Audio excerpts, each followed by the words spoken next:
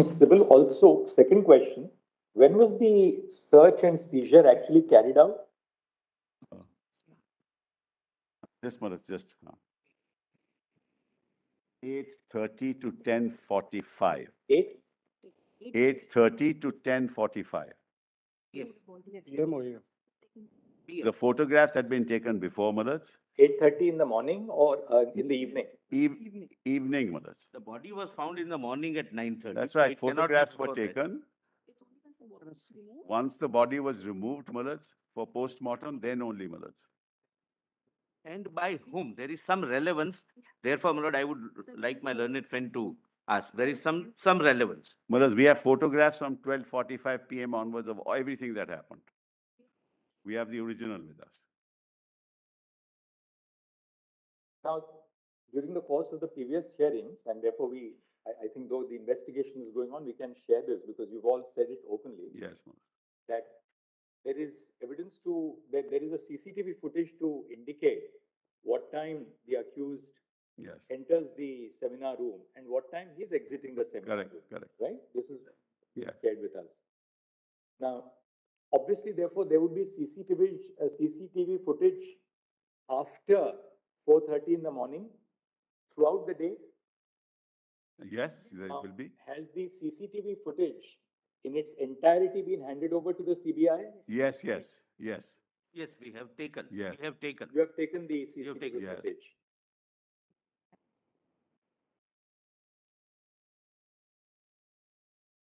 But we had to reconstruct the scene because of the distance. But then, Mr. Solicitor, how do you explain this statement in your affidavit at small Roman 3 at page 14? Just see the last sentence. My report, Manoj? Yes. Yes.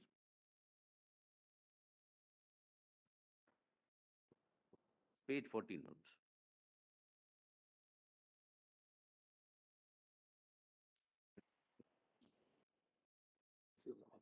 Just one para above 7. Yes, Manoj. The SOC was apparently visiting.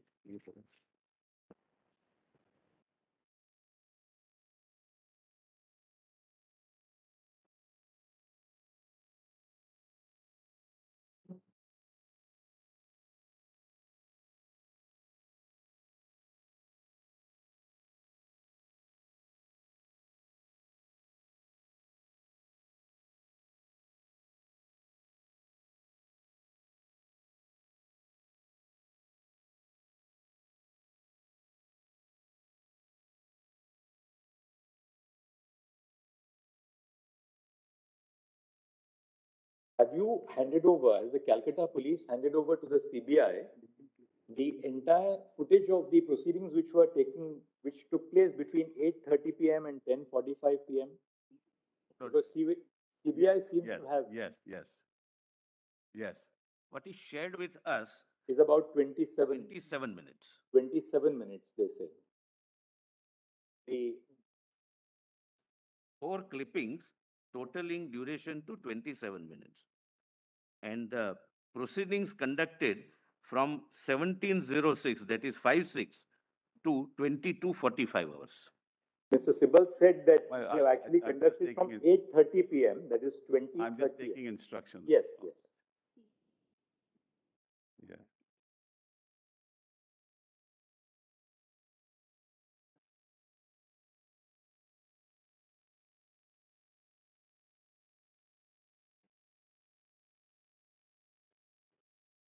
Manoj, all right. 2 separate things, Manoj. Seizure 8:30 to 10:45. The video of that. Manoj, seizure 8:30 to 10:45 given. Then, Manoj, in parts, the videos have been given. In parts, there was some CCTV in hard disk. In parts, completely given, Manoj. There was some technical glitch. It was stored in part, but given in full. Hard disk is full. And he's made a statement that I've given it. So in this context, I need to, Malord, come in, Malord, here. Because there is something, Malord, which, according to me, is very, very serious, Malord. Malord, I want a flap. My lord, we have the forensic examination report. I will not read it, my lords. But one thing, my lord, is admitted. When the girl was found at 9:30, I'm sorry, but her jeans were removed and even the undergarments were removed and were lying somewhere nearby. So she was in a semi-nude condition. It is also an admitted position now that there were injury marks on the body and other my lord, areas. Now, your lordships may kindly see the report. Give me copies. And this, my lord, this is a foreign, my lord, your lordships may mark. They have taken the samples. They have sent it to an FSL in West Bengal, and this is the result. And CFSL, CFSL West Bengal. Central Lab, not Yes, not yes, an FSL. correct. I'm not on anything else. वो कहाँ गया दूसरा? हाँ, यहाँ पे लगा. Lord, I have only one copy right now. Please see this, my lord. This is serious, and the CBI has taken a decision to send the samples, collect, my lord, to AIMS and other, my lord, Central Forensic Science Laboratory. The person enters, the body parts are not covered, the lead girl is made nude, there are injury marks, and this is the result of FSL. Therefore, who took the samples becomes relevant. Kindly, my lord, have a look. The injuries are all set out in the inquiry.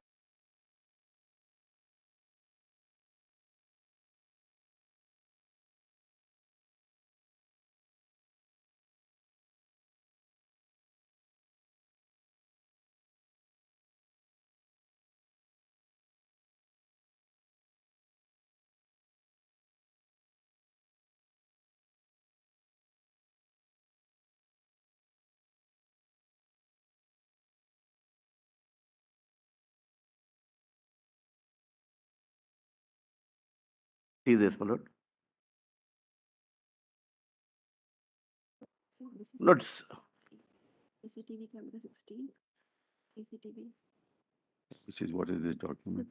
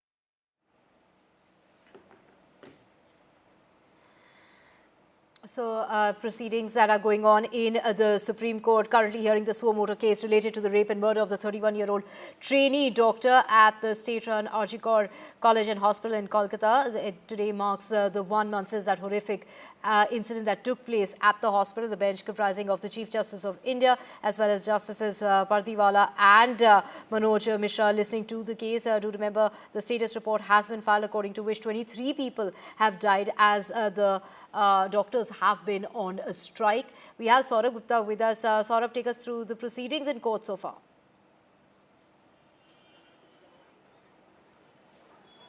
Well, I think the proceedings really are about the status of the investigation, and I think one of the important updates that I at least heard, but again, we've all been listening to that court hearing, is that the CBI is looking at sending samples to AIMS and to other labs. Forensic samples, like you know, are part of investigations. These forensic samples have been collected by the Kolkata police. They've been handed over to the CBI. And one set of samples, of course, was sent to a lab in Kolkata. Kapil Sibal pointing out that it is a CFSL, Central Forensic Sciences, a lab. So obviously, this is something that is what we're picking up, which means that the CBI is still very much in the process of investigation. If they're still sending samples to other labs, AIMS, etc., one can presume that the investigation isn't really complete. And one of the things that everybody has been talking about is how long will it take, given that this is such a sensitive case and there's so much anger over this case. But obviously, an investigation has to be foolproof. And if there's anything that the CBI feels that they need to look at, re-examine, obviously they will take the time and do it, which is what seems to be happening. But the status report is already there. Just see, Manoj, the highlighted part in the flat. We'll just hear what they're saying. There are two specimens. Mr. Mehta, we have seen now the further line of investigation which is open. We do not want to comment in it in the open court, obviously, so that the course of the investigation should not be affected. Correct. We will give you a week's time. Tell us by next Monday what further leads have emerged during the course of the further investigation. We'd like a status report to be submitted to us by next Monday. Mr. Sibal, it's advisedly we should not be referring to what has emerged during the course of the investigation. Yes, absolutely. Let the CBI proceed on the basis of what they are now exploring, Sure. the leads which they are pursuing. Sure. And we'll keep it now on next Monday. So that It's a holiday. It's a Tuesday. Only a minute, Mr. Lord, there is one IA which we have filed, IA 200162. Lord, where, Lord, your lordships were please, Lord, require. Well, before my learned friend says that, I just want. Deployment. Only a minute. Before my learned friend takes up, just hold on. If you don't mind, sir, let me just show. No, it's on the previous matter. We'll just pass a short order on this. Lord, the lady. Just 1 second. We'll come back to you in a moment. Let's clarify this part. Yes. A status report has been, a status report dated so and so has been filed by the Central Bureau of Investigation. We'll stop. Having perused the report, it appears that the investigation is in progress. So stop. We direct the CBI to file a fresh status report by the next date of hearing. We'll stop. List on so and so for considering the fresh status report to be filed by the CBI.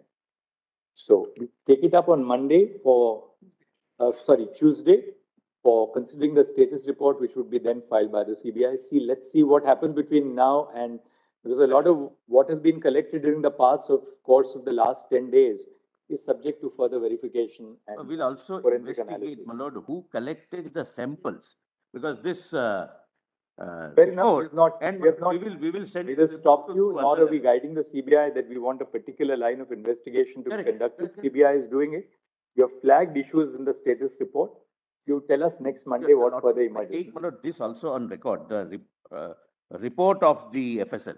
We'll return this back to you. Why should we retain it right now? Whichever way, my lord, comments. We'll return that back to you. Just one more thing. Just, my lord, out of, my lord, the lady. First, we'll retain only the second status report on the record. The rest of the papers we'll return back to you. My lord, there are 3 lady companies, my lord, of CISF. Lord, they are not providing the accommodation to them. They have to travel, my lord, from CISF camp, which is 1.5 hours away from the state. My lord, thereafter, my lord, there are several things which we have requested. It is order dated 22nd. We are, my lord, almost 15 plus days down the line. Well, we have provided, in fact, if your lordship looks at our note, we have provided all that they wanted us to provide, everything that they wanted. Just give it to me. The three companies of women constables who are guarding the Adipur college, women. Where are they presently housed? Well, I just show to your lordships. Please. Kindly see. Look, can I have at least that? Yeah, we'll just give it to you. Yes. And I'll also share what is not provided so that you, Just give it to you. at least henceforth, you, instruct Kindly them see, to Manoj. provide. Kindly see the accommodation. Yes. KMCP Day School, 2.6 kilometers, 13 minutes away. One company proposed things, one company, 54 women personnel. Indira Maitri Shishu Kalyan Hospital, 6 minutes away. One company, 54 women No, personnel. when? These Because have we been have been provided. clamoring since Then 2 weeks. 3 flats in RMO quarters within so-and-so. On-site, 20 for 25 personnel. Currently, 20 CIFS personnel are staying in 2 flats of RMO quarters within the hospital, and the rest of the CIFF personnel are commuting from 12 kilometers away. And the school and Indira Maitri Shishu Kalyan Hospital were undergoing construction, and therefore these are identified by the CISF themselves, Malal. So we put them there. And most of the state police officers deployed by so-and-so come from far-off places like Police Training Academy, Howrah, which is 22 kilometers away, Bodyguard Lines, which is 12 kilometers, and Police Training School, which is 10 kilometers. So, Malal, I mean, Lord, this is my instruction and as on our 10:30 status today. reports, Malal, sets out everything. No, as on 10:30 today, my lord, this is my instruction. No, but we are telling. Kindly have a look at this, my lord. This is, this. We should not be fighting on this, my lord. The I- CISF, and therefore, exactly. we requested for once I have handheld metal stated- detectors. We requested for door size metal detectors. Everything is provided. They provided that after 2 weeks, but this is No, still no, not we provided. provided there. Let's have a look at this. Just a second. What is now remaining to be provided? Mr. So Solicitor, that's you have what I seen this. They say for housing one company of women personnel consisting of 54 persons, they have provided at KMCP Day School, which is 2.6 kilometers. Kindly have a look at 10:30. At 10:30, this is Malal, yet. let the registrar of the High Court go and see, Malal. Yes. Let 10:30, my lord, this is at 10:30. Let him go and see. I don't want, my lord, I'm not enjoying. Can we can we look at this for a moment, please? Yes, Lord. Accommodation for one company provided in 3 locations as below. RMO Quarter, Ajikor Hospital, 20 persons. KMCP School, 40 persons. Indira Maitri Sadan, 30 persons. Likely to be handed over by evening today. 2 companies are Yet to be provided yet to be accommodation. provided. Some security gadgets are provided, some are not provided. Lord, I'm not gaining anything by pointing this out. This is what is needed. Lord, if some incident takes place, Lord, I stand responsible now for the security, the CISF. Just one second. Mr. Sibal, you just check, Ms. Astha Sharma, you can check with the officers. Yes, In your statement, where you have said one company, 54 women personnel, yes. that covers one and the same company, Oh, which is being one provided company at or 54 women KMCP and personnel? Indira Maitri or Shishu Kalyan no, Malal, it's Hospital. one company / 54 women personnel. Right, but the same one company. Yeah. But now, as of date, they have deployed 3 companies. So the other 2 are yet to be provided by you. My Lord, when One this is second. provided? One This here, is Manoj, provided kindly see yesterday. Indira Maitri, that's the other one too. Yeah, that's the second one. That's the second one. It's in Indira Maitri, Manoj, which is So 1.7 we are trying kilometers. to tally what they have handed over with what you have handed over. What they have handed over suggests accommodation for one company provided in 3 locations, which includes 40 persons at KMCP and 30 at Indira Maitri Sadan, and 20 persons at RMO Quarter. Now, that indicates that only one company is taken care of. There are other 2. According to us, no. Persons plus. Just ask the registrar to go and Why check. don't you, One can, company, why register? can we suggest this? Why do we have to ask the registrar to do all this? Because they are An contesting. officer of the state government and an officer of the, a senior officer of the CISF. We have done that, Manoj. Not one On company ground, we have can- done that. They are not wanting, in fact, Manoj, on the ground, the story is different. Manoj, what can we say, Manoj? But one Alright, company, ऐसा लिख लीजिए. 90 individuals, Okay. 90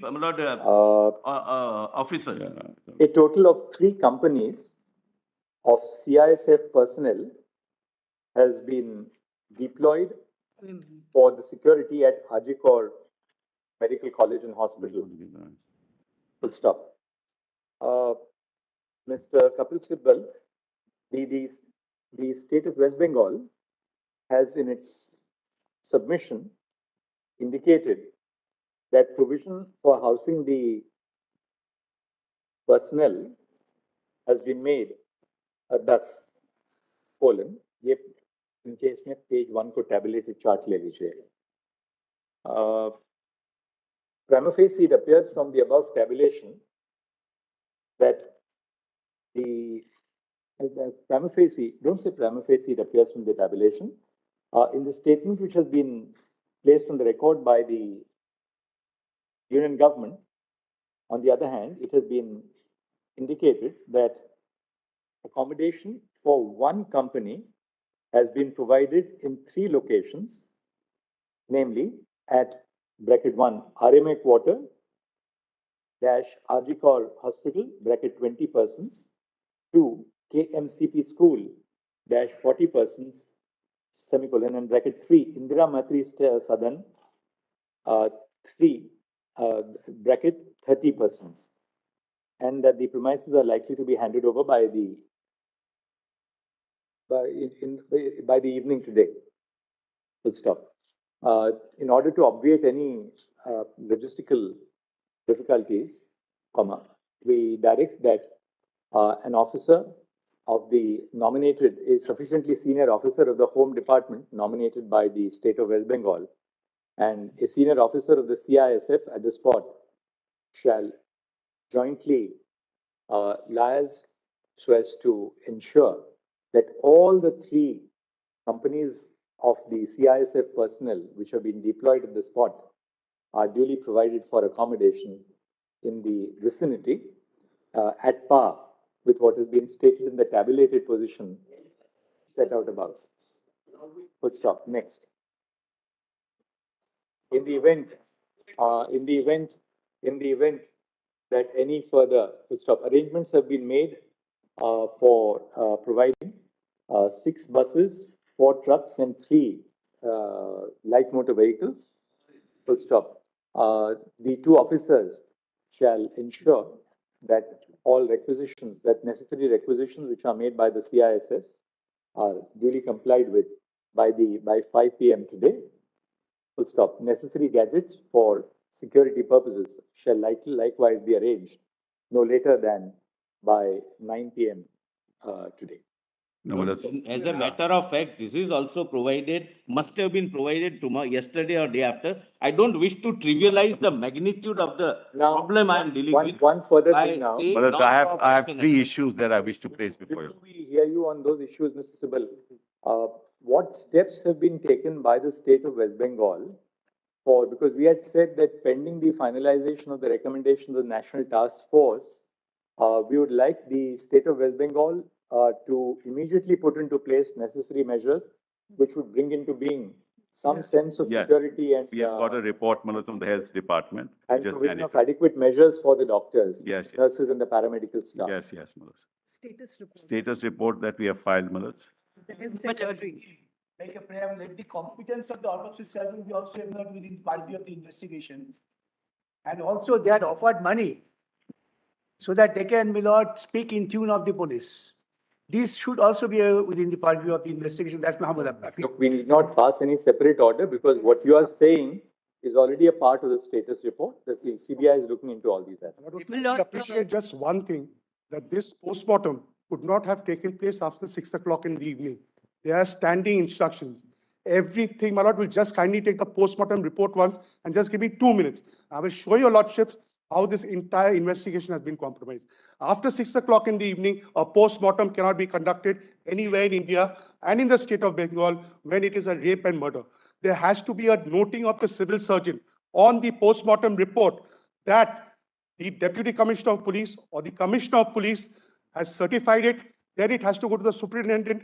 Superintendent certifies it and then sends it to the postmortem doctors. These 3 postmortem doctors, one of whom is a professor of forensics, my lord, knows this, but still, what is the reason? The reason was to get rid of the body. What Justice Pardiwala was continuously asking, the GD entry number 576. I will ask them to show Form 27, and I'll answer Justice Pardiwala's questions in 1 minute. Form 27, please. Form 27 is the first information report. In the first information report, there are various columns.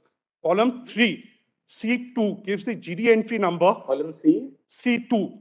gives the GD entry number by which the FIR was started. The FIR was started by GD entry number 577. The UD case was 576, as pointed out by Justice Pardiwala. It was registered at 11:40 in the night, 45 in the night. But in the history, That was pointed out the last time also.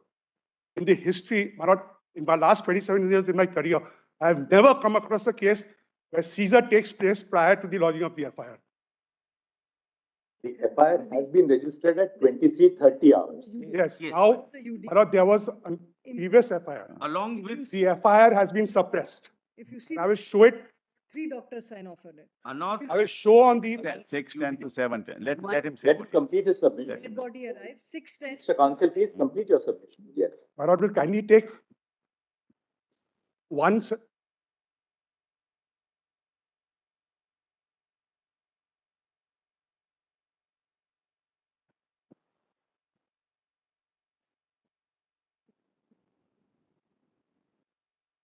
Manoj will kindly take section. Just tell us on the facts, what are you saying? Manoj will kindly take the postmortem report and compare it with the UD case which was started.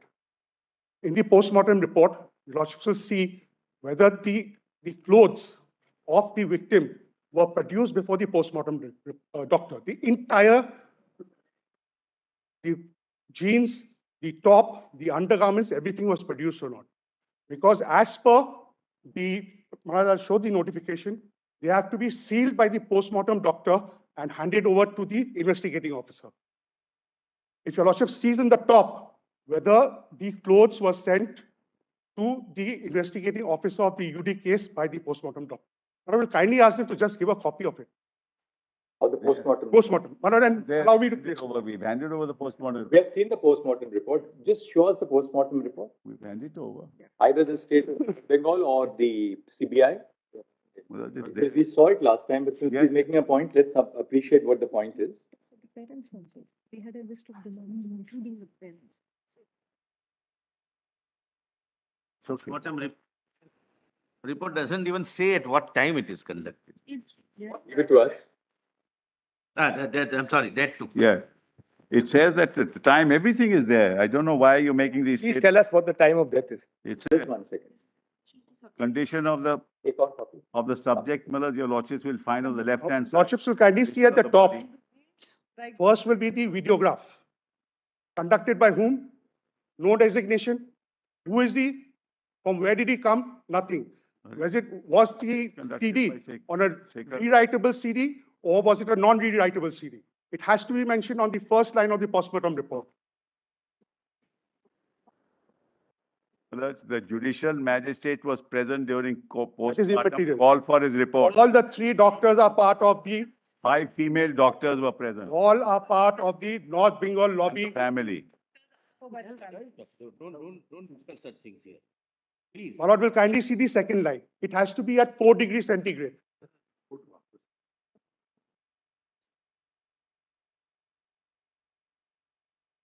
The postmortem report refers to Tala PS UD case number 861, Yes. dated 9 August 2024. Yeah.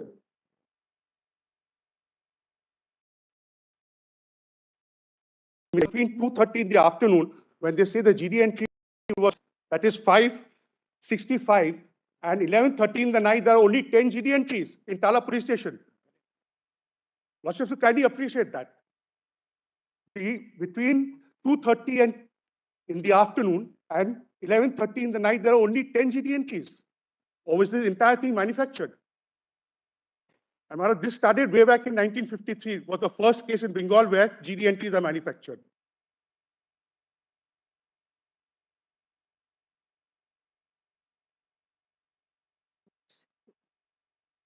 You know that, what he said.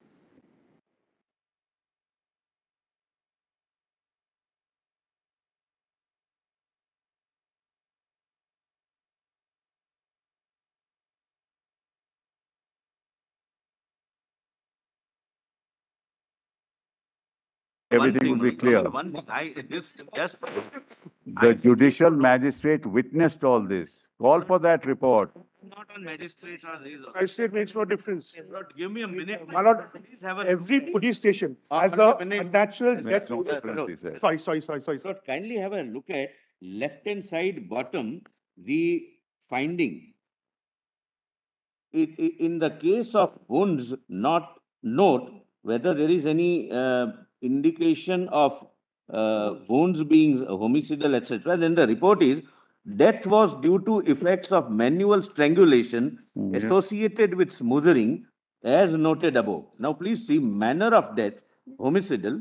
There is a medical evidence of forceful penetration, insertion in her genitals, possibly of sexual assault. And see, my lord, the FSL report.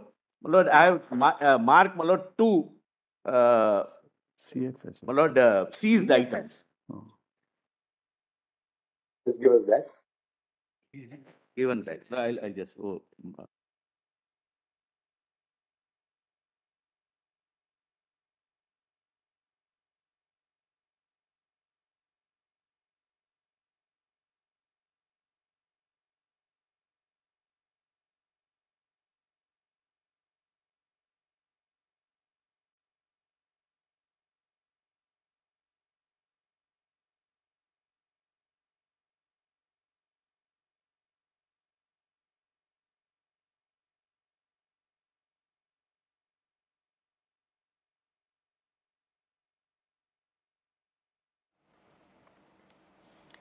The proceedings in court regarding the suo motu case taken on the rape and murder of the doctor at the RG hospital exactly a month ago. So the counsel there are talking about the FIR being filed at 11:45 at night, saying that in the last 27 years of his career that he hasn't seen such a case. Talking about, how was the postmortem report could not have taken place after 6 p.m. within the country or in Kolkata. And of course, what is really being said in regard to the condition in which she was found at 9:30 in the morning, that she was found in a semi-nude condition in which her jeans and her undergarments were taken off. And this, of course, raises questions regarding the principal who had tried to give the spin of a suicide to this case. So many questions being raised in the Supreme Court. However, more time has now been granted in order to file that special status report that, the court is asking for that report to be submitted by Monday next week. With that, we're slipping into a very short break. We will keep tracking more on this.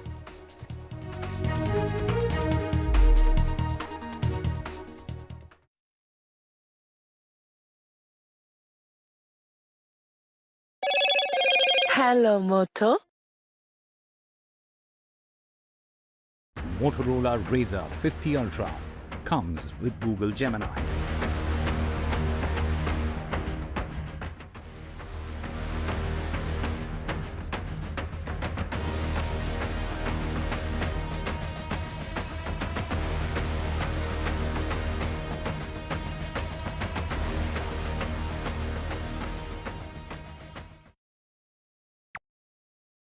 Landslide devastation in Kerala's Wayanad.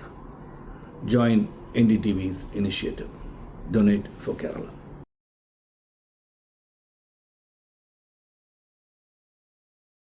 New day, new show, a new experience. Start your day with the news, not views. We bring you stories that matter and impact your life. News that informs and keeps you ahead. From Maximum City, Mumbai, to the seat of power, Delhi, NDTV brings you the best breakfast show. Breakfast news on NDTV, 8 a.m. every day. Hi, I'm Shreya Saran. Kerala's Wayanad area is hit by devastating landslides, resulting in loss of lives and livelihood. Kerala needs your help right now. Let's join NDTV initiative. Come, donate. Let's rebuild Wayanad.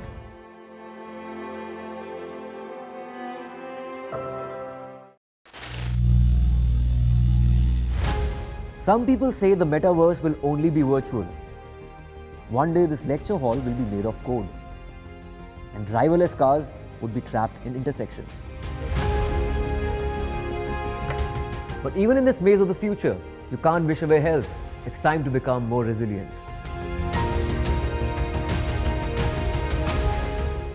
10 years of Banega Swasth India, we have grown and achieved so many milestones.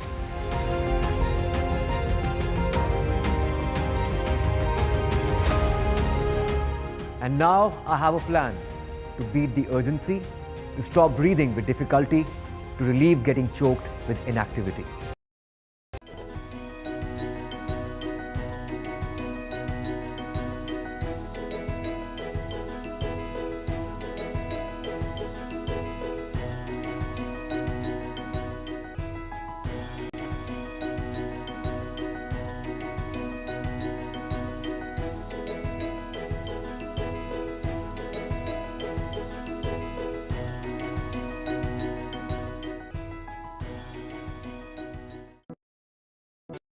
Stay informed and entertained with the new and updated NDTV News app.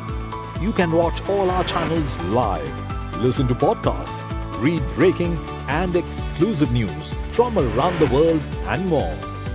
Download the NDTV app today and get access to the best journalism and storytelling on your smartphone or tablet. The NDTV app. News that matters to you. Landslide devastation in Kerala's Wayanad. Join NDTV's initiative. Donate for Kerala.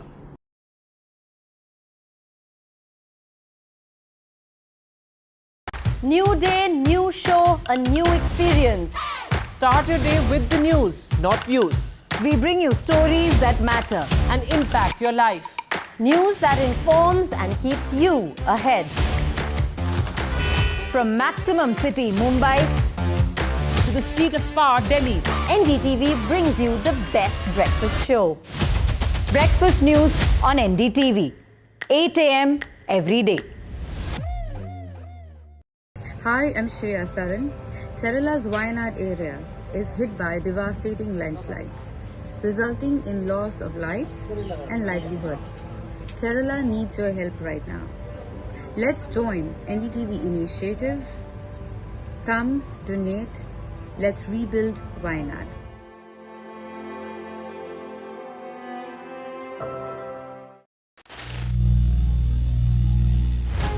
Some people say the metaverse will only be virtual. One day this lecture hall will be made of code, and driverless cars would be trapped in intersections. But even in this maze of the future, you can't wish away health. It's time to become more resilient.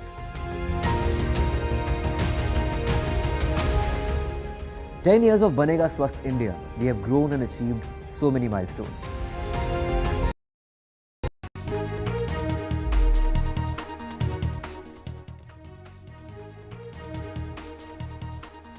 Good afternoon and welcome. You're watching NDTV 24/7. Our big focus story in this bulletin is on the crucial Supreme Court hearing in the Kolkata rape and murder case. We'll get you all that and more on the other side of the headlines.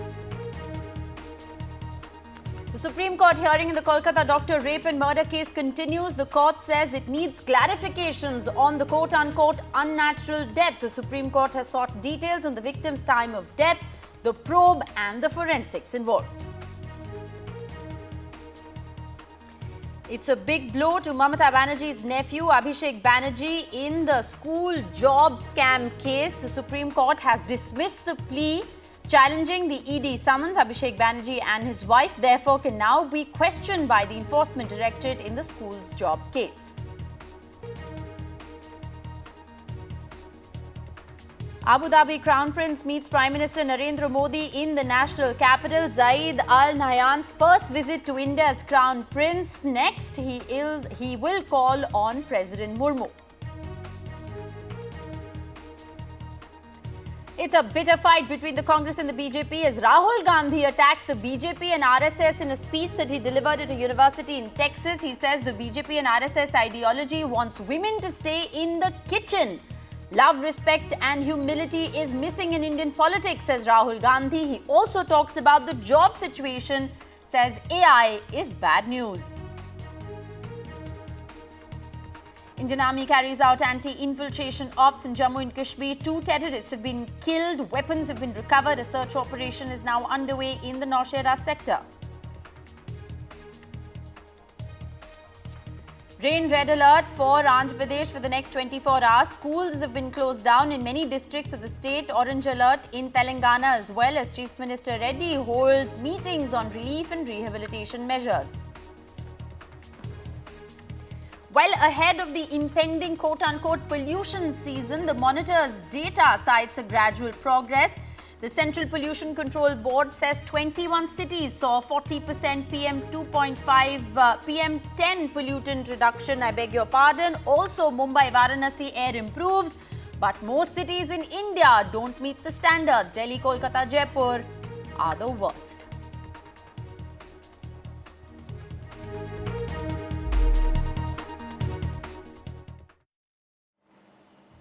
Well, the big focus story for us continues to be the Supreme Court hearing in the Kolkata doctor rape and murder case. The Supreme Court is continuing its hearing. It's a bench led by the Chief Justice of India, Justice Pardiwala and Justice Manoj, all part of the hearing. The Supreme Court is continuing to hear the matter as the CBI has submitted a status report to the court. The West Bengal government has also submitted a status report to the court. Let's listen in to the proceedings. They take pictures, photographs, evidence is destroyed, and thereafter, after 5 days, if we enter the scene, That's why we have our own challenges. We asked, the first question which we asked was, has the CCTV footage between 4:30 in the afternoon onwards been handed over to Yes, the it has CBI? been. They say it has been. Well, we've got the document of handing over.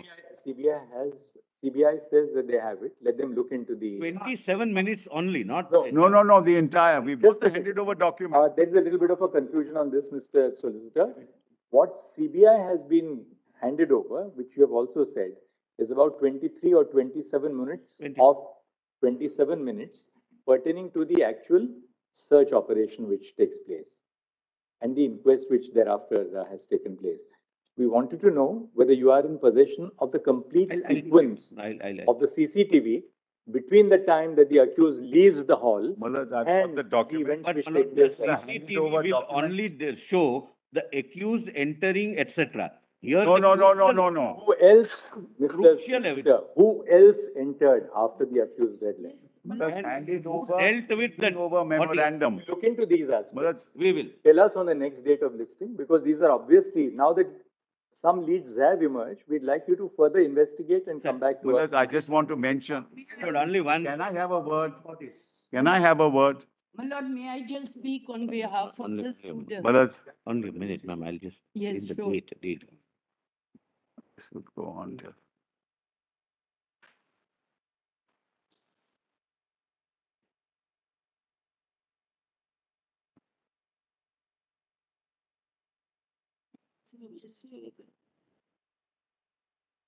Right, so that's the hearing that is underway in the Kolkata rape and murder case. The forensic report has been questioned, as has the entire timing and the chronology of the investigation, including what is being talked about right now, which is the CCTV footage and when that was handed over and whether all of it was handed over. Now, remember, the reason why this hearing becomes so important is because the family of the victim has alleged that there was a bid to sabotage the case, alleging that the Kolkata police, in fact, tried to tamper with the evidence and tried to destroy the evidence. These are, of course, claims that are being made by the parents. And while there is a bitter political fight that is underway, this is a crucial hearing that will essentially determine whether there is any credence to those claims and whether indeed this was a botched investigation.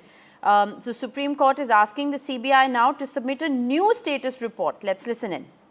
Body is dispatched from after the inquest for the purposes of the postmortem. You have that letter by which the body is dispatched for postmortem. Yes, my lord, it is there. Form number 5363. Once again, how will Let me have... I'm seeing the form number. Obviously, we're saying it with a certain purpose. We want to see that. It will be a long... I'll check up, my lord, and... Yeah, it is there. Because it was shown before the High Court. Before the High Court, I argued. Can you just... 1 second. I don't have it. It was before the High Court. It was argued. Just 1 second. Let's not get into these bickerings. We have flagged a document. We want to see that document. Do you have the document here? Yes, I'll just check. Immediately. The body was handed over from... Ms. Astha, do you have the documents? We just were trying to see. But in the meantime, I just mentioned... Body chala. Lord, in the meantime, can I Just 1 second. So only deflect. Yeah, on one particular issue, let's seize that issue and then Yes. see if there is a satisfactory answer. Yes. Otherwise, CBI will look into our query by the next day. There is also an antecedent aspect to what the logic. Yes.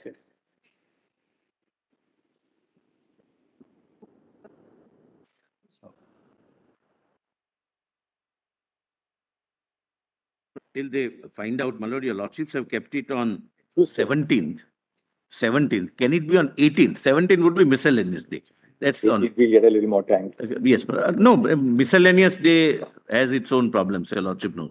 But let them 18th. investigate it. Mr. Sybil, do you have it? But I only have this that is handed over, dead body challan that's handed over. That's all I have. To the family. Yes, to the family.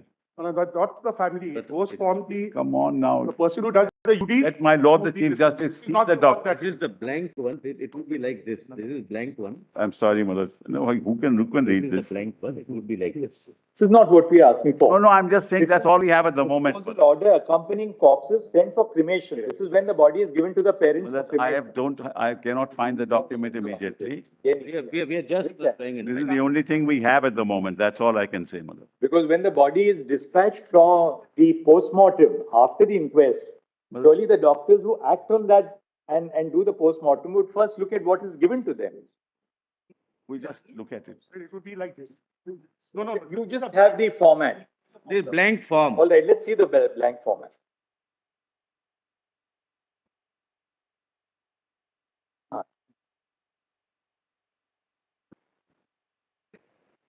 This is a challan for use when a dead body is sent for examination. Yes. Where is that filled out challan? Well, it's part of the case that because it was shown in the High Court. You wouldn't know it. How? Let the CBI say. We asked the state of West Bengal whether they have it here in the court. Let them give it to us. It should be part of the case diary. That's all we can say. That is not given to us. Form by which you handed That is not given to us. Not be given to you. That's what Manoj man. Yes, it's not the file given. That's very important. It's not in the file which is given to us. Ms. Sharma, where is the challan when the dead body was sent for figure out, Manoj, for where the it is. postmortem? Figure out. Huh?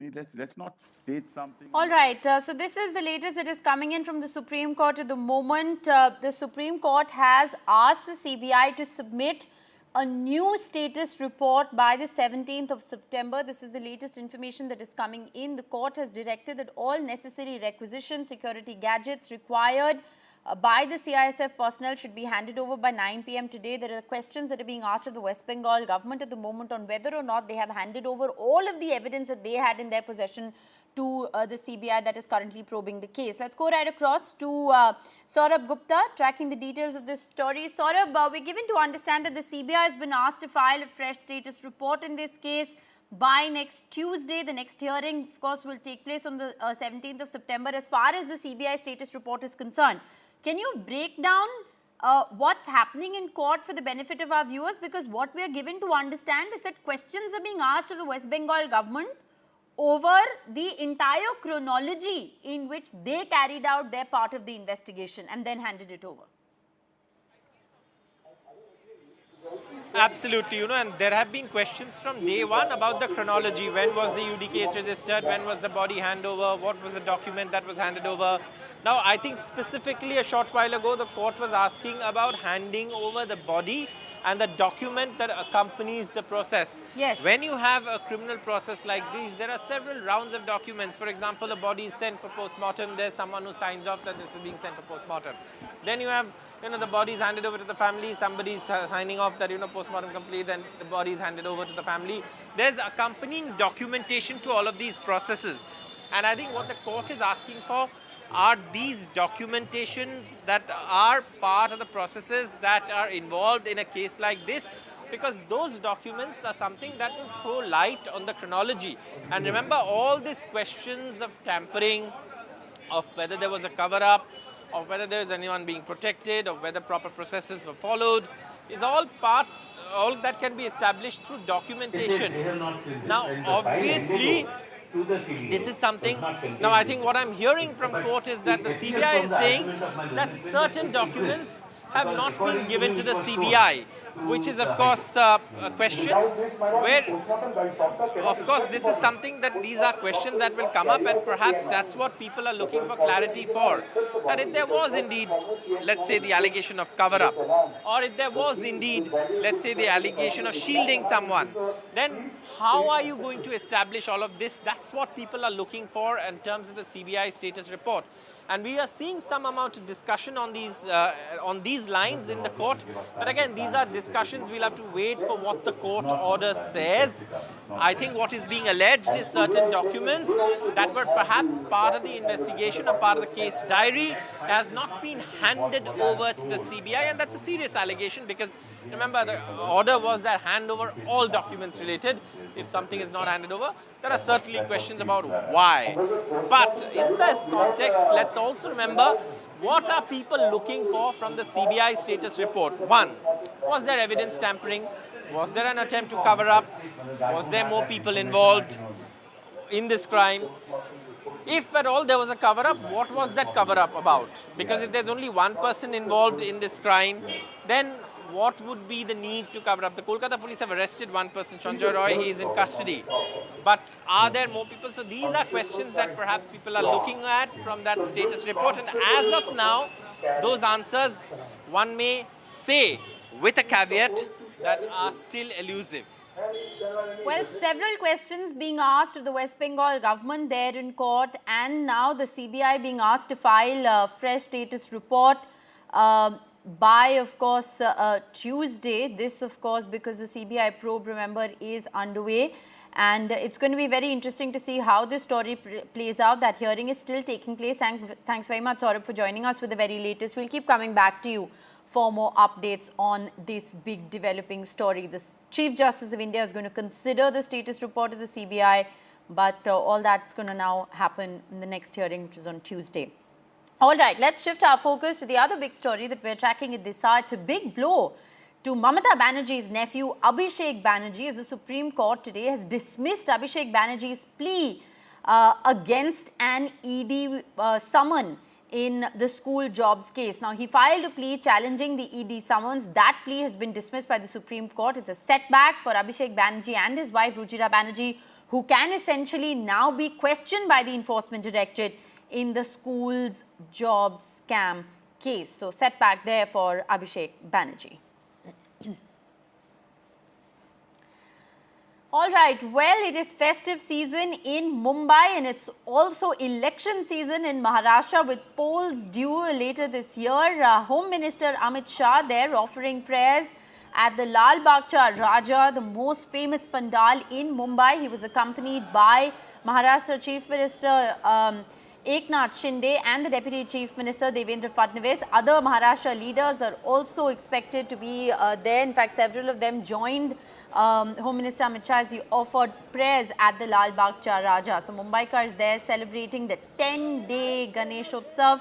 Households, mandaps all decked up, but remember it's also poll season with elections due in Maharashtra at the end of this year. And those, of course, are visuals of the entire BJP top brass, which is, of course, Home Minister Amit Shah accompanied by Eknath Shinde and Devendra Fadnavis as he goes to offer prayers at Lal Bagh Cha Raja.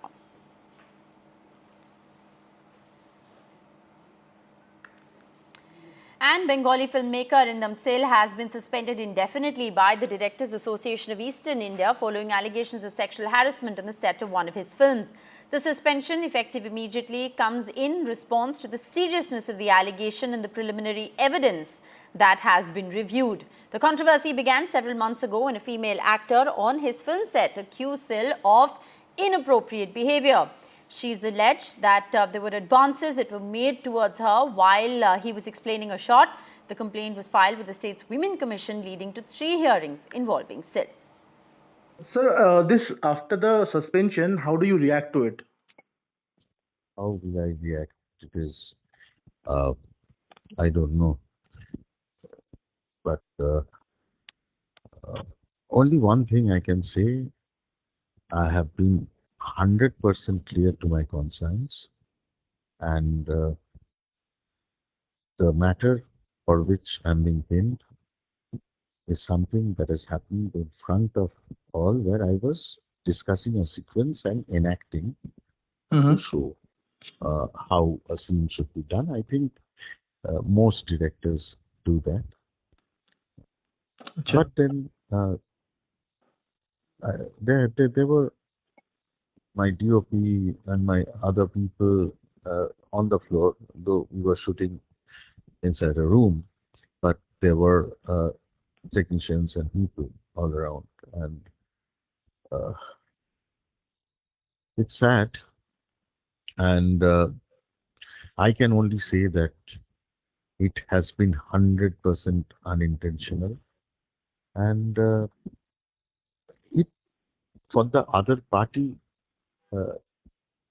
she might have felt something else, but I haven't meant it. Well, let's move on and get you the latest as far as the flood situation in Andhra Pradesh and Telangana is concerned. Both states have been put on a high alert in the light of heavy rainfall across Andhra Pradesh and Telangana. This is the latest information that is in fact coming in at the moment. Heavy rainfall in Andhra Pradesh and Telangana, and the government has put both states on high alert. Flood warnings have been issued for several districts in Andhra Pradesh. Schools have been shut amid the high alert for rainfall. There is, of course, the death toll in the Andhra Pradesh flood so far has amounted to around 45, with 13 bodies found on Sunday alone. The NTR district is the worst hit, with 35 deaths have been reported. Agriculture, infrastructure, fisheries, livestock, etc. has all badly been hit. Incessant rains have also caused a lot of disruption in Vizag. Telangana has also been sounded with an orange alert. And well, moving on to the other big story, we're tracking from the national capital. Sheikh Khalid bin Mohammed, the Crown Prince of Abu Dhabi, met with Prime Minister Narendra Modi at the Hyderabad house in the national capital just a short while ago. This is Zayed Al Nahyan's first visit to India as the Crown Prince of Abu Dhabi, and he's accompanied by several ministers of the UAE government as well as business delegations. He's also scheduled to call on President Draupadi Murmu and pay a visit to Rajghat as well. Well, leader of opposition Rahul Gandhi delivered a fiery speech at a Texas university where he's hit out at the BJP and the RSS. He said that the BJP and the RSS ideology wants women to stay in the kitchen. Now, this has been met with stiff opposition from the quarters of the BJP, denying, of course, the claim and also saying that this is Rahul Gandhi's bid to malign India's reputation at the global stage. Now, in fact, Rahul Gandhi said, and I quote, that the BJP and RSS ideology wants women to stay in the kitchen. Our RSS believes that India is one idea. We believe that India is a multiplicity of ideas. He also talked about love, respect and humility that are missing in Indian politics today, and said that he considers it to be his role to inject love, respect and humility into Indian politics. This is part of the ideological fight between the BJP and us, right? The BJP and the RSS believe that women should be restricted to a particular role. They should stay at home, they should cook the food, they should not talk too much, right? And we believe that women should be allowed to aspire to whatever they want to do. All right, well, Rahul Gandhi also interestingly addressed the job issue, where he's talked about how AI could potentially disrupt jobs and especially hit jobs in the IT industry. Listen in. Every time you get a new technology, the argument is made that it's going to take jobs away, right? When computers first came, it's going to take jobs away. When calculators first came, it's going to take jobs away. I'm not of the view that jobs will vanish, but different type of jobs will be created, and different types of systems will benefit more or less, right? I think, for example, the IT industry in India is going to have a real big, serious problem because of AI. So it's going to hit different people differently. It's going to take away some jobs. It's going to add some jobs. And if you're positioned properly, it's an opportunity. And if you're positioned badly, you're in trouble. Well, shifting focus to the other big story that we're tracking today, Defence Minister Rajnath Singh said that India is ready to start a dialogue with Pakistan if the neighbouring country stops sponsoring terrorism in Jammu and Kashmir. Rajnath Singh made the comment at an election rally in Union Territory's Ramban district. The BJP, remember, has fielded Mohammad Salim Bhatt from the Banihal seat in this district. The Defence Minister said that 85% people who were killed by terrorists were Muslims. Terror incidents used to be a routine affair in Kashmir. Were Hindus being killed in the terror acts, he questioned. And he's also said that he was a home minister and he knows that the highest number of Muslims have lost their lives in incidents of terror. Interestingly, Rajnath Singh, while of course extending that conditional offer for talks to Pakistan, has also in a certain sense indicated that India would be willing to once again go back to the drawing board with Pakistan as long as they stop funding terror activities, saying that you can change your friends, but you can't change your neighbors. Pakistan से बातचीत करने की बात कुछ लोग करते हैं। मैं कहता हूं पाकिस्तान एक काम कर दे, आतंकवाद का सहारा लेना बंद कर दे।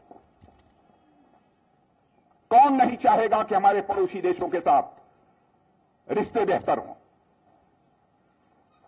क्योंकि इस हकीकत को मैं जानता हूं बहनों भाइयों, जिंदगी में दोस्त बदल जाते हैं लेकिन पड़ोसी नहीं बदलता है। And let's get you the latest as far as the protest in Islamabad is concerned. PTI leaders rallied on the outskirts of Islamabad on Sunday, demanding the immediate release of their founder Imran Khan, while criticizing the government for marginalizing the party as the police fired tear gas to disperse the crowd. The party was staging a rally to gain support for Imran Khan's release, who's been in prison, remember, since August.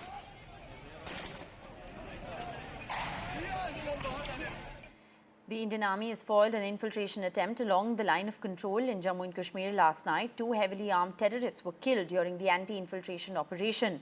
Rajouri district and in the Rajouri district, and of course weapons including AK-47s were recovered from them. The army launched Operation Kanchi last night at the Lam sector of Naushera based on inputs of intelligence agencies, and the Jammu Kashmir police said the White Knight Corps in an online post. Now, infiltration bid has been foiled at Naushera in pole-bound Jammu and Kashmir with at least 2 terrorists killed.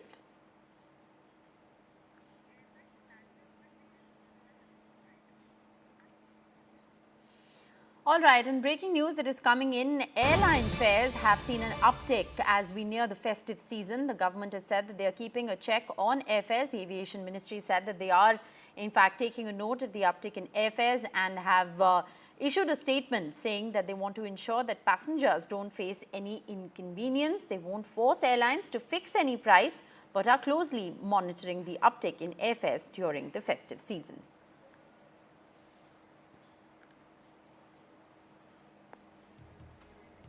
So the government there keeping a watch on the airfares that are going up as the festive season nears. Airline fares typically do see an uptick during festive season as many people tend to travel home in order to celebrate several festivals. The government there saying that they will keep a check on the airfares, however, stopping short, saying that no directions will be issued to any airlines, but they will ensure that customers are not inconvenienced. All right, with that, we're going to slip into a very short break. Up next, we'll get you all the latest in India's fight against air pollution. A report suggests that we may have made some improvements.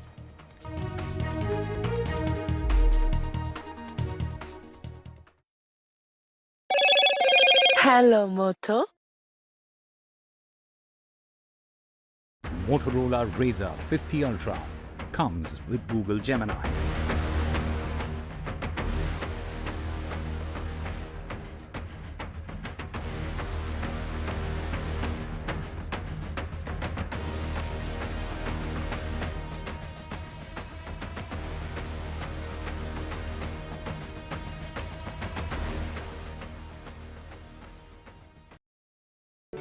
Stay informed and entertained with the new and updated NDTV News app. You can watch all our channels live, listen to podcasts, read breaking and exclusive news from around the world and more.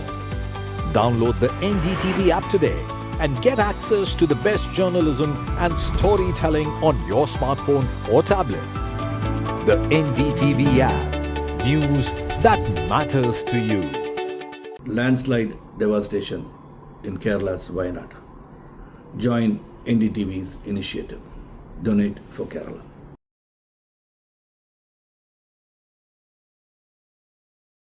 New day, new show, a new experience.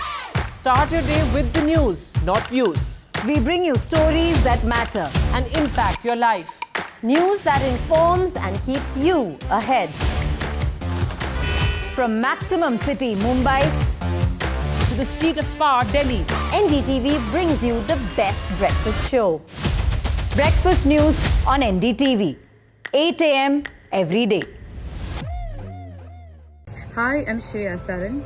Kerala's Wayanad area is hit by devastating landslides, resulting in loss of lives and livelihood. Kerala needs your help right now. Let's join NDTV initiative. Come, donate. Let's rebuild Wayanad.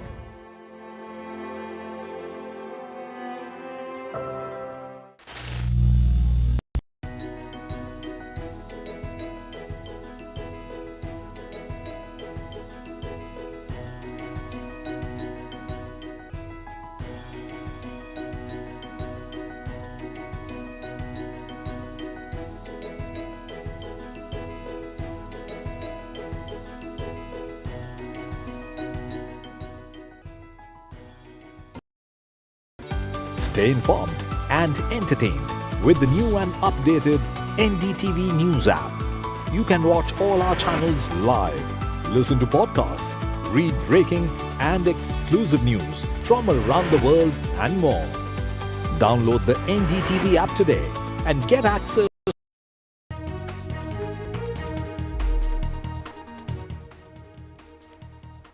Welcome back. As far as India's fight against air pollution is concerned, there's gradual progress according to the Pollution Monitor's latest data. The PM10 pollution in cities like Delhi, Kolkata, Jaipur still far from acceptable, but 21 cities, according to the latest report, have seen a 40% reduction in PM10 pollutants in the last 6 years. Mumbai and Varanasi are among the cities that have seen a reduction in pollutants, and the data of course still says that there are more cities that don't meet the national standard, and PM10 levels in cities like Delhi, Kolkata, Jaipur are still far from acceptable.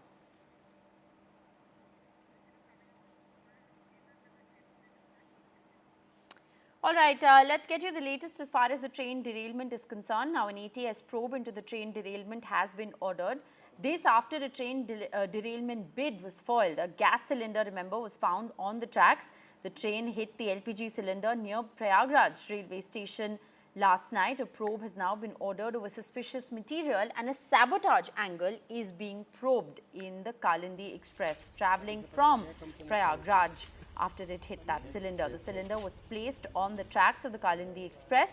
The police has said that the train was halted instantly and a derailment was averted. An attempt to derail the Kalindi Express travelling from Prayagraj to Bhiwani was thwarted when this LPG cylinder was placed, and now of course all angles including a sabotage are being probed. Yesterday at around 8:30 p.m., Kalindi Express, which starts from Prayagraj and goes through till Bhiwani, was moving ahead in Kanpur and just after Barrajpur railway station. The driver saw some object on the rail track and he applied emergency brake, but the speed of the train was high and the train hit the object. And after this incident, the driver stopped the train, informed the rail officials, and in investigation, the railway officials found a LPG cylinder along with some white and yellow object on the track. So a conspiracy theory is coming out, and the railway officials along with Kanpur police, they are probing the case. Either this is a conspiracy to derail the train, the Kalindi Express. And as far as UP is concerned, in July, a train derailed in Gonda, and that too hit within a solid object. What was that? It's a matter of investigation, and the investigation is going on. And few weeks later, a goods train derailed in Amroha, and in August last week, third last week, a train derailed in Kanpur itself. All right, well, let's shift our focus back to the big development that we were tracking. Airline fares see an uptick typically during the festive season, but the government says they are going to keep a close watch on the airfares. The Aviation Ministry has assured passengers that they won't be inconvenienced. However, the ministry has stopped short, saying that they won't force airlines to fix any prices. Vishnu Shom joins us with the very latest. Vishnu, what more can you tell us? Well, it's an important statement that the minister has made, but I should point out that while the minister has said that the Civil Aviation Ministry is taking a look at airline fares and want to ensure that fares do not rise exorbitantly during the festival season, there hasn't really been a massive increase of late. Whenever there has been an increase in fares across the country, it has been when there's been a collapse in the civil aviation sector. For example, when Go First went under, when there were problems with some of the other airlines, Air India Express, Vistara, etc. That is when spot fares tend to go up. But I think what the concern of the minister is that there shouldn't be an overall rise in airfares in the country, but that's something which the ministry is looking at. But that said, there is very little that the ministry can eventually do because, it's a free market economy. Airlines do have the right to increase fares. It's very unlikely that the government would actually intervene unless such time as there was a real crisis as far as fares were concerned. That doesn't seem to be the case. But significantly, he's also spoken about SpiceJet. Remember, the Director General of Civil Aviation a couple of days back had issued a circular on SpiceJet where the airline was under enhanced monitoring to ensure that safety standards of the airline were being monitored at a time when there have been concerns about the financial health of the company. That said, SpiceJet has reported its most profitable quarter in its last quarterly report and continues to operate approximately 125 flights a day, but yes, has been in a state of financial despair, I should say, for various reasons over the last several years. So the new Civil Aviation Minister, Ram Mohan Naidu, speaking on several key issues in Delhi today. Right. Vishnu, I also want to understand from you that, the government, of course, can keep a tab on airfares, but they can't really do anything in order to regulate or fix prices or impose caps, can they, given the fact that this is a free market economy? No, they can't, and that's the key point. If they were to, then there is every possibility that the airlines would, take them to court.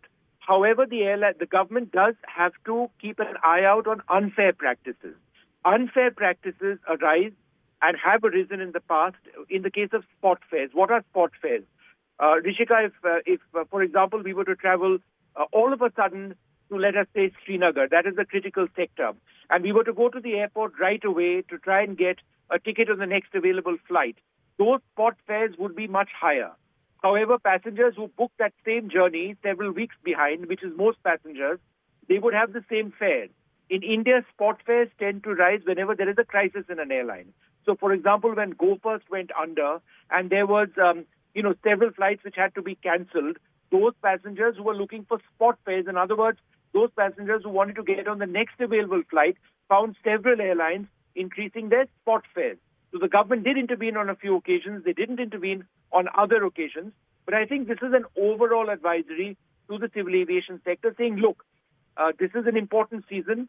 We have seen an increase in the price of fares, but let's be rational about it and let's work towards the interest of passengers. Vishnu, also, help us understand this. I mean, at the end of the day, it is a demand and supply, isn't it? So if the demand goes up during the festive season, as it typically does, one does see, a rise in prices. The government, interestingly, saying they are keeping a track. Does that send out a message of sorts to airlines, an indirect message perhaps, since they can't directly control the fares? Yes, it does send out a message. It does tell them, as I mentioned, give them a strong message. Don't do anything which enhances the prices beyond a certain point. Let things operate normally. There is a normal demand and supply situation. Airlines have done all sorts of things to increase fares, whether it is increasing certain aspects of fares. For example, if you want to book a particular seat, that is one way of, extracting more money from passengers. If you want additional services on flights, that is another way that airlines look at increasing fares as well. So there are all sorts of ways in which airlines do tinker about with, their pricing schemes and mechanisms. So, to try and ensure that they get a little bit more in an intensely competitive market. But I think the government's concern is less that and more about some sort of large-scale effort by airlines acting perhaps together, unofficially, to raise fares during the festive season when there is a huge demand. Yes. And obviously supply has to keep up with that. Right. Also, Vishnu, help us understand as far as the market is concerned. Indigo does have the lion's share, but with the merger coming into place as far as Vistara and Air India is concerned, is that likely to balance the scales in a certain sense? That's a very interesting question, but I think at this stage with a market share of well over 50%, Indigo is extremely well placed. Remember, this is an airline which is acquiring a new aircraft virtually every week. The order size which they have placed is the largest in the world. Air India, they were overtaken by Indigo, did have the world's largest order size. They are also acquiring aircraft in a very big way. In the Indian aviation sector, market share is the name of the game. But remember, Indigo is one airline all by itself, whereas Air India has got Air India Express, the former Air Asia India, and also Vistara. So all of those airlines coming into the Air India sort of kitty, as it were, to give them an enhanced market share. But at this stage, Indigo remains the dominant player, with SpiceJet also coming in with the lower share. Right. Vishnu, do stay on with us. We have Vipul Saxena, aviation expert, joining us on the broadcast for a quick reaction. Thank you very much, Mr. Saxena, for speaking with NDTV. Your first reaction to the fact that the government, in a certain sense, just ahead of the festive season, has come out very publicly and said that, we're going to keep a check on airfares, because as we typically see with the demand going up during festive season, so do the prices. What do you make of what the government has said? Yeah, I think it's a very good proactive action by the government. And I think this is one thing which is missing for quite some time, that, during this festive season when people really want to go back and connect with their, folks back at hometown. And it is to be really, for most of the people, it is to be beyond their reach. And I think this kind of action should be appreciated. And it is workable too, even for the airlines, because when you have a high volume, you definitely have high margins also available. So I think instead of increasing fare, this time there should be fare war to have maximum passenger with them. Right. So I don't know which economy that they work on.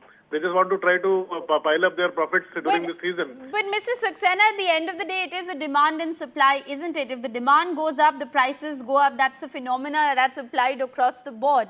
But, what more do you think, as the expert here, what more do you think the government can really do? I mean, given the fact that they can't directly meddle in pricing because it's a free market economy as far as aviation is concerned, what more can the government do in order to proactively keep consumer interest in mind?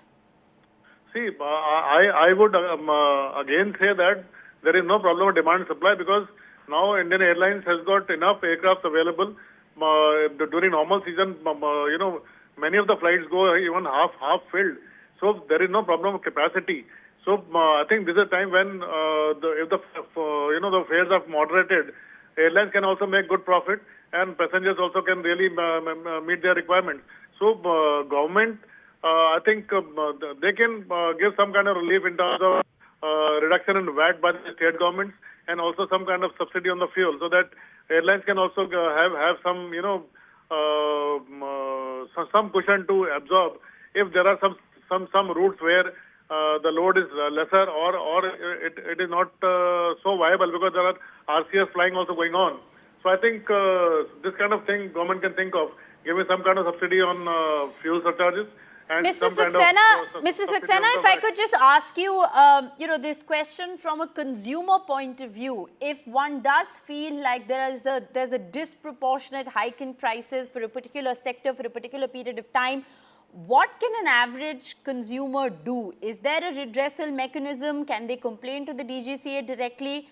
We've also opened up our phone lines for any viewers who have questions to ask the experts. Vishnu is also still with us on the phone line.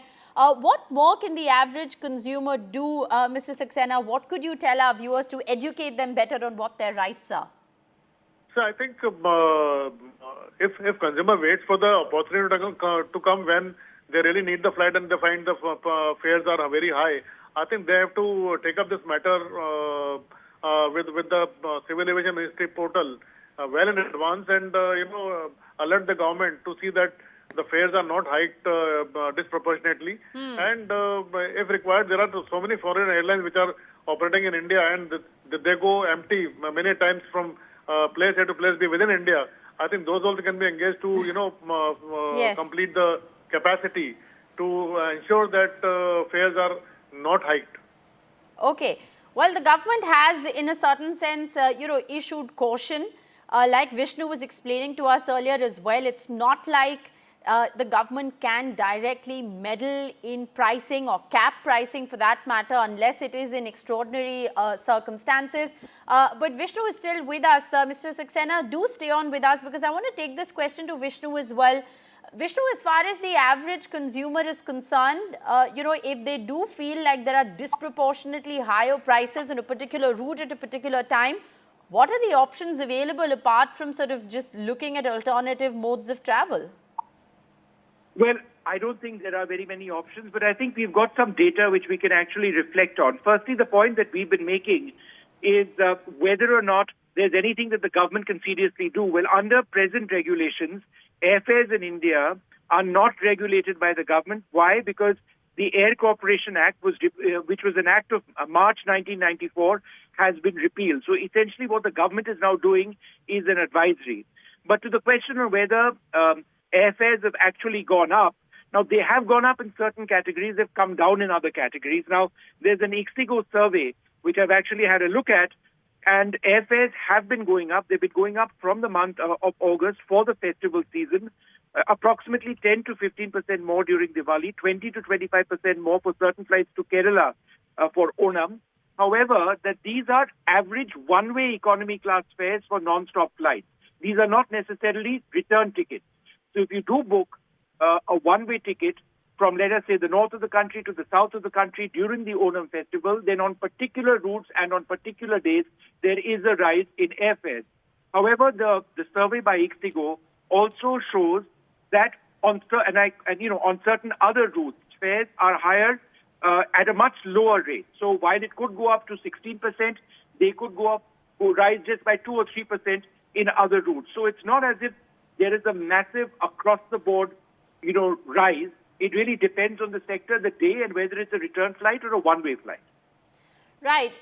Also let's put this story in context from an industry point of view, Vishnu.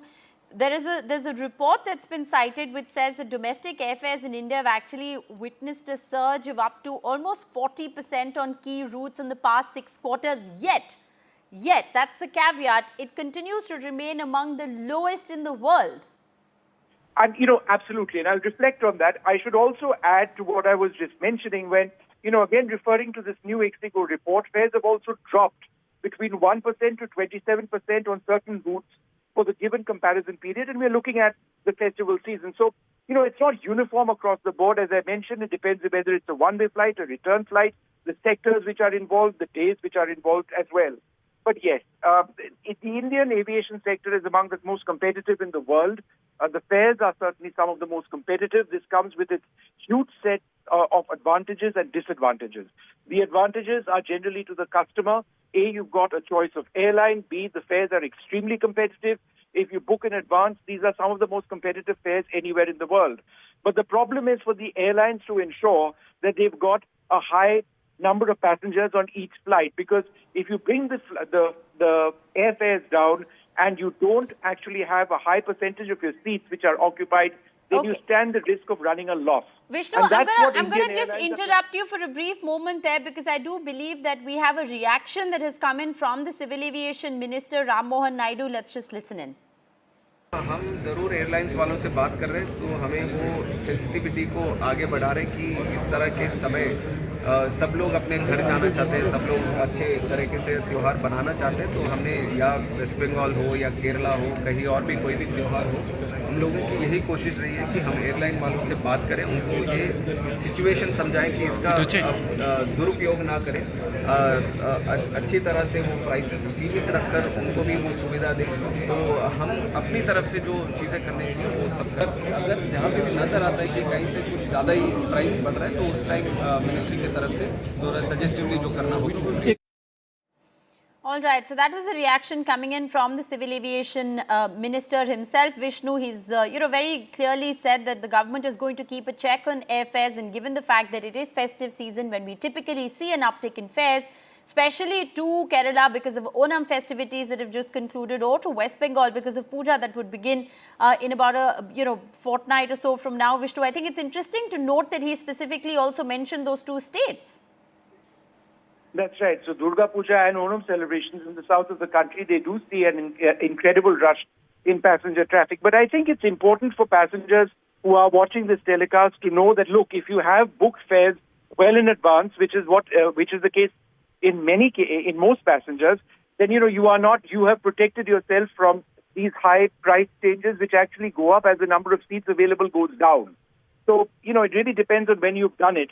Not all sectors are actually impacted, but this is a time when airlines in India do stand to gain a lot because of the competition, because of extremely volatile fuel rates in the country, because of very high parking fees in our airports, because of very high taxes and other fares associated with having a presence at an airport.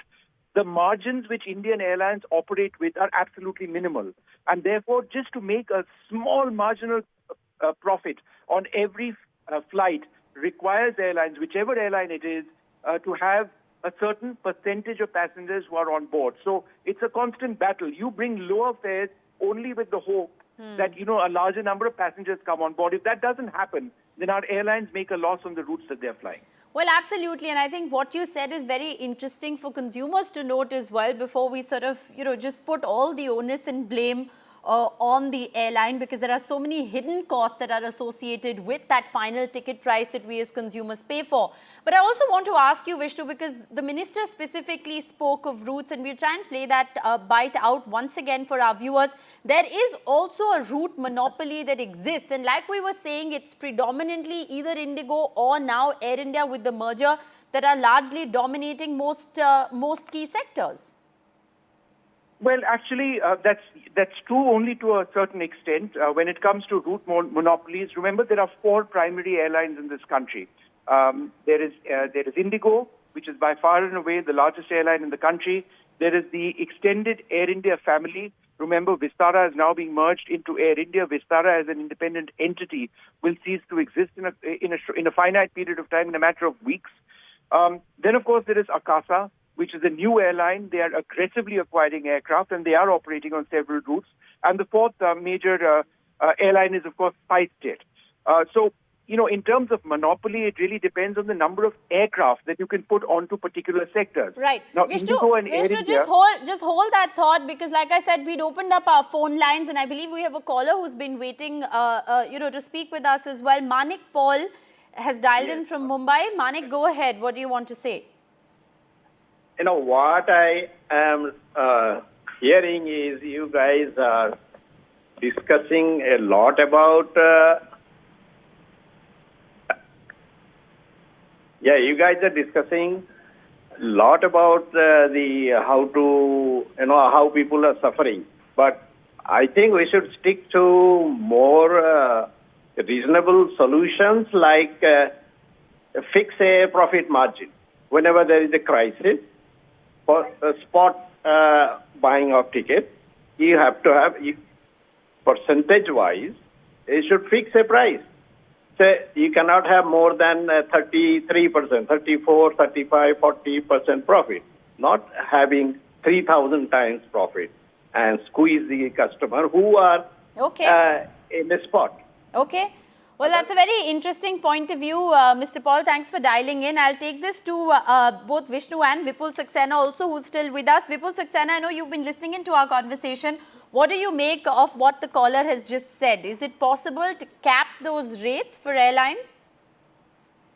I won't say cap like this, but, Vishnu mentioned that fares in India are quite competitive, compared to global fares. But then we also have to consider the per capita income of Indian people. So they cannot afford really this kind of fare, right? Especially during the festive seasons. So I think this is a reality that during the festive seasons, the fares are hiked disproportionately. So there has to be some kind of cap. I will not put any figure, but then government must come out with Right. this, that they must put some kind of cap that you cannot charge more than this much escalation in the fare. Right. Because they have to meet certain requirements. Okay, thank you very much, Mr. Saxena, and thank you, Vishnu, for joining us as well, and thank you to you, Mr. Paul, for dialing in. It's a story that really concerns all of us, and a story that we will continue to track here on NDTV very closely. But we'll shift focus now to the other big development we're tracking from the Supreme Court, where the hearing in the Kolkata doctor's rape and murder case is underway. As the Supreme Court continues to hear the case, the CBI has now been asked to submit a fresh status report by next Tuesday, that's the 17th of September. And a mega protest, meanwhile, has also been planned in Kolkata. Let's just dip in and listen into what's happening in court. Give it to Mr. Solicitor. Yes, my lord. Yes. There are several miscreants in this hospital itself. We are giving the names to the solicitor. Manoj, may I finish, Manoj? Yes. Now kindly turn to page 73, Manoj, of the police status report. So what is that? Well, just have a look at it, Manoj. There are some photographs your lordships will see, Manoj. Yes. Give it to my lord. One second. You filed it, right? Yes, we filed it. Therefore, I'm saying yesterday we filed it, we circulated. We have hard copy now, Manoj. Status report by Kolkata Police. Page 73, Manoj. Annexure 44. It may be 44. Given, otherwise, I'm not. It only goes on to Annexure A37. No. Page 73. Page 44, page 73. We've got hard copies. Just have a look at it, Manoj. Very small. PDF 78. PDF should be 78, I believe, Manoj.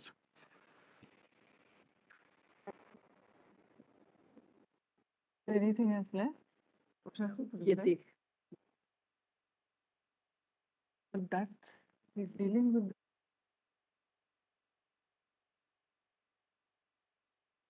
Action against threat culture. On the ground, Manoj. Therefore, we've asked the doctors to come back to work first and foremost.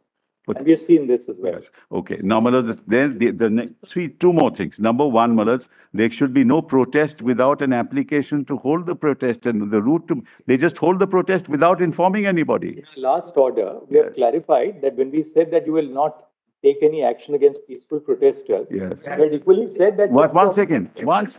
Respect of any protest which. Well, see what is happening. And protest will not be, any protest will not be at the cost of their duties. Yes. This is not clarified. This was not clarified, Manoj. This is not the doctors. These are not the doctors, Manoj. Manoj, let him say what he has to say. We got your point. Nobody has protested beyond duty time. Letter was sent to the protesters by the Kolkata police, wherein that sought for certain information. But in that letter, it was categorically all the necessary information was served upon the police with regard to the rally that they marked that is going to be. No. Everywhere. All statements have been made by them. Manoj, which court are we in, Manoj? Amnesty courts, no regulatory. Well, this. Kolkata police, not the West Bengal police, they did nothing on the part of the regulatory. All right. And it's beyond duty. One last word, and then we are going to rise for lunch. We want to ensure that the doctors resume work. Only one thing, doctors are in the system to render service to the patients. We will provide every kind of measure of security to the doctors, but they have to reciprocate. We have said that no adverse action shall be taken. Yes, please. My lord, if they are also protesting and joining work. We have CCTV footage. When we said that no, one second, we said that, why don't you hear what we said? We said that no adverse action shall be taken against the doctors. Mr. Sibal, please ensure that those of the doctors who resume work, please don't take any action. It's our duty. It's our duty, It's our duty. This gentleman who is before your lordships, I have got videos, photographs, he's throwing stones. Lordship, there has been this gentleman. Lordship, a threat culture has been established. Principal Sibal, Learned Senior Counsel, states that no action, including punitive transfers, shall be adopted against the doctors who return to work in terms of the directions and stipulations. Those are the peaceful protesters also, right? And IA. Manoj, kindly see. Because the individual who was found to throw stones. Yeah. These sort of submissions come from. One second. Are you trying to address the gallery outside the court? That's what he's doing. 1 second. Can we just? I've been noticing your demeanor for the last 2 hours. Can you first lower your pitch? I'm sorry. Please lower. 1 second. Listen to the Chief Justice. Don't raise your voice. Lower your pitch. My lord. Second.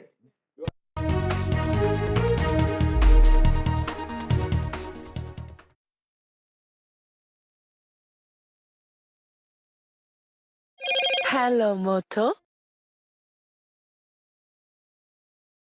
Motorola Razr 50 Ultra comes with Google Gemini.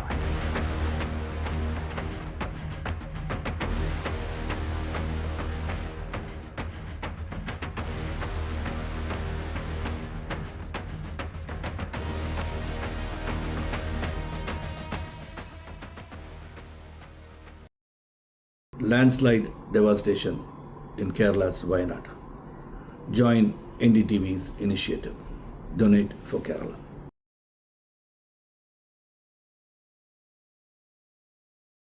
New day, new show, a new experience. Start your day with the news, not views. We bring you stories that matter and impact your life. News that informs and keeps you ahead. From Maximum City, Mumbai, to the seat of power, Delhi, NDTV brings you the best breakfast show. Breakfast news on NDTV, 8 a.m. every day. Hi, I'm Shreya Saran. Kerala's Wayanad area is hit by devastating landslides, resulting in loss of lives and livelihood. Kerala needs your help right now. Let's join NDTV initiative. Come, donate. Let's rebuild Wayanad.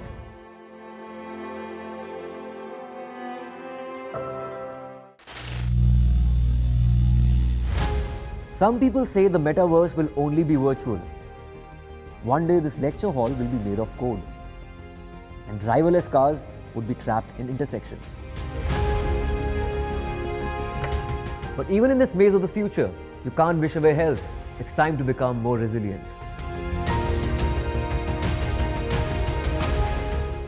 "10 years of Banega Swasth India, we have grown and achieved so many milestones.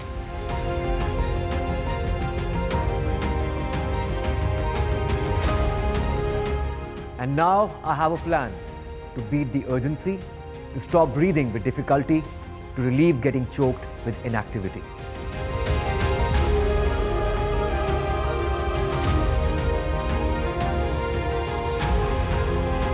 Energize our government, our environment, our society, and ourselves. Everyone, everywhere, every day.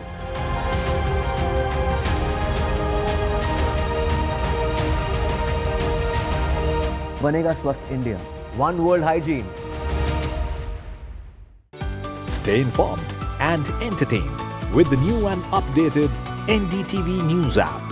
You can watch all our channels live, listen to podcasts, read breaking and exclusive news from around the world and more. Download the NDTV app.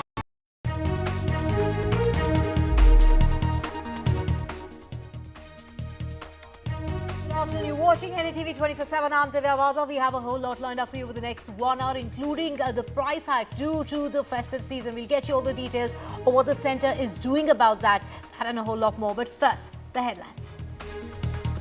The top court scathing observation in the Kolkata case. The Supreme Court has gone on to say that why did this incident take place despite thousands of CCTV cameras? The Supreme Court has gone on to even pull up the Bengal government, saying, tell us by tomorrow what steps have really been taken in regard to the safety of women.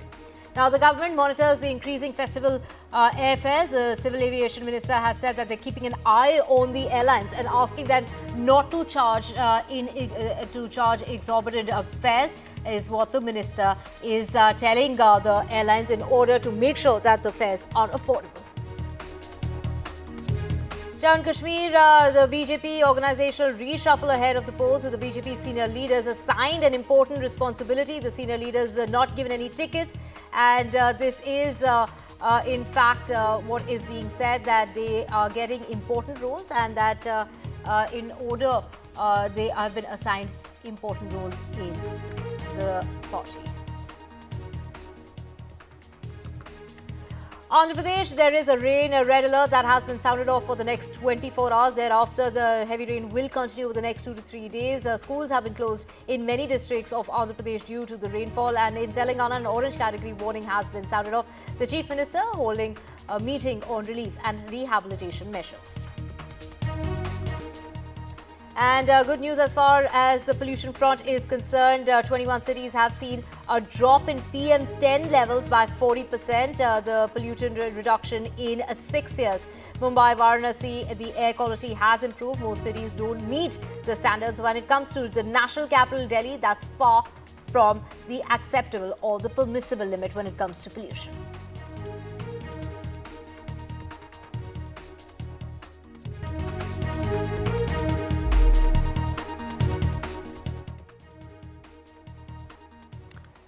Let's get your top story, and that's airline companies that are increasing ticket prices during the festival season. And it's Union Civil Parks Minister, Ram Mohan Naidu, who's gone on to say that they're keeping an eye on the ticket prices when it comes to the airlines. All airlines have been told that the passengers should not face any sort of inconvenience. Everybody wants to go home during the festive season, so the ticket prices shouldn't be increased too much. The ministry has also said that they are speaking with the airlines in regard to keeping the tickets affordable. And let's just listen in to what Ram Mohan Naidu had to say.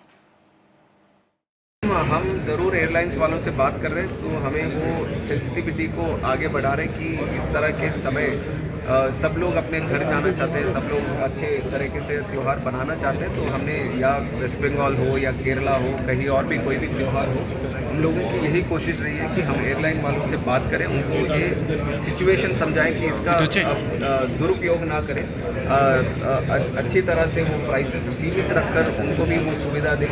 तो हम अपनी तरफ से जो चीज़ें करनी चाहिए वो सब कर, अगर जहाँ पे भी नज़र आता है कि कहीं से कुछ ज़्यादा ही प्राइस बढ़ रहा है, तो उस टाइम मिनिस्ट्री की तरफ से थोड़ा सजेस्टिवली जो करना हो। And we have Vipul Saxena, the aviation expert, joining us to get us more on this. Vipul Saxena, when Ram Mohan Naidu has taken charge as the civil aviation minister, he had claimed that the ministry had a 100-day action plan in order to tackle issues such as high airfares. The centre had asked the airlines not to make these fares unaffordable, but no directives can be given by the centre to ensure that the prices remain affordable. Yeah, I think it's a very good and appreciable proactive action by the ministry this time. Unlike in the past, during all the festive seasons, the airlines hike up their fares exorbitantly. I would say it's like extortion during the festive season, and the many people cannot find it affordable to really get these facilities. Even then, there were no hearing. But now this time, Minister has taken proactive action. I think it's a appreciable action, and it's possible.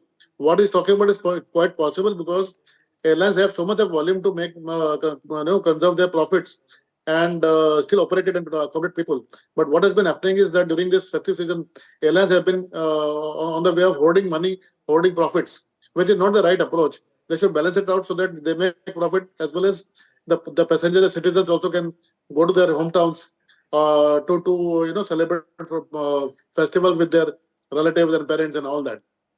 Right, so what can be done in order to ensure that fares, around the year are affordable, at least, around the year? Are there some sort of incentives that can be made available to the flyers, so that even when, it's not the festive season or the holiday season, that the airlines don't suffer? See, I think there are certain things which can be done. One is that during the festive seasons, some kind of subsidy government can think of in terms of fuel surcharges subsidies, and some states that they charge VAT on the ATF fuel. That also can be subsidized to a certain extent. So some kind of load, if state governments and central government can take it, that can give some kind of, cushioning to the airlines. And second thing, during this festive season, there are a lot of foreign airlines operate to India, bringing Indians to the Indian destinations. Even they have got a lot of seating capacities. I think they can also be engaged during this period so that, there is enough capacity available so that fares are not hiked disproportionately. Right, this seasonal seesaw that we see every year, and of course, it forces some of the flyers to perhaps change their plans. And one more point I would like to add. Yes, sir, go ahead. I would like to add one more point, that during this festive season, government can also put some kind of cap on the price that airlines can take on. Right. Thank you so much, sir, for speaking with us here at NDTV. Let's just also get in our caller, Major Gurdeep Singh Samra, joining us from Ludhiana. Sir, go ahead with the inconvenience that you're facing trying to book tickets during this festive season. Divya have a very different view on this issue. There is it is a make hay while the sun shines, because the airline knows that now the capacities are going to be full. If the result, they'll increase the fare. It happens all the time. It is a market-driven economy. You and the ministers will keep giving bites that we are going to do this. I don't think anybody will be able to control it much. I think we'll have to accept it for till January. It is going to be like this. Right, sir, it's very unfortunate, especially for those who can't really afford it and need to go home during the festive season from now, like you mentioned, all the way till January, whether it's Christmas, before that Diwali, Navratras are coming up, of course, Ganesh Chaturthi, that is, being celebrated across the country over the next, 5-6 days. Take us through, sir, when it comes to this period where everybody seems to be traveling because of the festivities, what are the alternatives for these people? Alternatives basically go by train, and we have so many trains. I can go by train. I don't think airlines are going to bust this time, because airlines too suffered the corona effects. We all know it very well. So many simply vanished into thin air. We'll have to face it. That is the reality of life. I think let's not make it too big an issue. It will die down after January. That's a normal thing. Right, but it's very unfortunate, sir, for those who need to travel now, given the festivities. They want to be home with their loved ones, with their families, and they don't really have an option as to when they can travel. Thank you so much for speaking with us here on NDTV. We have another caller coming in, Captain Jaspal Singh from Rohtak. Take us through the grievances and the issues that you have in regard to this fare hike that we are seeing now, going all the way up till, perhaps January, like our previous caller mentioned. It is total exploitation of the passengers. For the government to say that we can only caution, can't control, better quit. You have to provide control for all these people who are making merry. You can't say that we can't control you. Keep on making money. Have a gala time. We shall have brickbat, and we are answerable for you. It is a very sad state of affairs. And if the government doesn't have the people who can control them and hasn't got the willpower, they will face the music in the polls. Thank you. Right. We also have my colleague Vishnu Som joining us to get us more on this. Vishnu, when Ram Mohan Naidu had taken charge or as the aviation minister, he had gone on to say that the centre will be tackling issues such as fares which are unaffordable. But no directives can really be given by the centre to ensure that the prices remain affordable. You're quite right. And the Air Corporation Act of 1994 has been withdrawn. Now that, and it has been withdrawn several years back. In other words, pricing for airlines in a free market economy is essentially free. However, the Director General of Civil Aviation and the Civil Aviation Ministry can try and ensure that there are no unfair practices, that there are a massive jump, for example, in spot fares which take place on particular days. There are massive jumps on particular days, particular sectors, particular time bands. There isn't a massive jump, for example, in additional services which passengers can avail. Now, in terms of statistically, whether or not there have been or there has been an increase during this festive season, yes, there has been a rise, but there has been a rise for those by and large who are booking closer to the date of travel. So there is a 10 to 15% increase for Diwali and 20 to 25% increase for flights to Kerala cities in Onam. This is according to Ixigo, which has conducted this survey. However, these are primarily on routes which are one-way fares. So in one-way fares, if you're looking to travel from X to Y and not return, then chances are that you will be paying a higher fare. However, the report also mentions that there are other sectors which have actually seen a decline in airfares as well.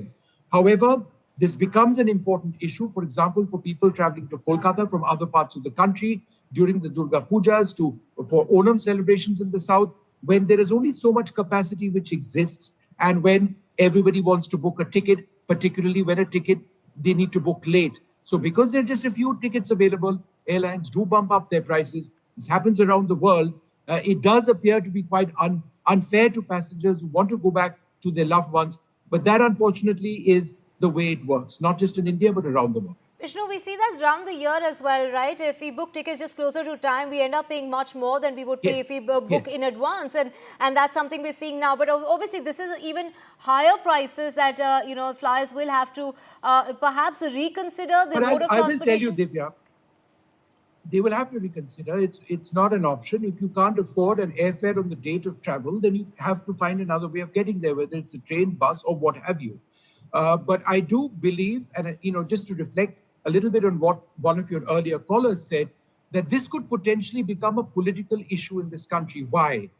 Air travel in India is growing exponentially. We are one of the largest aviation markets in the world, with all the major aircraft manufacturers see this as being perhaps the brightest spark anywhere. And given the number of people who are traveling in India at this stage, if there is something like airfares going up dramatically, then it might well become a political issue for our political parties to look at whether or not anything can be done. So free market and what the rules say, and whether there are laws which prevent this sort of thing, versus looking after your political constituency, and in the process looking after the needs of passengers traveling. This is going to be a key debate, I suggest, in the years ahead.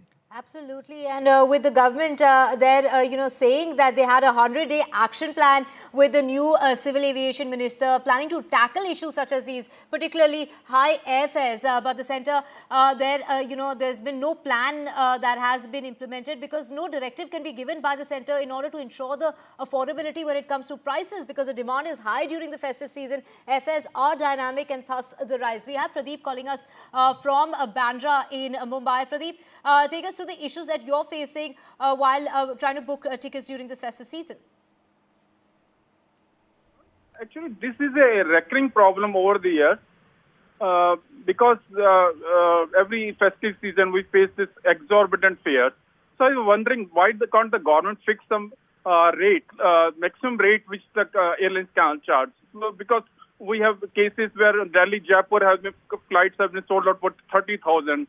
So why can't there be justification for the rates and the fixing of some maximum rate beyond which the airlines should not be charging? Thank you.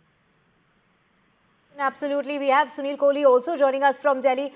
Take us through your reaction to, the centre there coming down heavily on the airlines, but only making a plea in order to keep the tickets affordable.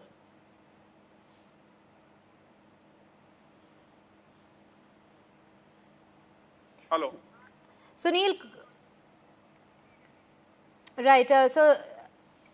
We have Vipul Saxena, aviation expert, still with us. Sir, thank you for staying on. When we talk about affordability during this festive season, if one really has to, go somewhere, hadn't planned that trip earlier, maybe it's an emergency, what kind of alternative can one have in these kind of situations and circumstances? No, I think there's one more thing which needs to be done is that certain seats should be reserved for the emergency people, and also we've been seeing all this while that there are so many cancellations, and during festive season also there are so many cancellations. At that time, somebody should not get stuck that he cannot go despite booking flight, he cannot go home. So even there should be some kind of interconnecting between the flights, where suppose if a flight of an airline is say cancelled, their passengers should be accommodated by other airlines. So some kind of this arrangement had to be done, and also there should be some kind of capping of the fares needs to be done. So that it is affordable to the passenger, and also airlines can make whatever profit they're targeting at, because they also run through some losses during the off seasons. I agree with that point, but then it cannot be exorbitantly charged fare, which is cannot be afforded by the passengers in normal case. And especially when Prime Minister Modi has been promising that he wants that every person with the Hawaii Chappal also should be able to fly. So with that kind of motto in mind, vision in mind, I think Civil Aviation Minister's proactive action should give some kind of hope, some kind of real result this time, so that passengers and citizens can go to their hometowns to celebrate the festivals without paying through their noses. Given the fact, if there is an incentive, if the prices are in fact, not hiked during this festive season, don't you think more people would get to travel on flights and not having to look for alternative routes? Wouldn't that be a win-win situation? Wouldn't it be a win-win situation if prices weren't hiked and a lot more people would be traveling in this particular phase, going from now all the way till January, like you mentioned, given that it's the festive season, if the prices weren't hiked and the flyers did not have to look for an alternative route? Yeah, I agree with you. There are places which are not making profit during other season, but during this seasons, even those routes, low profit routes also will be making profit. So I think whatever negative numbers airlines have been tolerating during certain non seasonal time, I think those are also covered in this period. Right, they're trying to make up for their losses while the sun shines, of course. We also have Sunil Kohli from Delhi, caller who's joining us. Sunil, take us through your reaction of this hike in fares that we are seeing just ahead of the festive season. This is actually a recurring issue over the years, and I was always wondering why the government can't fix a maximum rate which they can't charge. Mere issuing advices won't work. Because my own daughter paid 50,000 last year coming from Bombay to Delhi. So I think there is a high time that government comes in a stricter manner and at least fix the maximum they can charge. Because hapless consumers are at the mercy of these airlines. So that's not fair, I think. Thank you, ma'am. Right. Thank you so much, Sunil Kohli, for speaking with us here on NDTV. So, of course, the centre there, asking the airlines to keep the prices affordable, saying that they're keeping an eye as far as the inflation in prices is concerned during this festive season, because there is a high demand, which is why, given the fact that the prices are dynamic, thus we see a rise in the airfares during this festive season. So, let's just see if there's some sort of solution that can really come about, because the centre also has gone on to say they can only ask the airlines in order to make it affordable, but they can't really enforce such an action on the airlines. Moving on now to more news coming in, and this is in regard to the Kolkata rape and horror case. Do remember that today marks 1 month since that incident, that horrific, brutal incident that took place at the RG Kaur Medical College and hospital. The Supreme Court has asked tough questions to the government of Bengal. They've asked how could this incident take place when there were thousands of CCTV cameras, also questioning the Bengal government to update the court at the very soonest, and asking for steps to be taken. In fact, they've asked for a fresh report from the CBI, and they've given a time till, given a week's time for the CBI to submit its fresh report. To remember that the CBI had submitted its status report in a sealed envelope to the bench of judges. But scathing remarks there. Why did the incident take place? Though there were CCTV cameras, the Supreme Court has asked the CBI to file that fresh report, and also, raising question as to who collected the samples. That has emerged as a relevant question.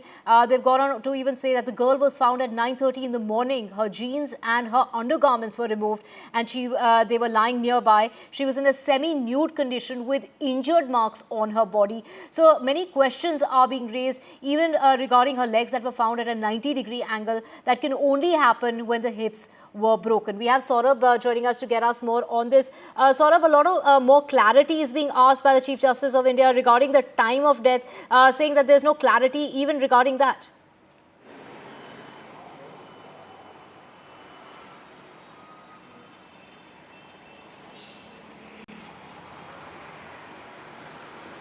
Saurabh, if you can hear me, the Chief Justice of India, questioned the timing of the death, which they say, there is no clarity in regard to the timing. There was a delay of 14 hours of filing the FIR. The Supreme Court is slated to continue the hearing on Monday, where it's taken the suo motu cognizance of the rape and murder of the junior doctor at the state-run RG Kaur College and Hospital. Saurabh, if you could take us through the proceedings in court this morning.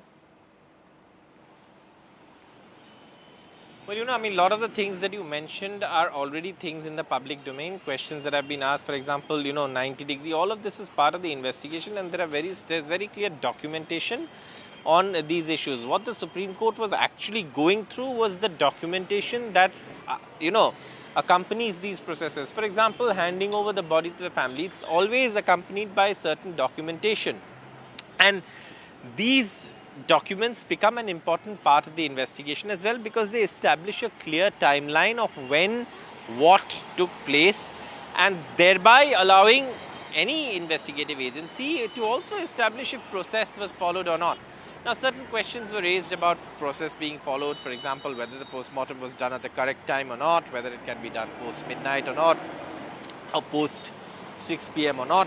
I beg your pardon, 6 p.m. is the time.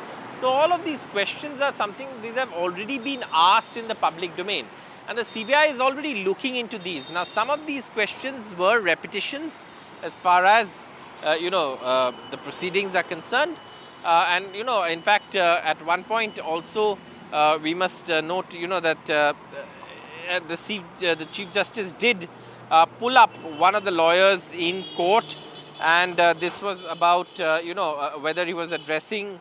In fact, the Chief Justice is very clear on that bit.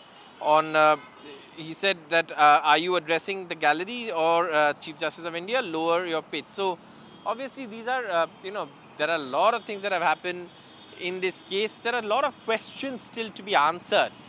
And while seeking clarity on these issues, the court has asked several questions. Now, what happens is whether the state can satisfactorily answer these questions, or do they fail to convince the court? If they fail to convince the court, then the CBI is already looking into these elements. For example, the question of has there been any tampering? Now, again, the CBI is privy to that. Or are there any other accused? Now, in that case, we at NDTV have already reported, based on source-based information from the CBI, that the CBI is not looking at any more accused in the case as of now, or whether is anyone being shielded. Now, obviously, there are questions about the hospital administration, and these are very serious questions. And then, of course, all the way to the filing of the FIR, almost a 14-hour gap from when the body was found, and a 14-hour delay. And the courts have often said that an FIR should be registered, immediately should have been registered. Hospital should have filed a complaint. Hospital did not file a complaint. And that is a lapse, definitely. Now, obviously, these are questions. The state government said that they will also by next week provide a report on what steps have already been taken to improve security and safety of doctors at the workplace and hospitals. Now, the state government also submitted that doctors were not coming back to work, and as a result of that, there have been deaths. Now, obviously, based on that, a lawyer on behalf of the doctors said that most doctors have returned to work, but it's only in Kolkata and the periphery that doctors or junior doctors have not returned, because they are still getting threats. So these are all part of the proceedings, but ultimately, what are people looking at? People are looking at clarity from the CBI on these various questions that even the court is raising for clarity. But that is something that answer has to be provided by the CBI. The CBI has not publicly made any statements saying this is a court-monitored investigation and they will submit all the details in court. Now they have time till another day for them to submit the report. It's interesting to see what makes it to the order of the court, because often what happens is there are certain questions asked for clarity, there are certain observations made. Not necessarily do those observations make it to the order, and that is very important to note, because observations are made based on certain questions. Then, of course, there is an opportunity given to all sides to clarify. Here you've heard the state government lawyer, you've heard the CBI, the Solicitor General, you've heard lawyers appearing on behalf of, the students' advocate, senior advocate Karuna Nandi among them. Senior Advocate Luthra also. So a lot of lawyers making a lot of points on behalf of different viewpoints that exist on this case. Remember, there are unanswered questions today, which is why there are still people out on the streets. Who can answer those questions now? The CBI, for sure. What has the CBI said in court? It has given the court some information. Is that information in the public domain? No. Till the time that information is in the public domain, obviously there are questions in the minds of the public. Right, Saurabh, thank you so much for getting us all those details and breaking news coming in at the moment. And this is in regard to the Mpox case. Do remember the first case of Mpox has been reported in the country, and an advisory now has been put out to the states in order to prevent undue panic among masses. The centre has issued advisory to the states on Mpox. We have Vishnu joining us. Vishnu, take us through the details of the advisory that's been put out by the centre. Well, I think the essential point made in the advisory is that, look, don't panic. That is the message for people across the country. But yes, the centre has sent this advisory, which I'm looking at right now, out to states. Now, for those concerned about Mpox and who is likely to be more vulnerable, there are three important points that you must know.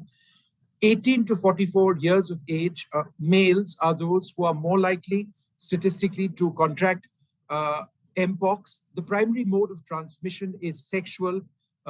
Non-sexual contact is a secondary mode of contact, less likely. The clinical presentation, in other words, what are the symptoms? It's fever and a rash, including systemic or genital rash followed by a fever, right? So that's the way the disease progresses. 51.9% of cases who have been reported around the world for Mpox also are HIV positive. So there is an association with HIV and there is an association with sexual contact. Now, what are states around the country? What are they doing? They've been told to be alert to the symptoms. Various parts of the state machineries have been told to disseminate information and update those who need to be in the know, establish a protocol, infection prevention strategies, control practices as well, and review public health preparedness, particularly at the health facility level. So those are a couple of important steps which have been taken. Divya. Right. Thank you so much, Vishnu, for joining us with those details. We also have Tanushka with us. Tanushka, screening and testing of all suspect cases and contact tracing is the advisory that's been put out by the centre. Right, Divya, this is after the Ministry of Health, came out with these guidelines that were just being talked about as well. And this is after first monkeypox case has been reportedly found in the country, wherein this patient came in from another country into India. And what we understand from these guidelines that the Health Secretary has written out to the states is that the WHO has also assessed the risks in countries, especially in Africa. However, there are no fresh cases in India as of now, other than this one case that has just come up, and the main measures that will be taken will not just be at state level but also at district levels. Therefore, there will be senior officials who will be coordinating from the centre with the state as well as district. There will be health preparedness at facilities at these district hospitals as well. The entry points, that is airports into the country, different entry points will be equipped with now such information and such checks to ensure that people, even if patients are coming in with this sort of disease, are picked out and put into isolation right at the beginning there and then. Isolation points also will be put into place.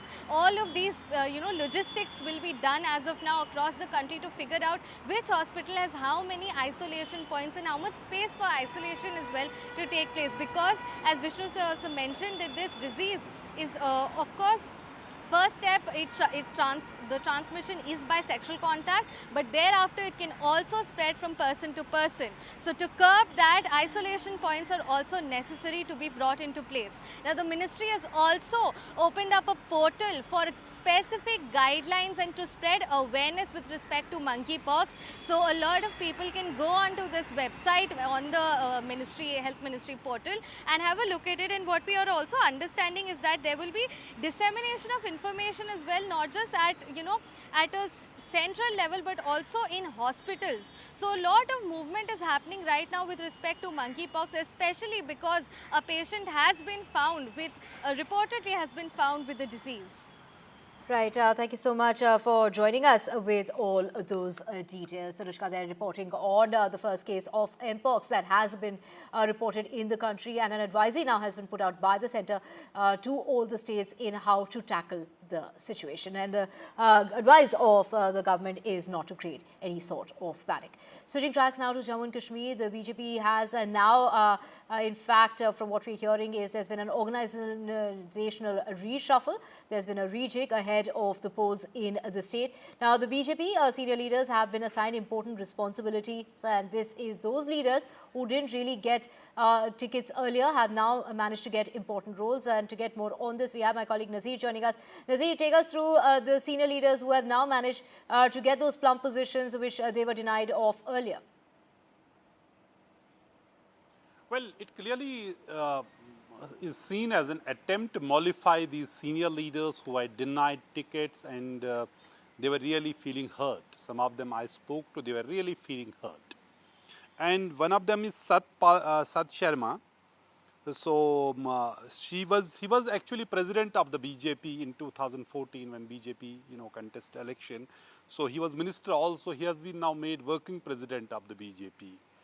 And then this Dr. Nirmal Singh, he's also a former president of the J&K BJP's unit and the former deputy chief minister. He has been made as chairman of the state election campaign committee. And another former minister and senior BJP leader, Chaudhry Sukhnandan, has been made vice president of state election campaign committee. While as another former deputy chief minister and former speaker and senior BJP leader, Kavinder Gupta, has been appointed as chairman of State Election Management Committee. So there would be two election committees. One is State Election Campaign Committee, which will be led by Dr. Nirmal Singh. Other would be State Election Management Committee, which will be led by Kavinder Gupta. So clearly an attempt to mollify these leaders. There were several leaders who were saying they have been left out, and there were serious questions. Some people in the BJP had raised the banner of revolt. There were also protests during the distribution of the seats. Some people also resigned from the party and said they will contest independently. Now we see ahead of elections, BJP has given responsibility to at least 4 senior leaders who are denied tickets by the party for the upcoming assembly elections in Jammu and Kashmir. So besides the BJP, there's also, political tussle and the clash here in Kashmir. We see, for the first time, we see such clash between two parties, PDP and the Awami Ittihad party, which is led by Engineer Rashid. They clashed yesterday in Shopian, and where PDP candidate was injured. He, according to Mehbooba Mufti, he was seriously injured and he is battling for his life in the hospital, and she alleged that Engineer Rashid's party is being backed by the BJP and centre, and he is their proxy, and she says when all other proxies failed in Kashmir, they have now sponsored Engineer Rashid and his party. This is what she has alleged after the clash between two parties in which several people, including PDP candidate from Shopian, Jawhar Bande, were injured yesterday evening. Right, Nazir, thank you so much for getting us all those details. We will keep tracking that story. For now, we're slipping into a very short break, but on the other side, we'll get you the latest as far as pollution is concerned. Good news coming our way with 21 cities that have seen a 40%, up to a 40% reduction in PM10 levels. That and a whole lot more on the other side. To stay with us.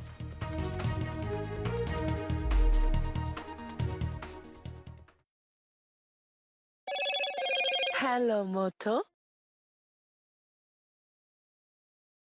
Motorola Razr 50 Ultra comes with Google Gemini.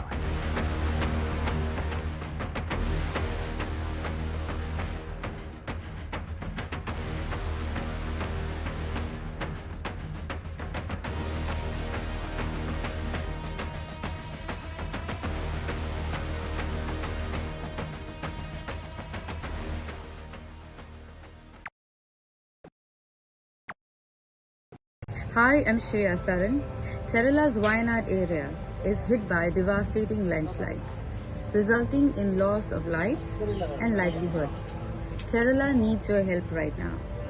Let's join NDTV initiative. Come, donate, Let's rebuild Wayanad.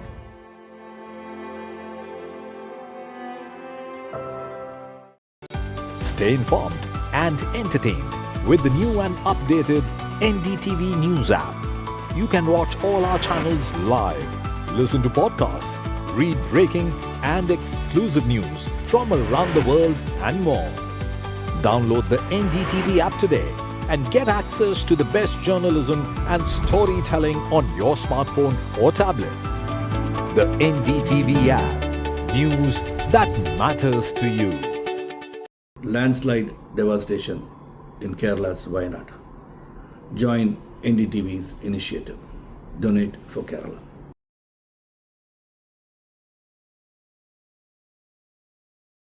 New day, new show, a new experience. Start your day with the news, not views. We bring you stories that matter and impact your life. News that informs and keeps you ahead. From Maximum City, Mumbai, to the seat of power, Delhi, NDTV brings you the best breakfast show. Breakfast news on NDTV, 8 a.m. every day. Hi, I'm Shreya Saran. Kerala's Wayanad area is hit by devastating landslides, resulting in loss of lives and livelihood. Kerala needs your help right now. Let's join NDTV initiative. Come, donate. Let's rebuild Wayanad.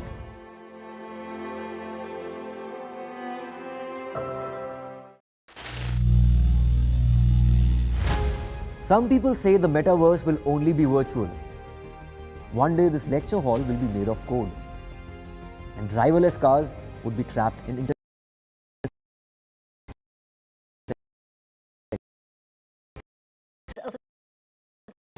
Stay informed.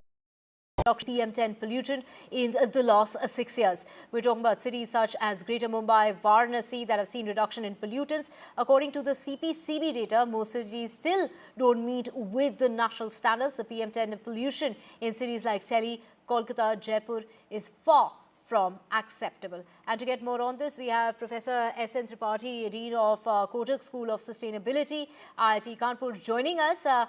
Thank you so much, sir, for speaking to us here on NDTV. According to the latest report, 21 Indian cities have seen a reduction in PM10 by almost 40%. What's really led to this reduction, and what about other cities? Thank you for having me on your program. Certainly, NCAP has been a massive effort, very collaborative in nature, where all agencies at center, state, at city level, they joined hand with the academic institutions and civic society organizations, and of course, philanthropies, to work towards PM and pollution reductions across the country. So that way, I think these inferences are really good, and the efforts are commendable. Now, program is still on, and I hope that more cities will show or yield similar results in coming days. So when we talk about the particular cities that have shown improvement, I mean, of course, it includes your city as well, Kanpur, and other cities that have shown a marginal improvement. But when it comes to, say, Delhi, where the improvement might have been there, it might have shown some sort of improvement in the levels, but it's just far from the acceptable amount. True. So there are two issues which we must look at when we are trying to evaluate and draw inferences based on the kind of data we have on PM10. The one about the robustness of these inferences, because the kind of data we had is not very representative, in terms of spatial and temporal frequencies. And second, in fact, looking at the metric itself, that whether PM10 is an important metric to evaluate the successes of NCAP program. Now let's look into the first issue. That we know that they basically brought in PM10 as a metric because at that time there were more manual monitoring stations which were able to give a lot of PM10 data across many cities. But of course, we also know that cities have only 1 or 2 stations. So in a way, you can say that in some way the data could be biased based on the location of the stations. And you also must know that these measurements are only done once in a week. So when we are looking at the long-term exposures, for example, on an annual basis, definitely these results are looking good. But when you are looking at short-term exposure, definitely because of the lack of data, you cannot draw enough robust inferences, right, in terms of PM10 reduction. Now, let's look at PM 2.5 now. That, now there are more and more findings which clearly shows that PM 2.5 being fine in nature can really be inhaled deep down into your blood and therefore can cause more health-related issues compared to PM10, which can be intercepted in at the top of your respiratory system. So as we look ahead, I believe that we need to look beyond PM10. We need to now bring PM 2.5 as a very important metric given the emerging science and information that is emerging as far as the linkages between pollution and human health is concerned. And I hope that certainly those are the things which definitely will be incorporated when we talk about NCAP 2.0 or the phase 2 of this program. Right, so when you talk about PM 2.5, has there been any sort of improvement when we talk about PM 2.5, given that that is the more dangerous pollutant? So some early findings, of course, from networks like Delhi, where you have 35 to 40 CAA QMS, which give you data, shows that there is a marginal improvement, and some other cities have also shown. But you still do not have a very definite conclusions because of, again, lack of enough monitoring stations, which give you these hourly data set. Now, as we all know that these PM 2.5 kind of pollutants have a strong diurnal or dial variability that across the day, depending on the weather, the sources, and many other things, there's a very strong diurnal pattern.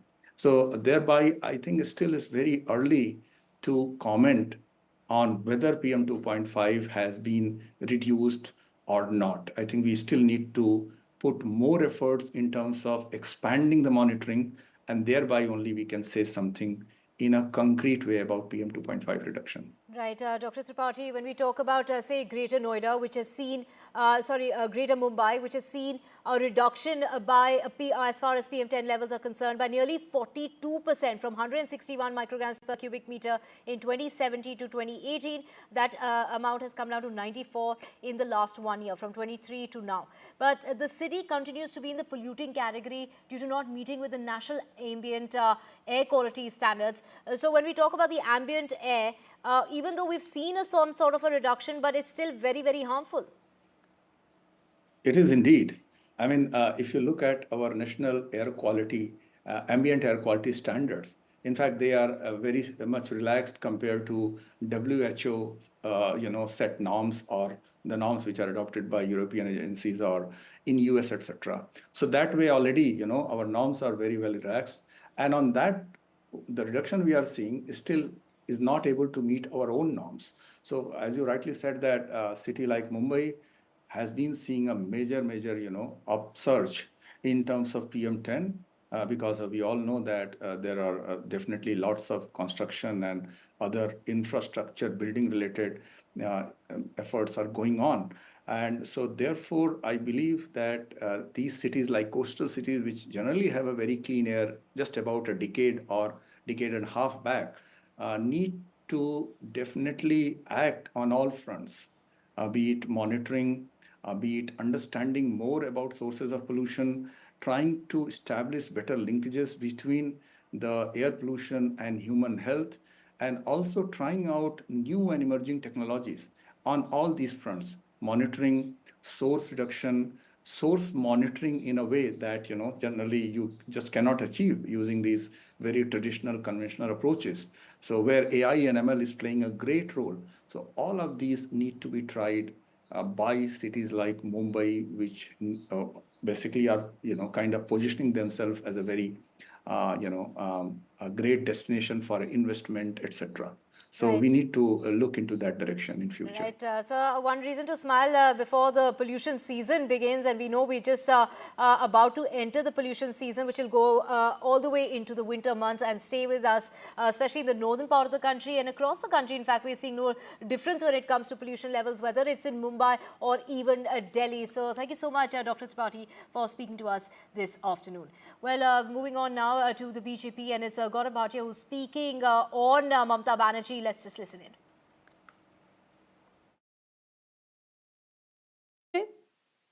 আমি মনে করি office जो बड़ी महत्वपूर्ण बात है, postmortem,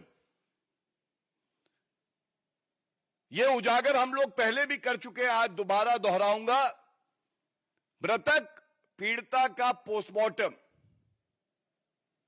किसी दूसरे मेडिकल कॉलेज में होना चाहिए था, लेकिन जल्दबाजी में, आनन फानन में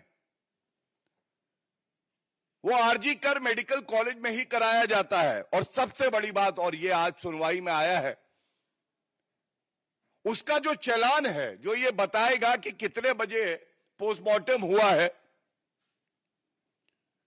तो honourable chief justice of India ने स्वयं ये पूछा, why is the postmortem report challan missing from the records? क्यों?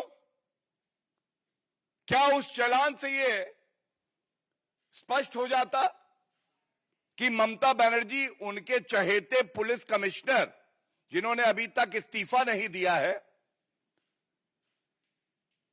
वो जो पूर्व में प्रिंसिपल रहे आरजी कर मेडिकल के, जिनको अब अरेस्ट कर लिया गया, उनको बचाने का प्रयास कर रही थी? जो एक अरेस्ट हुई है, उस आरोपी को बचाने का प्रयास कर रही थी? क्यों चालान मिसिंग है? जब कलकत्ता उच्च न्यायालय ने स्पष्ट कहा कि सारा रिकॉर्ड, फाइल से लेके उसके अंदर के जो कागज है,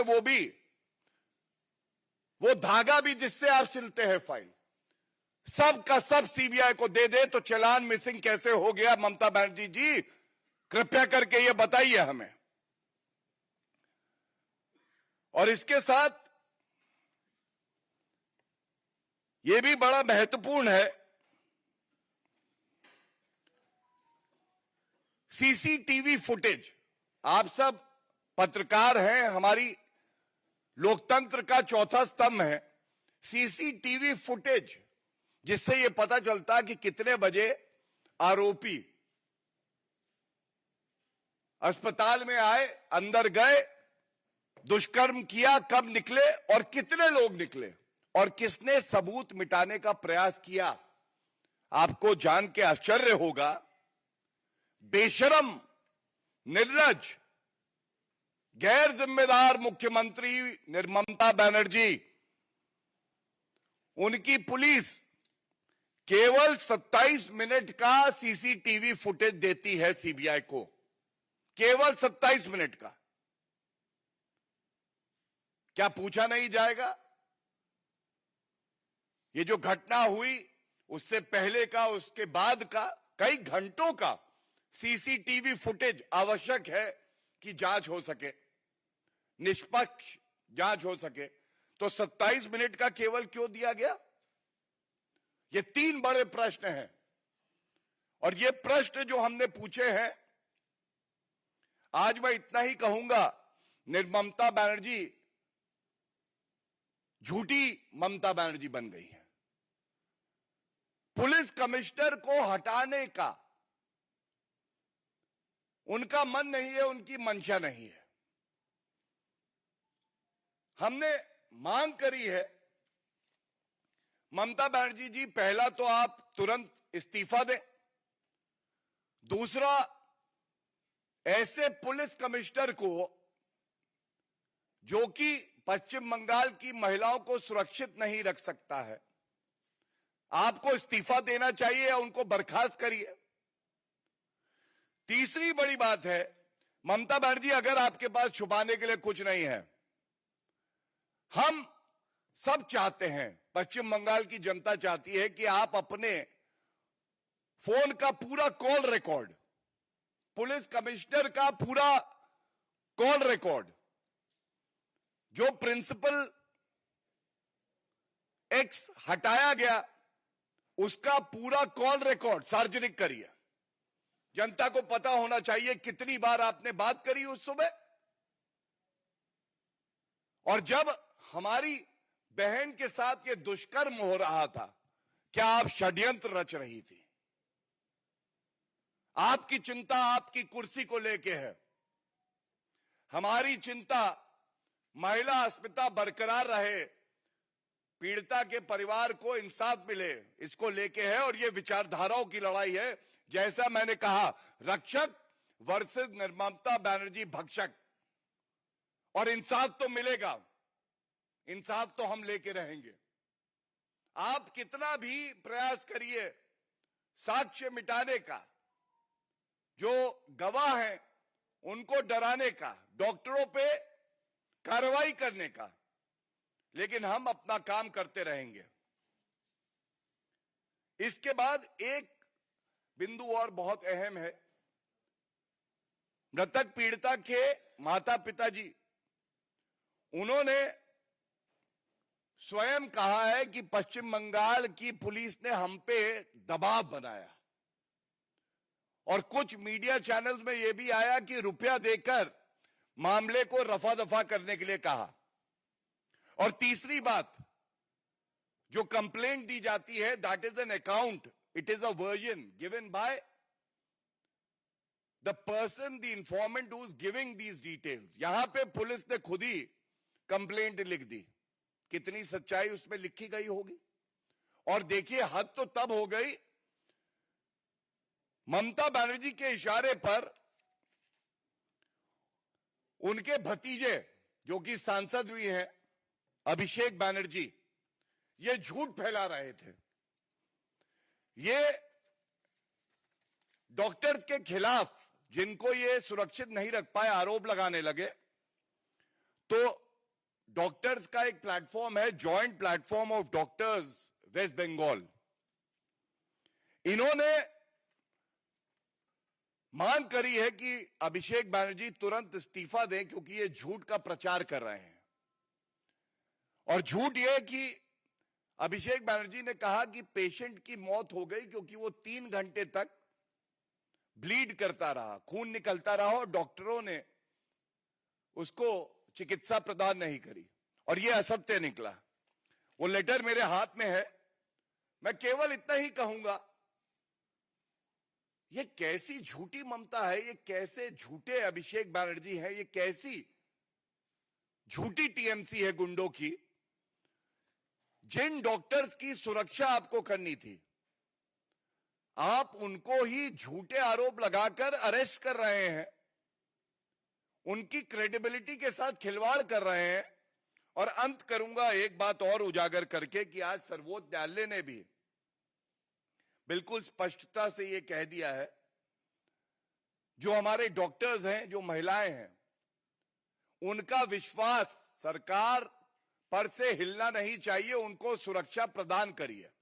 उनकी सुरक्षा की जिम्मेदारी ममता बनर्जी आपकी है। आप क्या करेंगी, ये एक बड़ा सवाल है। ये जो 4 बिंदु सर्वोच्च न्यायालय ने आज सुनवाई के दौरान टिप्पणी करी है, ये जनता की मांग है, और इसीलिए इसको आपके समक्ष हमने रखा है। बहुत बहुत धन्यवाद। कोई प्रश्न हो तो सादर आमंत्रित है। Questioning the government.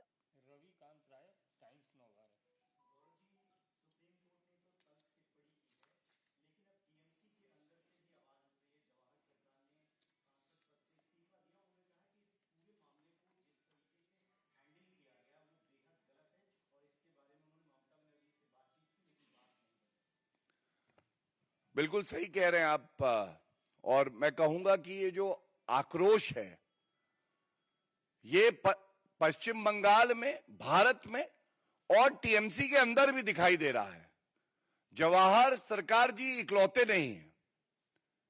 किसी को भी पीड़ा होगी जब वो ये देखेगा जिस पार्टी की वो सेवा करता है, वो पार्टी रेपिस्ट के साथ खड़ी है, वो आरोपियों के साथ खड़ी है, दंगाइयों के साथ खड़ी है। और यह चिंताजनक है कि टीएमसी के जो नेता हैं, उनके बयान क्या आए हैं। आरजी कर मेडिकल कॉलेज में जो घटना हुई, एक ने कहा ये जो प्रदर्शन कर रहे हैं डॉक्टर, दे आर बुचरर्स, ये कसाई हैं। क्या डॉक्टर्स जो कि ईश्वर का दूसरा रूप होते हैं, वो कसाई हो सकते हैं? फिर कहा गया कि अगर ममता बनर्जी की कोई बुराई करेगा या प्रदर्शन करेगा तो उसकी उंगली तोड़ देंगे, जो उंगली उनकी तरफ।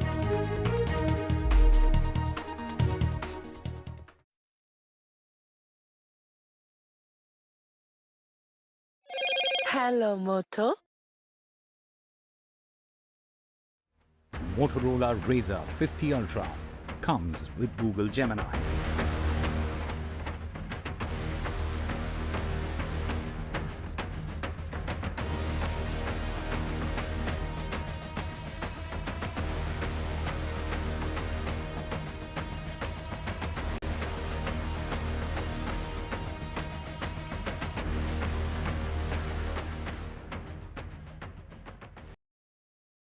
Landslide devastation in Kerala's Wayanad.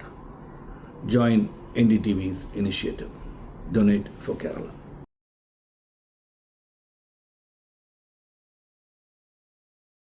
New day, new show, a new experience. Start your day with the news, not views. We bring you stories that matter and impact your life. News that informs and keeps you ahead.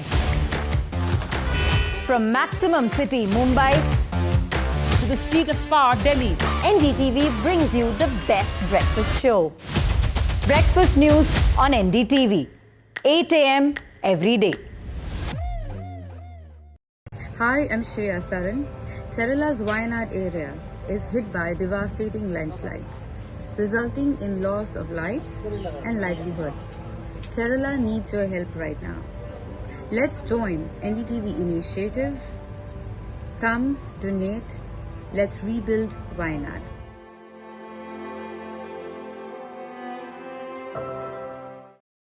Stay informed and entertained with the new and updated NDTV News app. You can watch all our channels live, listen to podcasts, read breaking and exclusive news from around the world and more. Download the NDTV app today and get access to the best journalism and storytelling on your smartphone or tablet. The NDTV app. News that matters to you. Landslide devastation in Kerala's Wayanad. Join NDTV's initiative. Donate for Kerala.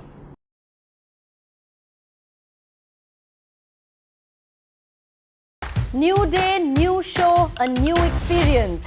Start your day with the news, not views. We bring you stories that matter and impact your life. News that informs and keeps you ahead. From Maximum City, Mumbai, to the seat of power, Delhi, NDTV brings you the best breakfast show. Breakfast news on NDTV, 8 a.m. every day. Hi, I'm Shreya Saran. Kerala's Wayanad area is hit by devastating landslides, resulting in loss of lives and livelihood. Kerala needs your help right now. Let's join NDTV initiative. Come, donate. Let's rebuild Wayanad.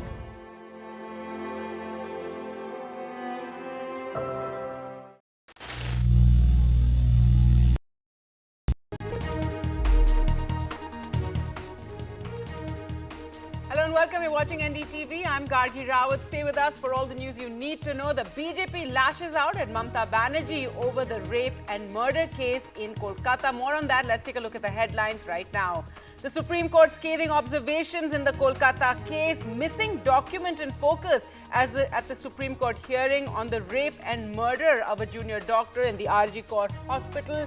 Supreme Court says to Bengal, tell us by tomorrow what steps have been taken. BJP hits out at Mamta Banerjee over the RG Kaur case, demands the Chief Minister's resignation, says her actions are not enough and also calls for action against the Police Commissioner. The government monitors increasing festival airfares. The Civil Aviation Minister says keeping an eye on the airlines as airfares are spiking during the festival season. The ministry says don't charge exorbitant fares to the airlines. The centre's Mpox advisory to states this after the first suspected case of monkeypox has been recorded in the country. The man has been isolated. The advisory says screening and testing, contact tracing also prevent undue panic among the masses.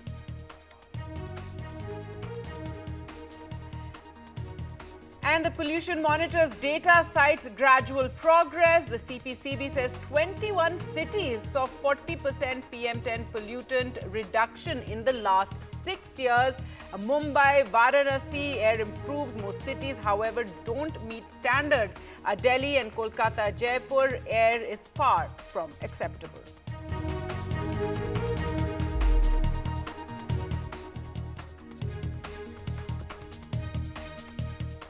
Well, our top story now, and on a day that the Supreme Court continued its hearing on the RG Kaur rape and murder of a junior doctor, today the BJP hit out at Mamata Banerjee government, attacking the Chief Minister, demanding her resignation, saying her actions are not enough, also calling for action against the police commissioner and citing some of the observations made by the Supreme Court during the hearing today. Let's listen in.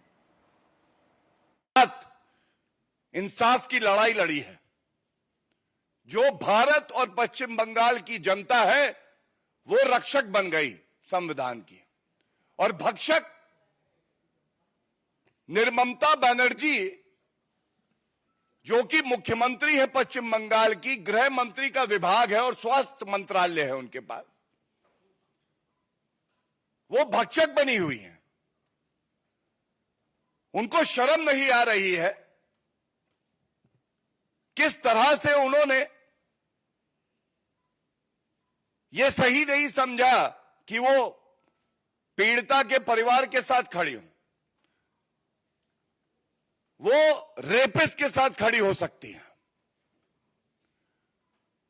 आज पहले मैं 3 बड़ी बातें जो कि सर्वोच्च न्यायालय ने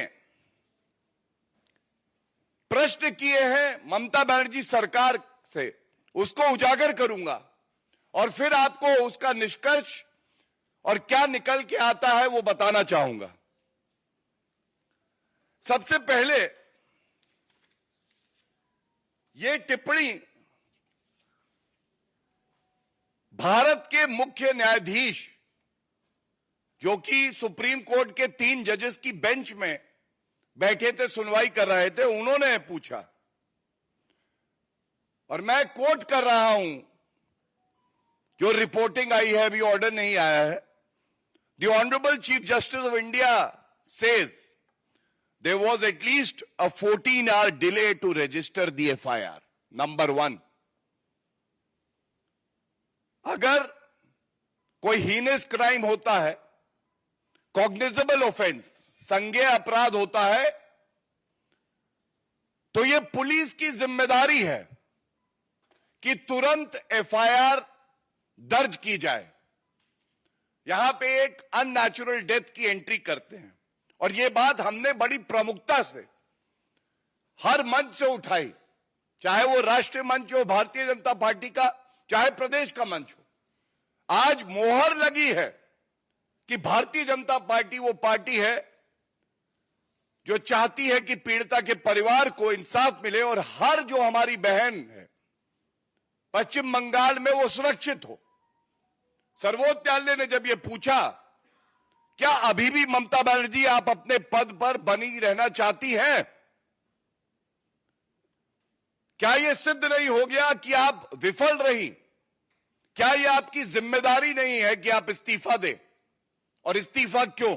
इस्तीफा इसलिए जिससे एक निष्पक्ष जांच हो सके,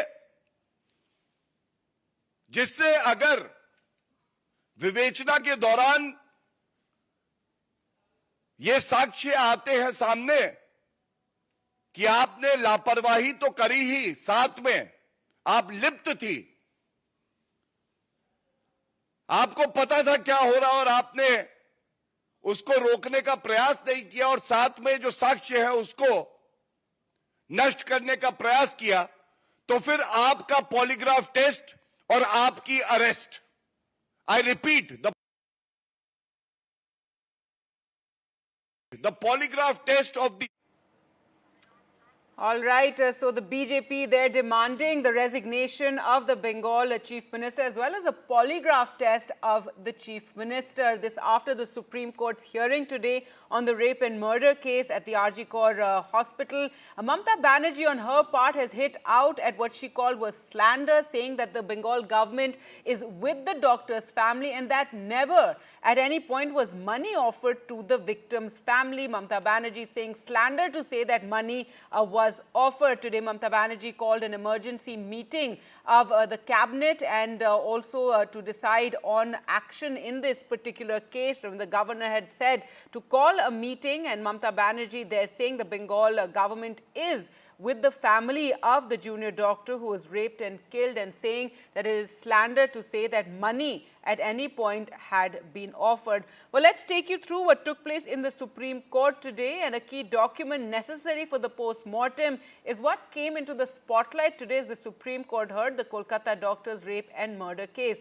Chief Justice of India, D.Y. Chandrachud, questioned where this challan was, this particular document, and pointed out that an autopsy cannot be carried out without it. Now, senior advocate Kapil Sibal, who was appearing for the West Bengal government, told the court that he could not find the document immediately and he would get back on this particular issue. The question came up after an advocate appearing in the matter asked if the clothes of the victim were produced during the autopsy, and this is something that would have been mentioned in that particular document, which is why the Chief Justice asked for it. The Chief Justice said that there is clarity when the death occurred, the timing is around the death also, that she had a meal before her death, and that there is a delay of 14 hours of filing the FIR. So that is what the Supreme Court said during the hearing today. Remember, the Supreme Court took up the matter on its own and has asked that they should be updated at the earliest on steps taken regarding the post-mortem. In other news now, airline companies are increasing ticket prices during the festival season, and Union Civil Aviation Minister Ram Mohan Naidu, who has spoken on this matter before, has said that we are keeping an eye on the ticket prices of all airlines. Remember, it's the festival season now. We're just entering the festival season, and as happens every year, it's an annual occurrence. Airline prices go up. All airlines, the minister said, have been told earlier that passengers should not face any inconvenience. Everybody wants to go home during the festival season, so ticket prices should not be increased too much. The ministry is keeping an eye on the ticket rates being charged by airlines on all routes of the country where more people travel during the festival season. He also said it will not force any airline company to keep the ticket price fixed, but that they are keeping an eye.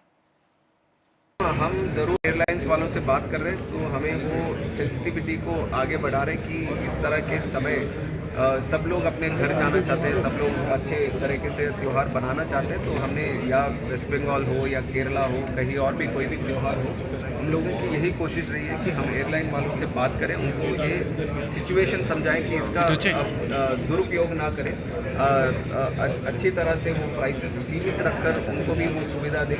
तो हम अपनी तरफ से जो चीज़ें करनी चाहिए वो सब कर, अगर जहाँ पे भी नज़र आता है कि कहीं से कुछ ज़्यादा ही प्राइस बढ़ रहा है, तो उस टाइम मिनिस्ट्री की तरफ से थोड़ा सजेस्टिवली जो करना होगा।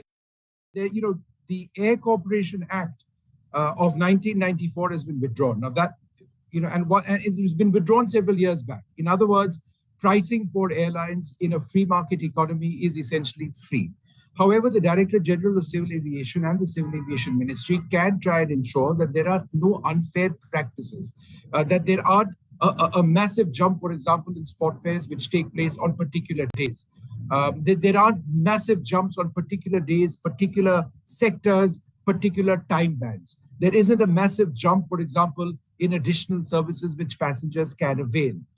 Now, in terms of statistically, whether or not there have been or there has been an increase during this festive season, yes, there has been a rise, but there has been a rise for those by and large who are booking closer to the date of travel. So there is a 10 to 15% increase for Diwali and 20 to 25% increase for flights to Kerala cities in Onam. This is according to Ixigo, which has conducted this survey. However, these are primarily on routes which are one-way fares. So in one-way fares, if you're looking to travel from X to Y and not return, then chances are that you will be paying a higher fare. However, the report also mentions that there are other sectors which have actually seen a decline in airfares as well. However, this becomes an important issue, for example, for people traveling to Kolkata from other parts of the country during the Durga Pujas, for Onam celebrations in the south, when there is only so much capacity which exists, and when everybody wants to book a ticket, particularly when a ticket they need to book late. So because there are just a few tickets available, airlines do bump up their prices. This happens around the world. It does appear to be quite unfair to passengers who want to go back to their loved ones. But that, unfortunately, is the way it works, not just in India, but around the world. Well, let's shift focus now to Jammu and Kashmir, and elections, will be taking place there shortly. Now, the BJP has made some organizational changes, a rejig coming ahead of the polls taking place in the Union Territory, and several senior BJP leaders have been assigned some important responsibilities, and this is after some of them are upset over not getting a ticket for the election. So some of them have been given various important administrative roles in the BJP there in Jammu and Kashmir. Let's go across to Nazir for more on that. And Nazir, Nirmal Singh has been appointed poll campaign leader. Give us more, tell us more about these important appointments that have been made. Well, it clearly appears to be an attempt to mollify these senior leaders who had already held senior positions in the party and the government. For example, Sat Sharma, Sharma, who was the president of the BJP in Jammu and Kashmir in 2014. He was minister in the PDP-BJP government after that. He has been now made, because he was denied ticket, he has been appointed as working president of the BJP. Dr. Nirmal Singh, who was a former deputy chief minister and former president of the party also, he has been made chairman of the election campaigning committee, while as another former minister, Chaudhary Sukhnandan, has been made vice president of the election campaign committee.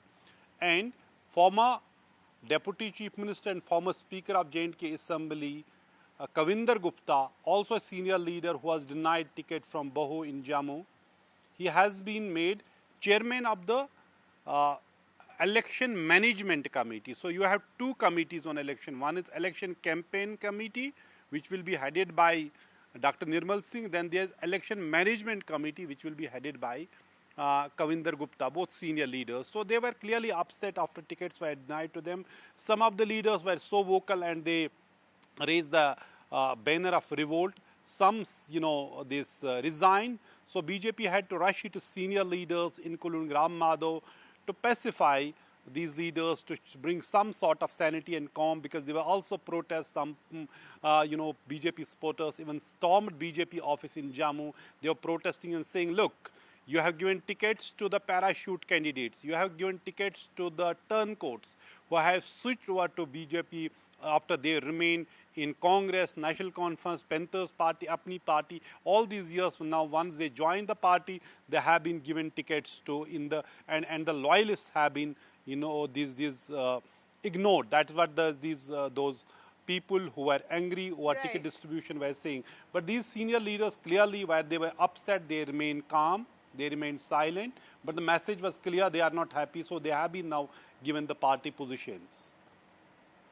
All right, Nazir, thanks so much for joining us with those organizational changes in the BJP. But staying now with news from Jammu and Kashmir, and Mehbooba Mufti has questioned Engineer Rashid's AIP, his party, and asked who is funding Engineer Rashid's party. This is after a PDP leader was injured in an AIP-PDP clash that took place on Sunday. And let's go back to Nazir for more on this. And Nazir, Mehbooba Mufti asking why have no arrests been made so far, and who is funding Engineer Rashid's party?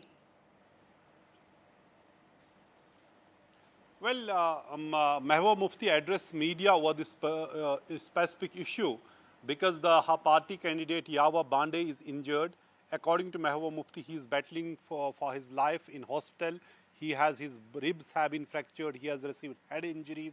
He was seriously injured after he was assaulted by what he says, which calls goons of Awami Ittihad Party, which is led by jail leader MP Engineer Rashid. And she asked questions and said who is funding this party when they are deploying hundreds, thousands of vehicles for the election campaigning, while as her own party they cannot afford to even field candidates at everywhere because they don't have those much resources, despite being the party which was in the government and has been there for last more than 2 decades. So she was trying to say and allege that Engineer Rashid AIP is a proxy of BJP, and she alleged that after others proxies failed in Jammu and Kashmir, so BJP is sponsoring them. These are clearly allegations or counter allegations which happened in the election season. But there was this ugly fight between the two groups yesterday, in which 8 people were injured, and all including PDP candidate from Shopian, Jawhar Bande, after they were clashed, and PDP workers alleged that there was stone pelting and they were beaten with lathis by the AIP supporters in Shopian. And Mehboob Mufti also asked question to the police why any arrests has not been made. All right, thanks so much, Nazir, for joining us with all the developments there in Jammu and Kashmir. But now returning to our top story, and the BJP hitting out at Mamta Banerjee over the Kolkata rape and murder of a junior doctor, demanding her resignation, also saying that her actions are not enough, that she does not stand up against rapists, and also calling for action against the police commissioner. उनको शर्म नहीं आ रही है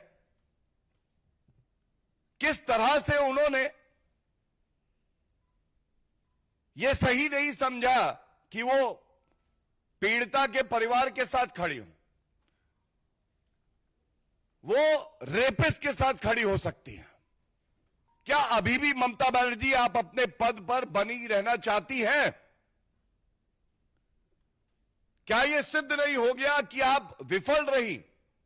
क्या ये आपकी जिम्मेदारी नहीं है कि आप इस्तीफा दें? और इस्तीफा क्यों? इस्तीफा इसलिए जिससे एक निष्पक्ष जांच हो सके।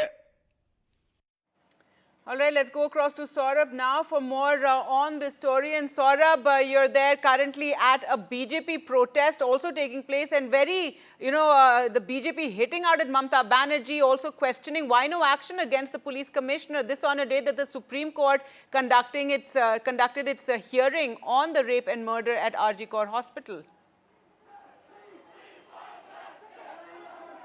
Well, the BJP is also holding a protest against DC North, and let me just give you a brief description of why this protest. The DC North is the person against whom there was an allegation made by the family members of the victim that he had offered them money.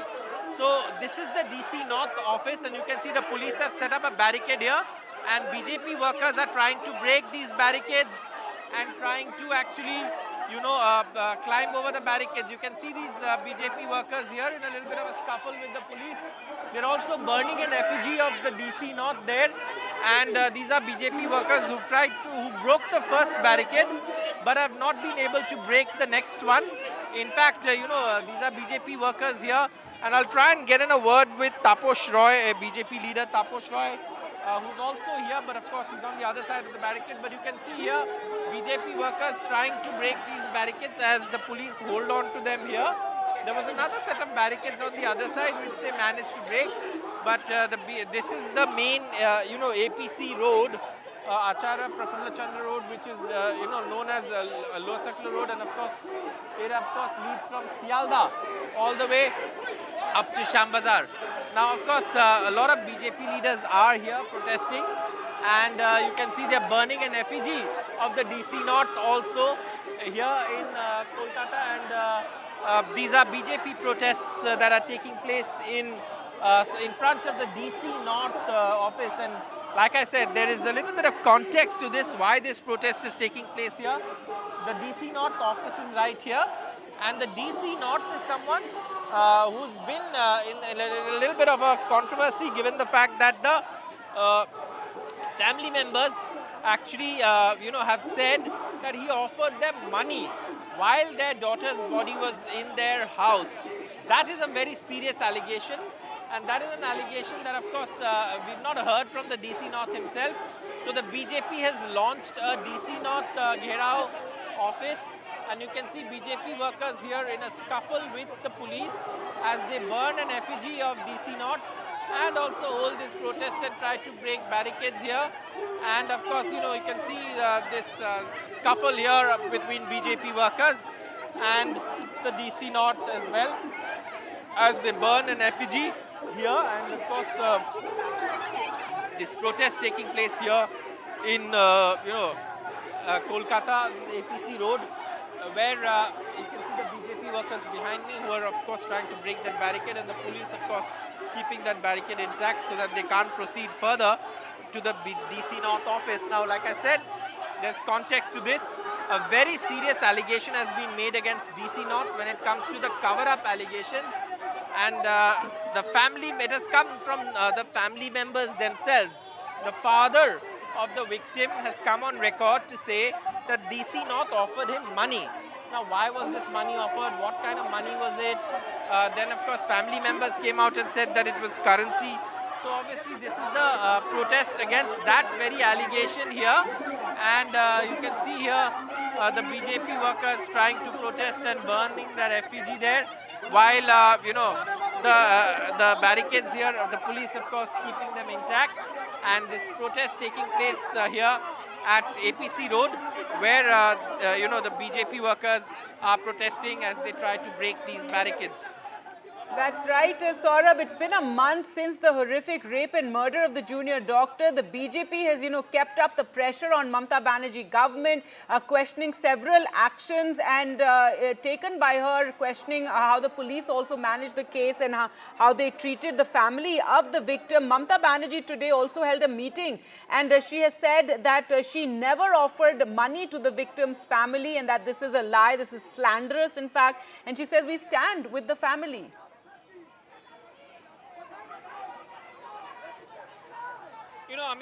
There are, of course, opinions and there are allegations and counter-allegations, and eventually, all of this will have to land up in court. If there's been a cover-up, if there's been an attempted cover-up, the CBI is investigating it. And we saw the court asking all those questions about the sequence of events, about the documentation that accompanies every process when a crime like this takes place, from handing over the body to sending the body to postmortem, and seizures, registration of case. And there are two things that here have become the focal point. One is, of course, the registration of the FIR, which took time, 14 hours since officially the body was found. And also the fact that, the hospital administration did not file an FIR. It had to wait till, of course, they had to wait till actually the parents came and filed an FIR. So you can see, of course, the BJP workers trying to, go to DC North office here. A delegation will go to the DC North's office from here. Till then, of course, there will be sloganeering. We'll try and get in some of those BJP leaders here as they try and give that deputation to DC North. We have Shajol Ghosh, who's also climbing over this barricade. Of course, the police holding him back. Shajol Ghosh is again well-known BJP leader, trying to climb over the barricade, and the police, you can see, pushing them down and not trying to allowing them to break the barricade. Shajol da Hindi mein. Shajol da Hindi mein.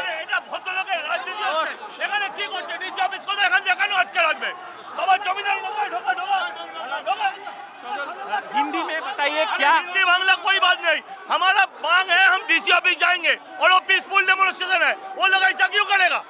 कहाँ DC office है? जहाँ रोकना चाहिए police वहाँ पर रोक नहीं पाता है, यहाँ पर मस्तानी कर रहा है. That is Shajol Ghosh, BJP leader. Obviously, speaking about the DC North, and he says he wants to go. He wants to climb over that barricade. Oh, he's managed actually to climb over that barricade from another side. But again, this is a bit of a cat and mouse game with the police. And, his security also, central security personnel who have been assigned to him, also climbing the barricade. And, the police here, you can see this scuffle. with Shajul Ghosh and BJP leader, and the police stopping them. Meanwhile, other BJP leaders are here. The BJP, of course, trying to break these barricades, and a little bit of a chaotic scene here as the BJP leaders, including Shajul Ghosh, first attempting to cross the barricade from here, then of course trying to, try from another side. But, here of course you can see, they've...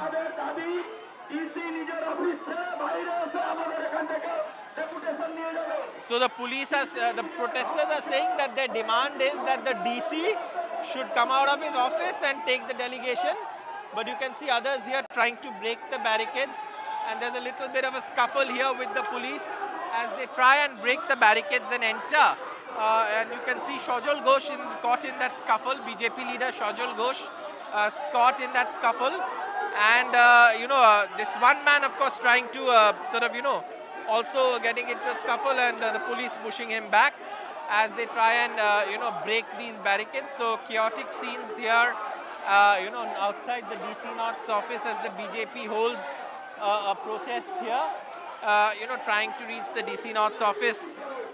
And, my camera person GD Shankar bringing you these live visuals of the scuffle between Shajul Ghosh, the BJP leader, and the policemen on duty here who are stopping them from proceeding further.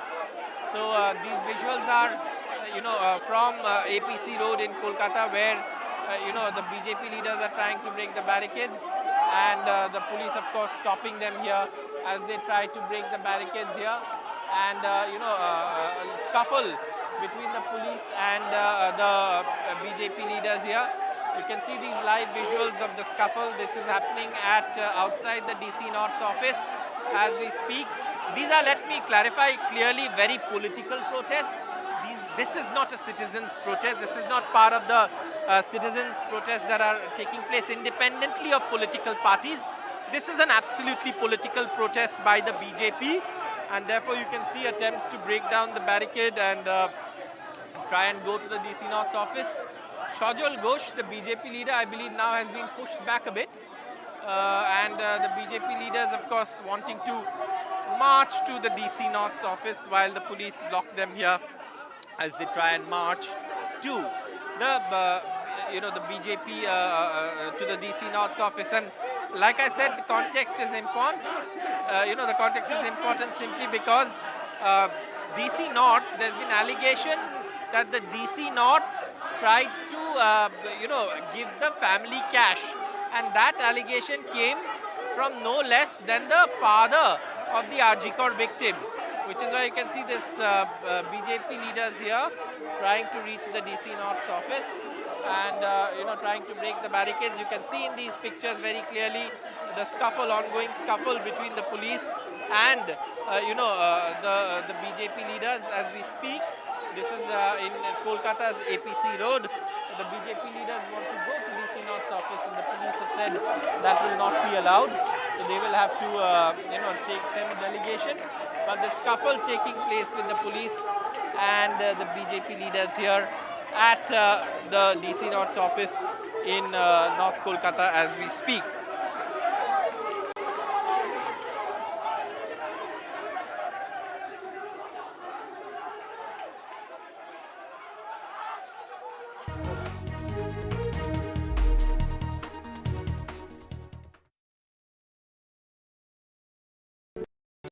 Stay informed and entertained with the new and updated NDTV News app.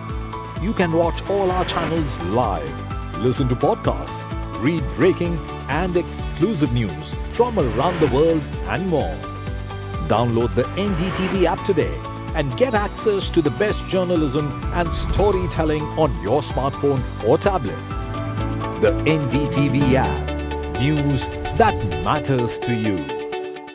Landslide devastation in Kerala's Wayanad. Join NDTV's initiative. Donate for Kerala.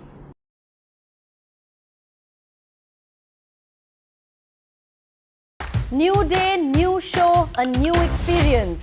Start your day with the news, not views. We bring you stories that matter and impact your life. News that informs and keeps you ahead.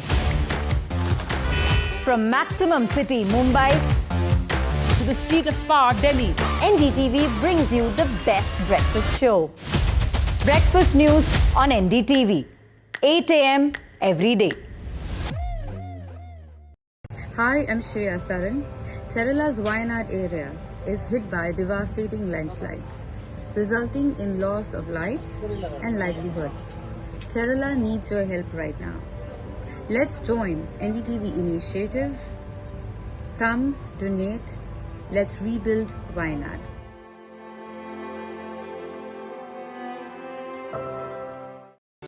Stay informed and entertained with the new and updated NDTV News app. You can watch all our channels live, listen to podcasts, read breaking and exclusive news from around the world and more.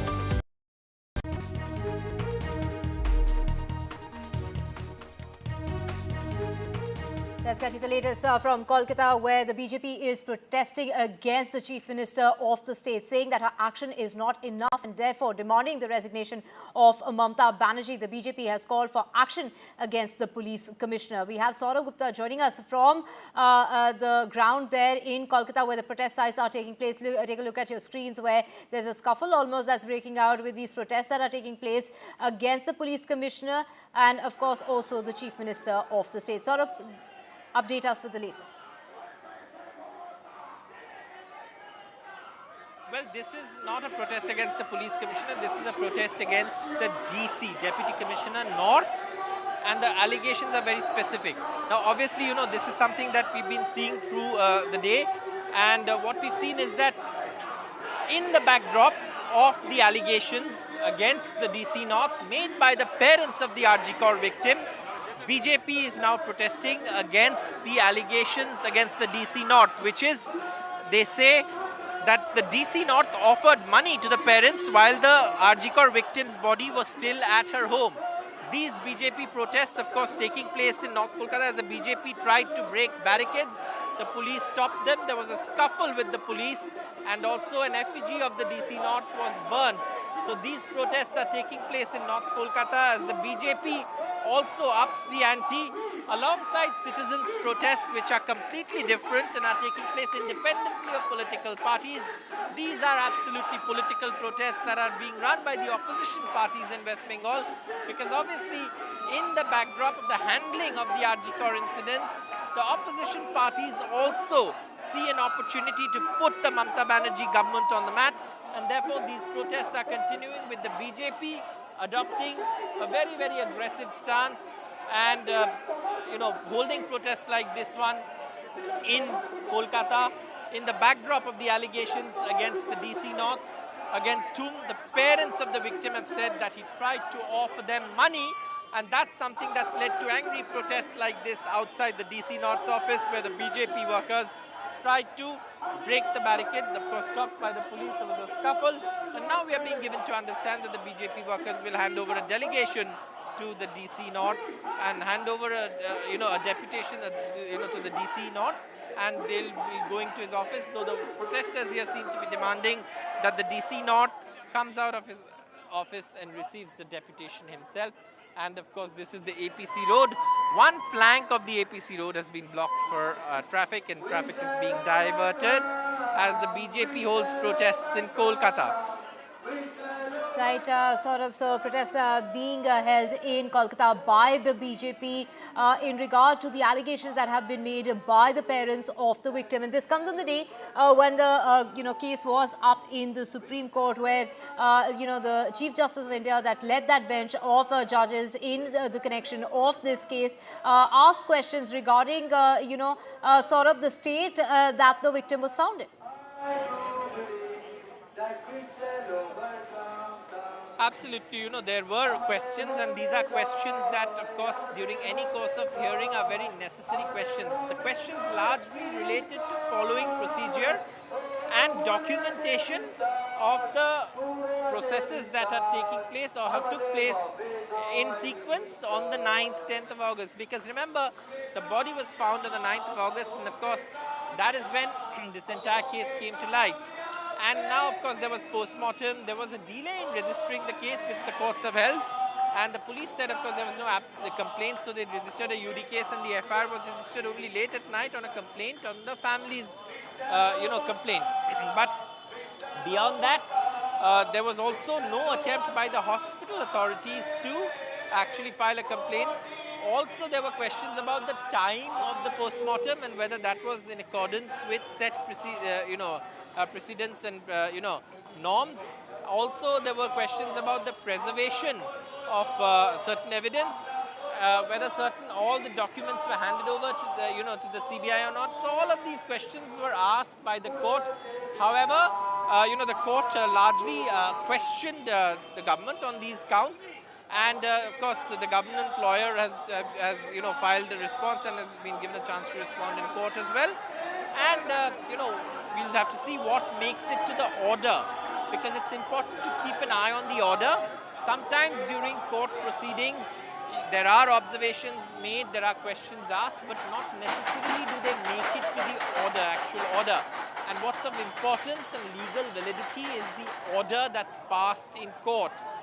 Sometimes questions are asked to get more clarity on certain processes, and today the Supreme Court did have a lot of questions on, the documentation accompanying the processes of handing over the body, postmortem, etc., preservation of evidence, and all of this was read.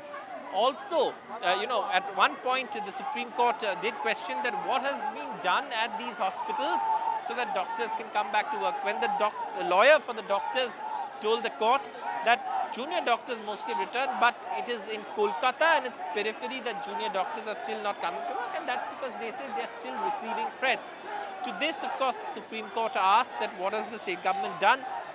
And the Kapil Sibal, the lawyer for the state government, did share what the state government has done. However, the Supreme Court asked for a report, and that report will also be filed. But we'll again have to wait and see what's there in the order today. Today's order is going to be important. But one point that's very important: what are the larger questions in this case of rape and murder? Was there a cover-up? Is anyone being shielded? Are there more accused than the one accused who's been arrested by the Kolkata police itself? Made by the family, and those are questions that everyone hopes the CBI will be able to answer soon. Because in the absence of credible, verified information on the progress of the investigation, there is scope for rumor mongering, fake news, misinformation. And that is something that we've seen in this case as well.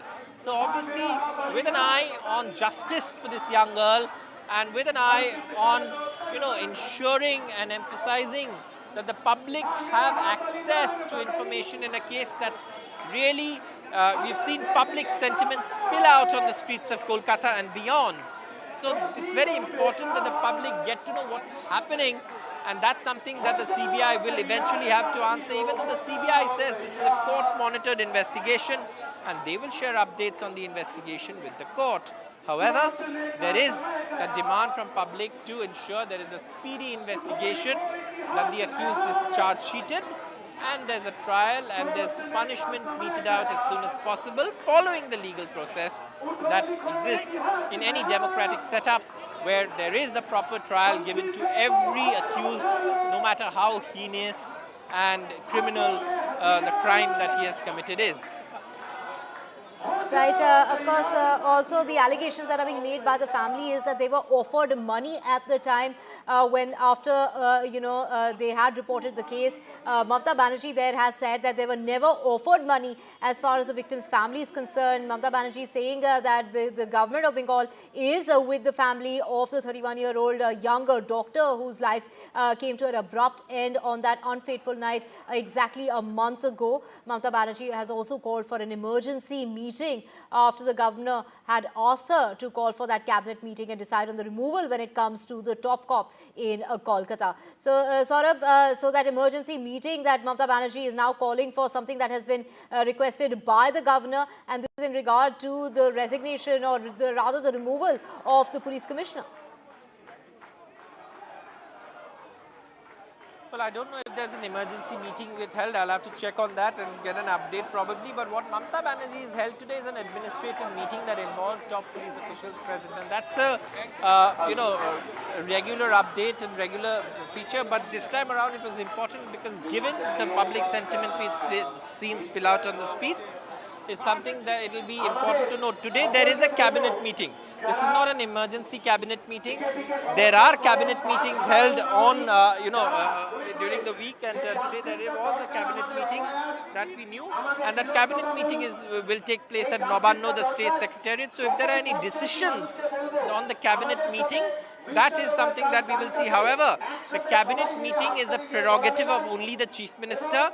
Legally speaking, the governor cannot, do anything about a cabinet meeting. But in this case, what has happened is that the governor has asked the chief minister hold a cabinet meeting and remove the police commissioner, which has been one of the demands of protesters that we've seen on the streets. Whether the cabinet does it, whether the chief minister heeds that advice, is completely her prerogative, and that is something that we will have to wait for the cabinet to decide and take a decision in that meeting of the cabinet. But these are, cabinet meetings. This is not an emergency cabinet meeting as we've, as some have been mentioned. This is a cabinet meeting that's been held at Nobanno, but we'll have to see and wait for updates. Right, but sort of the latest that we're hearing is that Mamata Banerjee, they're clearly denying that no money was really offered to the victim's family. The allegations that are being made by the victim's family is that they were offered money. Also, what the victim's family has gone on to say is that, the last rites were held and that they didn't get to pay for the last rites of their daughter. So, but that is a separate issue. But the issue that they were offered money after, they had reported the case, of course, allegations that are being made by the family, not just in regard to the money, but they've also said that they were trying to destroy evidence as far as the police is concerned from the very start. Yes, that's an allegation that's been made by the family in this case, and the family, of course, is, made that allegation in the public forum. We've had that soundbite of the father who's made that allegation that DC North offered him money and that there was an attempt to cover up. Now, the office of the DC North this is, of course, the office of the DC North, and you can see the BJP protesters here who come to protest against the DC North, given this allegation has been made by the family. But let's just listen in to what the Chief Minister of West Bengal, Mamata Banerjee, had to say on this specific allegation of money being offered to the family. This allegation was made by the family. Let's listen in to Chief Minister Mamata Banerjee on this specific allegation.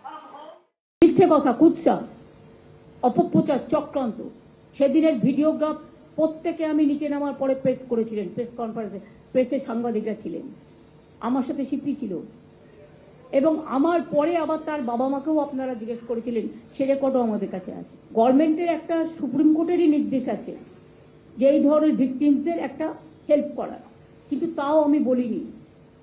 আমি বাবা মাকে যেটা বলেছিলাম on record, যেটা আমি বাইরেও বলেছিলাম, যে দেখুন মৃত্যুর বিকল্প টাকা হয় না। আপনারা খুবই মর্মাহত, আমরাও মর্মাহত, কিন্তু যদি কোনোদিন মনে করেন আপনার মেয়ে স্মারক মেমারির জন্য কোনো ভালো কাজ করবেন, আমাকে বলবেন, আমাদের গভর্নমেন্ট আপনার পাশে আছে। Nothing else. আমি জানি কোনটা কখন বলতে হয়, এবং একই কথা আমি কিন্তু অফিসিয়ালি প্রেসকেও বলেছিলাম। তা সত্ত্বেও যারা কুৎসা করে বেড়াচ্ছেন, আমি সরি, তারা কি চায়? বিচার চায় না বিচারের নামে কেসটাকে ঝুলিয়ে দিতে চায়? কি চায়? And we have Saurabh back with us. Saurabh, we just heard the Chief Minister say that, the allegation as far as money is concerned, that the money was offered to the family is only to slander the government, and that she went ahead and actually told the family that money cannot compensate for the death. Well, what Mamata Banerjee is talking about is her sort of interaction with the family, and of course that day even we went there, and Mamata Banerjee was right when she said that she addressed the press and said the same thing. That's exactly what she said. However, the family's allegation is specifically concerning DC North. If you hear the soundbite of the father, he says DC North offered him money. Now, we don't know whether it's compensation money, what kind of money it is, who offered it, in what capacity, why did the DC not do something like this. This is an allegation in the public domain that has come from no less than the family of the victim. So obviously it's being treated with a lot of seriousness.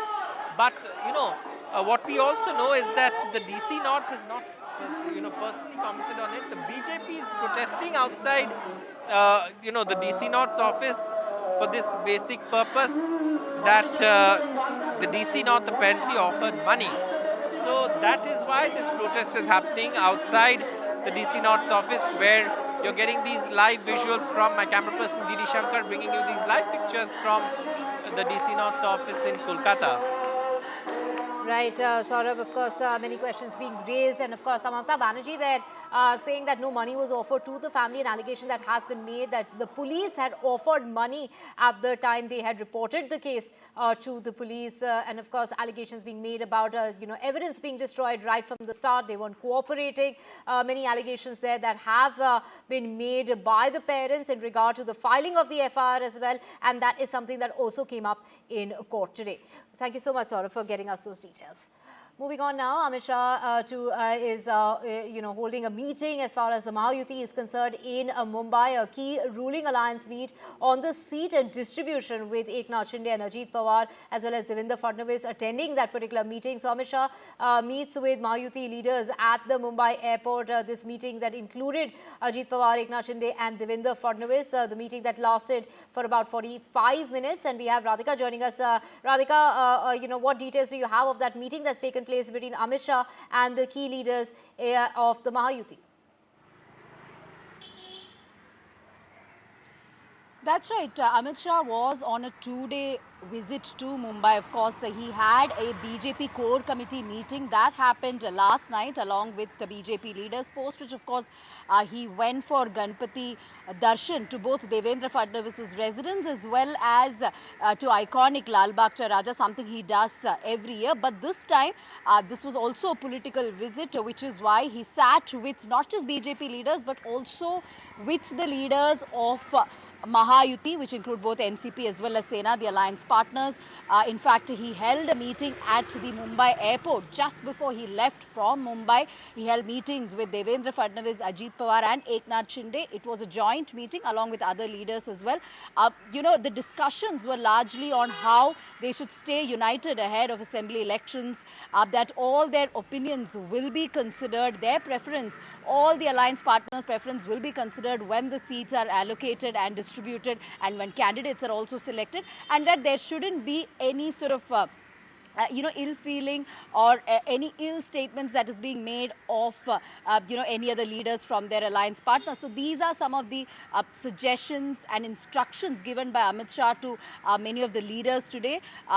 Most likely the final seat sharing decision will be taken in Delhi, where there will be many more joint meetings that will be held. Of course, this is a preliminary meeting that was conducted by Amit Shah along with several leaders of Maharashtra. Of course, he was here on a two-day visit to, for his Ganpati Darshan, and also made it political. We know for a fact that BJP is wanting more than 150 seats in the 288-seat assembly. Sena also wanting close to 100 seats, and Ajit Pawar is looking for about 70 seats.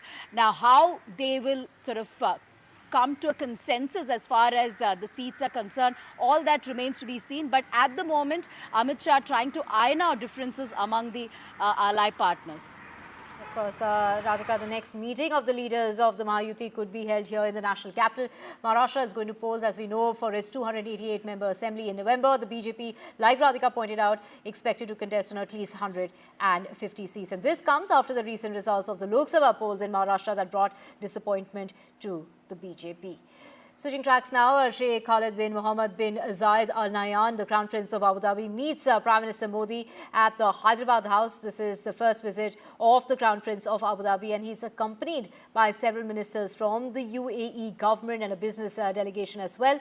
He is expected, in fact, to be meeting with Draupadi Murmu as well, and he will be visiting the Rajghat to pay his tribute to Mahatma Gandhi. So, very key meeting there coming up that has taken place place with the Prime Minister and the Crown Prince of Abu Dhabi. There visuals on your screen of that meeting that took place of the Prince with the Prime Minister here in the national capital. And this is a very crucial meeting in order to hold bilateral talks as well.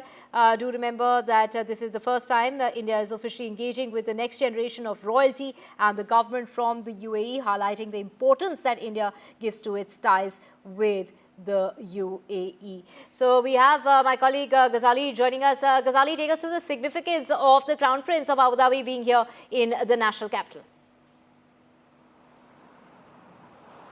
See, this trip is very significant because for the first time, India is extending a warm hand of friendship to the second generation of leadership in UAE. He is the Crown Prince Sheikh Khalid. His father is the president and the king of the UAE right now. And as and when the generational shift happens, Sheikh Khalid is going to be the king of United Arab Emirates. And that is why India's position right now to host the second generation of the leadership from UAE is very significant, considering the fact that India and UAE's bilateral ties have swelled over the years, and in the last 5 years, the Prime Minister of India had multiple bilateral meetings with the UAE's king.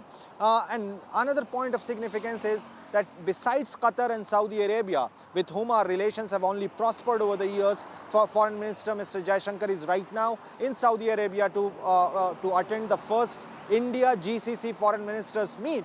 UAE's Crown Prince being in India, holding meeting with Indian Prime Minister assumes significance considering the diaspora we have there, considering its influence in OIC, the Organization of Islamic Countries, where Pakistan wields a lot of influence, and to sort of counter that influence, India's closeness to UAE and having one very powerful nation from West Asia on our side will always be helpful.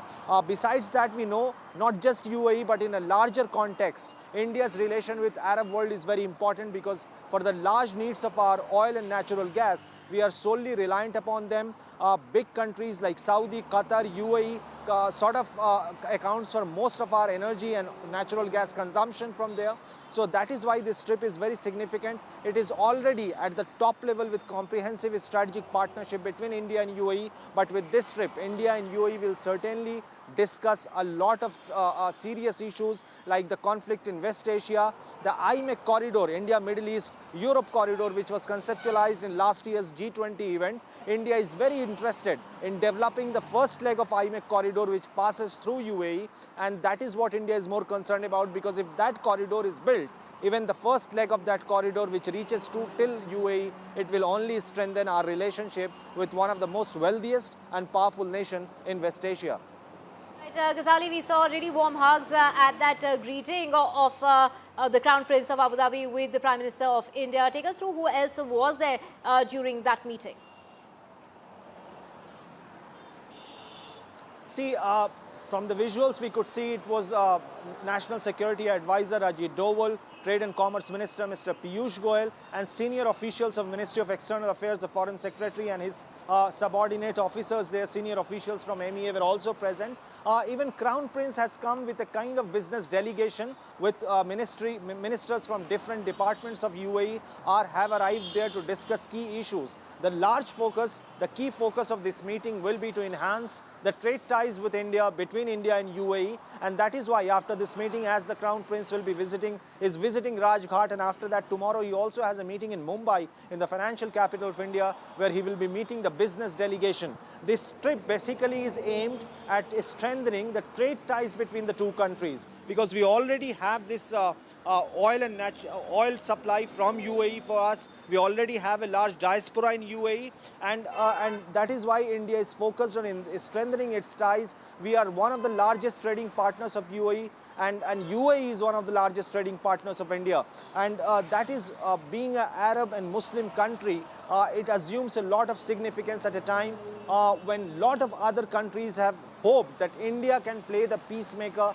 in other global conflict. West Asian nation like Israel and Hamas conflict is going on. Amid that, India has managed to balance its relations not only with Israel, but different Arab countries as well as Iran. So the biggest challenge for India is to navigate through these challenging times, is tough times, to assure that they are with everyone. So this kind of foreign policy is only possible when India can develop its ties with more other countries, and that is very significant, that even in troubled times, India is not unlike the other Western nations who are in wait and watch policy mode, that they will only initiate discussions, they will only initiate any peace building effort until they are asked for. India is certainly going a step forward, is strengthening its ties in the Arab world with Saudi Arabia, with UAE, with Qatar, and these are very powerful countries in that region where they hold a lot of significance on a smaller countries and the smaller region there. That is why this particular summit, this particular meeting of Crown Prince, his visit to India assumes significance. Right, Ghazali, of course, this comes on the heels of that visit of the Prime Minister in February. The Prime Minister was visiting the UAE. And of course, in regard to that visit that was held, they had discussions with the UAE President on the India-UAE bilateral relations and witnessed the exchange of 8 agreements. Thank you so much, Ghazali, for joining us with the details. Switching tracks now to Rahul Gandhi, who is in the United States on a 3-day visit. He made a speech at the University of Texas, hitting out at the BJP and the RSS, attacking the BJP and the RSS ideology, saying that they want women to stay in the kitchen. He also went on to say that the fear of the BJP has vanished immediately within minutes of the election result. In fact, Rahul Gandhi has also gone on to say that he believes that the RSS believes that India is one idea, but he has gone on to correct the ideology, saying that we believe that India is a multiplicity of ideas, and love and respect and humanity is the role that Rahul Gandhi is now playing in the Indian politics. Let's listen in. This is part of the ideological fight between the BJP and us, right? The BJP and the RSS believe that women should be restricted to a particular role. They should stay at home, they should cook the food, they should not talk too much, right?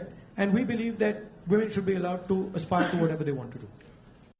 And Rahul Gandhi also went on to talk about his Bharat Jodo Yatra and how it changed his perspective when it comes to his views on politics. He also spoke about the IT industry in India and saying that AI really poses to be a very serious issue when it comes to the IT industry here in the country. Let's listen in. Every time you get a new technology, the argument is made that it's going to take jobs away, right? When computers first came, it's going to take jobs away. When calculators first came, it's going to take jobs away. I'm not of the view that jobs will vanish, but different type of jobs will be created, and different types of systems will benefit more or less, right? I think, for example, the IT industry in India is going to have a real big, serious problem because of AI. So it's going to hit different people differently. It's going to take away some jobs. It's going to add some jobs. And if you're positioned properly, it's an opportunity. And if you're positioned badly, you're in trouble. And with that, we're sitting in a very short break. News and updates will continue on the other side. Keep watching NDTV 24/7.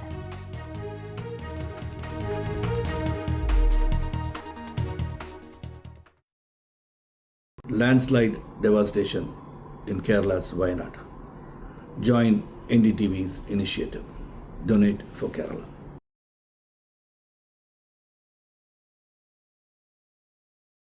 New day, new show, a new experience. Start your day with the news, not views. We bring you stories that matter and impact your life. News that informs and keeps you ahead. From Maximum City, Mumbai, to the seat of power, Delhi, NDTV brings you the best breakfast show. Breakfast news on NDTV, 8 a.m. every day. Hi, I'm Shreya Saran. Kerala's Wayanad area is hit by devastating landslides, resulting in loss of lives and livelihood. Kerala needs your help right now. Let's join NDTV initiative. Come, donate. Let's rebuild Wayanad.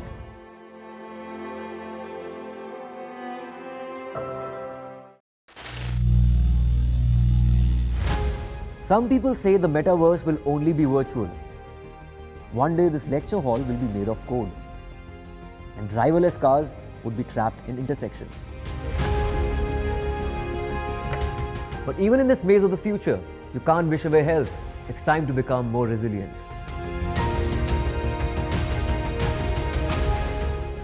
"10 years of Banega Swasth India, we have grown and achieved so many milestones.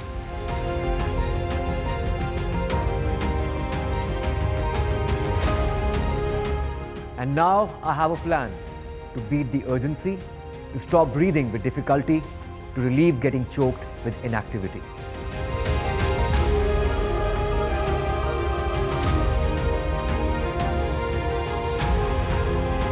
Energize our government, our environment, our society, and ourselves.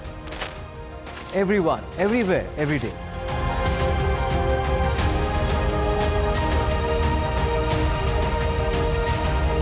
Banega Swasth India. One world hygiene.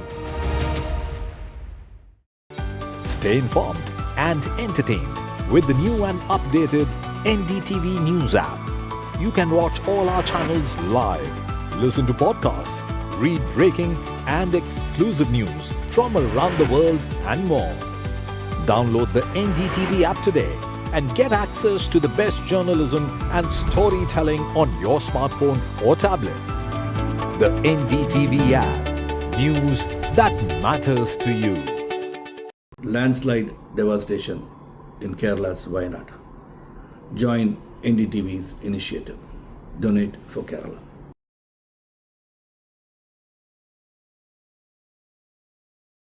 New day, new show, a new experience. Start your day with the news, not views. We bring you stories that matter and impact your life. News that informs and keeps you ahead. From Maximum City, Mumbai, to the seat of power, Delhi, NDTV brings you the best breakfast show. breakfast.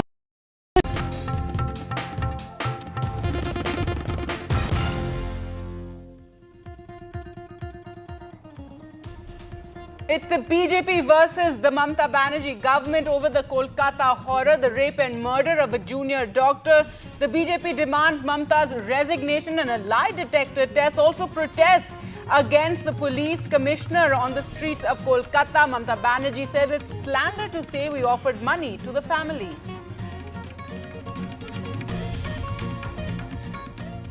The Supreme Court scathing observations in the Kolkata case. It says that the incident, despite thousands of CCTVs having been installed there, also one document of the autopsy is in focus.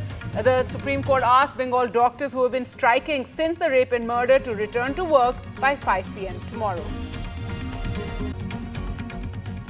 The government monitors increasing festival airfares. The Civil Aviation Minister says we are keeping an eye on all airlines as we go into the festival season. A message to the airlines: don't charge exorbitant fares. The centre's Mpox advisory to states after the first case of suspected Mpox has been recorded yesterday. The central advisory says screening and testing, contact tracing, as well as prevent undue panic among the masses. And the pollution monitors data cites gradual progress in some areas. The CPCB says 21 cities saw 40% reduction of particulate matter 10 in the last 6 years. That's a key pollutant. Mumbai, Varanasi air improved, but most cities still don't meet global standards. Delhi, Kolkata and Jaipur air is far from acceptable, says this latest report.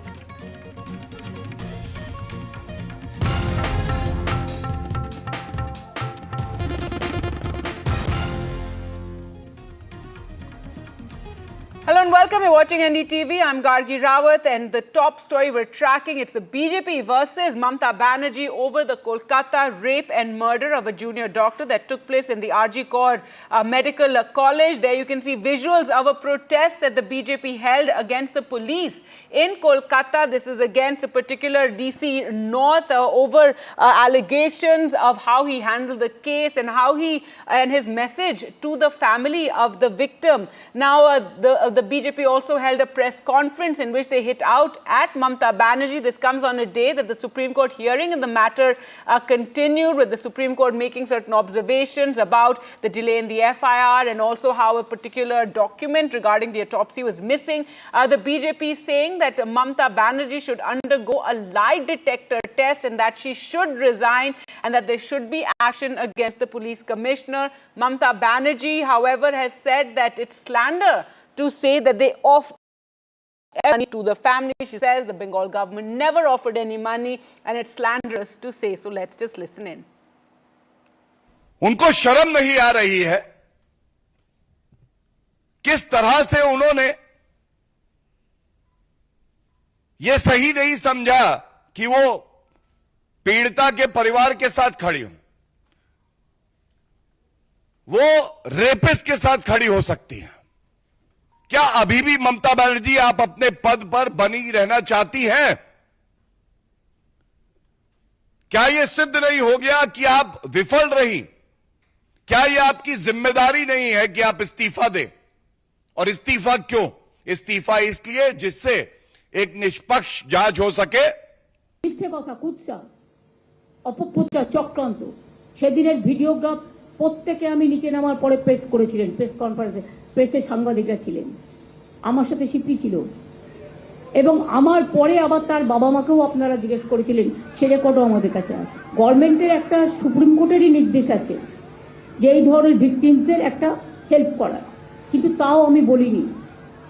আমি বাবা মাকে যেটা বলেছিলাম on record, যেটা আমি বাইরেও বলেছিলাম, যে দেখুন মৃত্যুর বিকল্প টাকা হয় না। আপনারা খুবই মর্মাহত, আমরাও মর্মাহত, কিন্তু যদি কোনোদিন মনে করেন আপনার মেয়ে স্মারক মানে মেমারির জন্য কোনো ভালো কাজ করবেন, আমাকে বলবেন, আমাদের গভর্নমেন্ট আপনার পাশে আছে। Nothing else. আমি জানি কোনটা কখন বলতে হয় এবং একই কথা আমি কিন্তু অফিসিয়ালি প্রেসকেও বলেছিলাম। তা সত্ত্বেও যারা কুৎসা করে বেড়াচ্ছেন, আমি সরি, তারা কি চায়? বিচার চায় না বিচারের নামে কেসটাকে ঝুলিয়ে দিতে চায়? কি চায়? All right, let's go across to Saurabh now, who's been tracking all these developments. And Saurabh, on the streets, this protest once again by the BJP. It's been a month since the rape and murder of the junior doctor. And now the BJP coming out with this very strong attack against Mamta Banerjee, saying she should undergo a lie detector test and that she should resign. Mamta, on her part, saying that it's slanderous to say that money was offered by the state government to the family of the victim.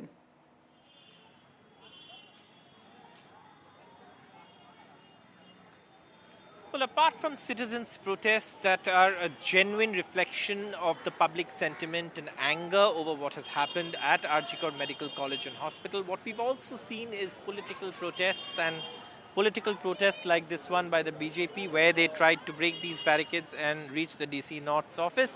And of course, they were stopped by the police, following which a deputation was handed over to the DC North. Why is the DC North important here? That's the context that Mamta Banerjee was talking about. Now, the members of the family of the victim have made a very serious allegation, specifically naming DC North, saying he offered them money. In the context of that, of course, the Chief Minister clarified that there was no money offered and that this is, what she called kutsha, which is basically, falsehood and, slander. But in all of this, also there have been protests, like I said, of citizens and then political protests, because this has also become a political fiasco now. Usually this is BJP versus TMC over this case. But on the other hand, there are genuine citizens' protests that are taking place irrespective of political parties. In fact, in some of these doctors' protests, like, members of political parties have been chased away. Abhijit Ganguly, the MP of the BJP, was given go-back slogans when he tried to reach that doctor's protest site. So all of these incidents have taken place, and there are questions that were raised in the Supreme Court as well. Questions over processes, documentation that accompanies these processes, and evidence preservation. And all of these questions are come up in the context of the questions that have been in the public mind that has led to so many public protests. Namely, was there a cover-up? Are there more people involved? And of course, we've seen a tweet from the Trinamool saying that the CBI has concluded that there was no one else involved. But was there a cover-up? Was there an attempt to tamper with evidence? These are questions that the CBI still has to answer. It has to, of course, close its investigation, start a trial, file a charge sheet so that the accused is punished and justice is actually given to the victim's family and to others who've been protesting against this incident. But again, the CBI says it's a court-monitored investigation, so they will share updates with the court. They have till next week, again, to file that status report. The state government also has been asked to file a report on what actually has been done to ensure there is safety of doctors.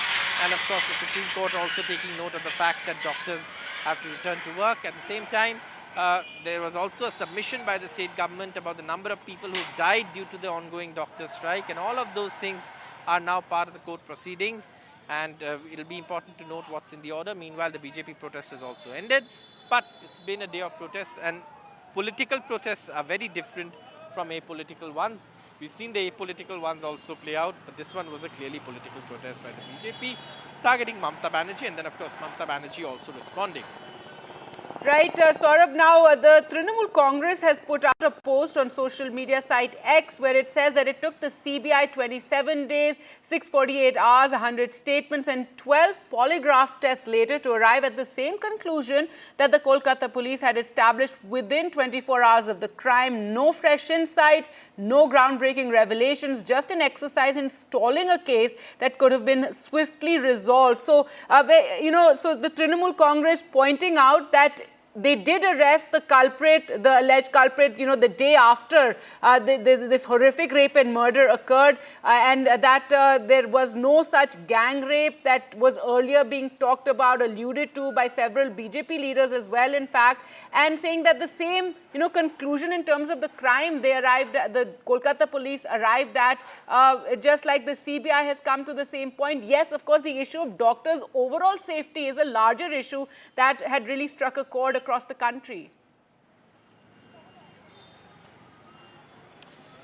One of the questions is motive, and there were conspiracy theories about the motive, there were conspiracy theories about the crime, gang rape, what was the motive, all of those things are in the realm of speculation. However, what is the evidence suggesting? That there was one person who did this crime? Now, like I said, there are questions about an alleged cover-up, questions about evidence tampering. All of these things have been responded to and is in the realm of investigation by the CBI. But you can see, of course, all of those questions have also prevailed in the minds of people. But obviously, the fact now it seems pretty clear that there was no, gang rape and all of those things are being ruled out by the CBI as well. But obviously, the public perception, and one of the reasons for the public perception which seemed to suggest that there was more to what was than what the Kolkata police had investigated, was also because of the manner in which this case was handled. For example, the reinstatement of Sandeep Ghosh, that really led to a lot of people questioning that why was the government in such a hurry to reinstate him. And these are questions that the government will have to answer. However, it seems that the Trinamool Congress also has put that out very clearly, that the Kolkata police has got the right person. There is evidence. The Kolkata police in the beginning had said that we have very strong evidence, physical, circumstantial, electronic evidence against him and forensic evidence. So all of that is there, and that's very clear that this was a case that's been resolved by the Kolkata police. And yes, the CBI seems to have more or less arrived at the same conclusion. However, answers on whether there was a cover-up, etc. are still awaited. All right, thanks so much, Saurabh, for joining us with all those developments there. And let's take you through what happened in the Supreme Court today. The Supreme Court took up the matter once again for hearing.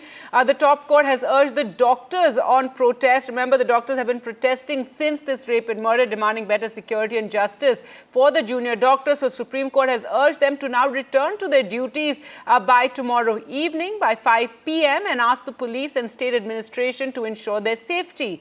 The top court, however, however, did caution that doctors could be liable for disciplinary action if continuous abstention from work continued. It has been a month since the rape and murder. Doctors continue to protest in West Bengal. The court said, we know what is happening on the ground, but doctors must now come back to work. They cannot say senior doctors are working, so we will not work. We have put everyone on notice, is what the top court said, that protests can't be at the cost of their duties. Now, remember, it has been pointed out how many, the common man is suffering in terms of treatment at the hospitals. The emergency services are, of course, continuing. Also today, during today's hearing, the Supreme Court pointed out various discrepancies, such as the absence of a post-mortem report challan, the filing of the FIR 14 hours late, and differences in timelines of the general diary entries by both sides. The court also asked that all photographs of the victim be taken off social media in order to respect her dignity and privacy. NDTV Sunil Prabhu spoke with one of the petitioners. It's been an interesting day in the Supreme Court. The Chief Justice of India directing junior doctors and other doctors who are protesting to return to work by 5 o'clock tomorrow, and also making it clear that those who are protesting will have to follow certain norms, saying that there has been a delay of nearly 14 hours since the first information report was lodged. And to get more is somebody who's been a petitioner or an intervener in this entire case after the Supreme Court took suo moto. You heard today, as the Chief Justice of India was pointing out and your lawyer was pointing out, there has been a missing document. What exactly are you trying to refer to? I am one of the petitioner. My name is Vijay Kumar Singhal. In postmortem report, something is challan and form is there. They have to fill up before sending for postmortem. They will sign the date and timing. After receiving by the doctor for postmortem, they will sign and receive date and timing. After completing the postmortem, they will sign and date and timing. But challan is missing in the report. They have not handed over to the CBI. CBI is also denying that they have not received the challan and form. And West Bengal Government Council, Mr. Sibal, also have no. But yes, your lawyer said that in the Calcutta High Court it was part of the proceeding. Yeah, in Calcutta High Court hearing, it is the part of the case diary, and they have mentioned. Why isn't it in the CBI when they handed over? Why is this missing document not there? We don't know why they have not given to the CBI, and CBI have not received the challan and postmortem report copy, and there is some lacuna in the report. If they will produce in the next hearing, after that the Chief Justice will decide where is the lacuna or there is. Chief Justice also said this is under investigation, being looked at. So what exactly is your main point that you're trying to put across to the Chief Justice of India's bench? My advocate say that one FIR is lodged before doing the postmortem report. FIR is missing. Maybe FIR is there, and second FIR they are saying that after 14 hours of the incident they have lodged in the midnight 11 something, and that's why before doing the postmortem and forensic team, without lodging the FIR, they can't do the forensic investigation. So here you have it. This is a part of another continuous probe that will take place. The Chief Justice of India has asked the CBI to report back within a week. On Tuesday, they will take up and look at the status report of the entire probe. With camera person Sunil Prabhu, NDTV.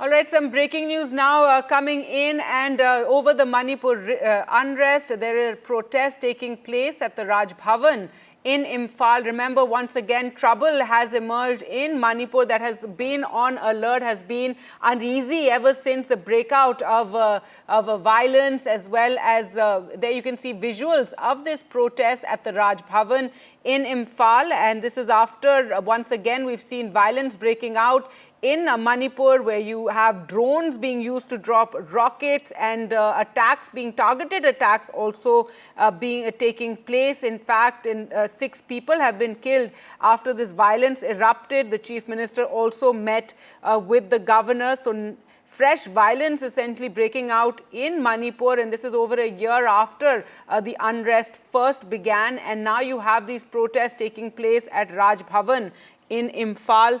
Earlier, 6 people were killed in the Jiribam district as there's no let up in this ethnic violence that is really at the heart of the violence that we have been seeing and the disturbances in Manipur that have been taking place. Now, the Chief Minister also met with the governor earlier. This violence first broke out in May last year.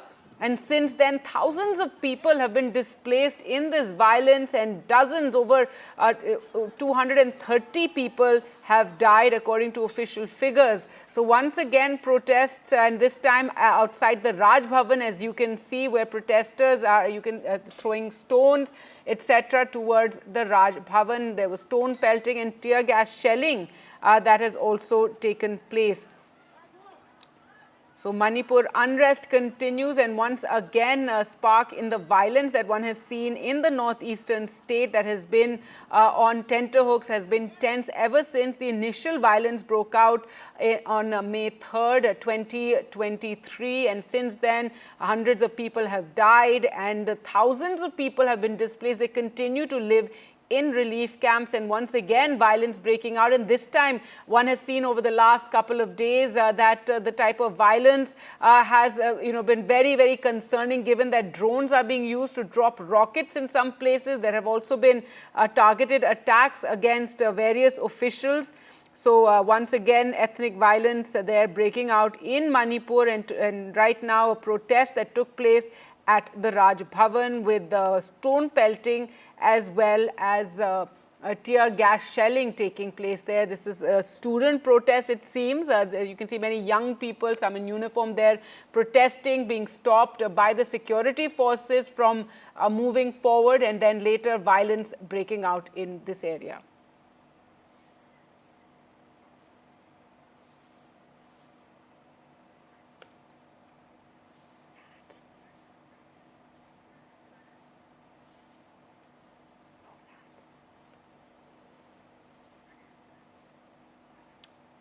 So there you can see outside the Raj Bhavan, a protest march there taking place, and then after they were stopped, some trouble, stone pelting as well as tear gas shelling taking place at the Raj Bhavan in Imphal. Once again, violence sparking in Jammu and in Manipur, where we have seen trouble since May last year, and the trouble has been ongoing now. So no let up in this ethnic violence that has been seen in Manipur. The Chief Minister also met with the governor as well.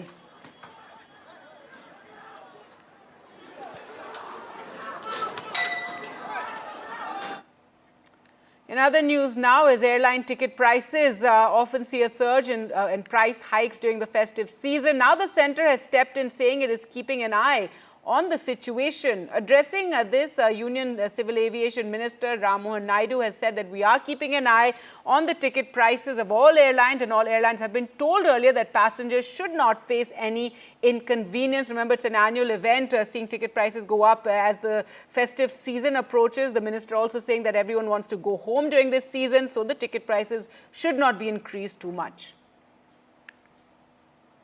हम ज़रूर airlines वालों से बात कर रहे हैं, तो हमें वो सेंसिटिविटी को आगे बढ़ा रहे हैं कि इस तरह के समय सब लोग अपने घर जाना चाहते हैं, सब लोग अच्छे तरीके से त्यौहार बनाना चाहते हैं। तो हमने या वेस्ट बंगाल हो या केरला हो, कहीं और भी कोई भी त्यौहार हो, हम लोगों की यही कोशिश रही है कि हम एयरलाइन वालों से बात करें, उनको ये सिचुएशन समझाएं कि इसका दुरुपयोग ना करें, अच्छी तरह से वो प्राइसेस सीमित रखकर उनको भी वो सुविधा दें। तो हम अपनी तरफ से जो चीज़ें करनी चाहिए वो सब कर, अगर जहाँ पे भी नज़र आता है कि कहीं से कुछ ज़्यादा ही प्राइस बढ़ रहा है, तो उस टाइम मिनिस्ट्री की तरफ से थोड़ा सजेस्टिवली जो करना होगा। Let's go across to Vishnu Shom for more on this story. And Vishnu, it is an annual event, this surge in air prices during the festive season. But the minister, they're saying that we have asked airline companies not to, and we're keeping an eye on it, and we've asked them not to increase the prices too much. Well, that's all he can actually do, Gargi, because there's not much of a stick that he can wield. Prices are entirely deregulated. And you know, there was an act which was a 1994 act that has gone away now, so it is a free market economy. But that said, what the minister says is an important message to airlines, that let there not be a runaway increase in prices. There are certain areas which the government can intervene. For example, if there are unfair trade practices, if spot fares all of a sudden unfairly go up. But by and large, when it comes to an industry-wide pricing regimen, there isn't one. And so it's just an appeal from the government to airlines saying that, look, we do know that there is a rush right now, don't take advantage of it. And of course, airlines also realize that there is heavy demand and therefore they can fill their aircraft. And if they fill their aircraft, they recover their costs. In fact, they earn a profit as well. It's that margin of the profit which is really in question. There are 4 major airlines in India. There is Indigo, the market leader. Air India is now consolidated with Vistara, Air India Express, and Air India itself, and Air India Express. And of course, Akasa, which is a smaller airline, but it's growing quite rapidly, but nowhere as large as Air India or Vistara. And of course, Spice, which is in all sorts of trouble at this stage. So they do continue to maintain about 125 flights each day. So these are just 4 airlines. There isn't more than that on the primary routes across the country. Therefore, if one large airline acts in a particular way, we often see the competition also increase their prices, and then it gets into a situation which everybody wants to avoid. But hopefully there won't be anything out of the ordinary this time around. There has been an increase in fares already, but those are one-way fares by and large. And there are some sectors where prices have actually come down. So are we seeing anything monumental by way of raises in ticket prices now? Not yet. Let's hope that doesn't happen. All right, Vishnu, thanks so much for joining us with those details, and that's all we can do. Hope that it doesn't happen. But moving on to political news now, and news coming in on the Haryana elections. Breaking news there with the Aam Aadmi Party releasing its first list for the this even as the AAP has been in talks with the Congress, remember, for a tie-up last couple of days. Our reporters have been bringing you how negotiations are underway, how the Congress is offering 5 to 6 to 7 seats perhaps to the Aam Aadmi Party. But now the AAP going ahead and releasing a list of 20 candidates for the Haryana election. Let's go across to Gurpreet now for more on this story. And Gurpreet, the AAP really, it's like a chess game, making its one big move there, announcing a list of 20 candidates, perhaps to make sure the Congress does come to the table in terms of the tie-up and finalize. Well, that is the scene which we can understand and read in between the lines. We have seen that 20 candidates have been announced by Aam Aadmi Party. What we have learned in the early morning, there was some development because one of the leaders from Aam Aadmi Party has just joined the BJP. And after that, it seems there was a lot of pressure which was mounted by the Aam Aadmi Party workers as well as the leaders who are working in the various constituencies of Vidhan Sabha, so that they should not drift their vote back to another party. So that could be possible reasons why 20 candidates have already been declared. And of course, we have seen for the last so many days, multiple meetings are being held between the Congress and Aam Aadmi Party to discuss about the political strategy. And what we can understand, for the ticket sharing, there was a debate which was going on between Congress and Aam Aadmi Party. And one side, what we have learned from inside sources, around 10 seats they were demanding from the Congress, but Congress was not willing to give it.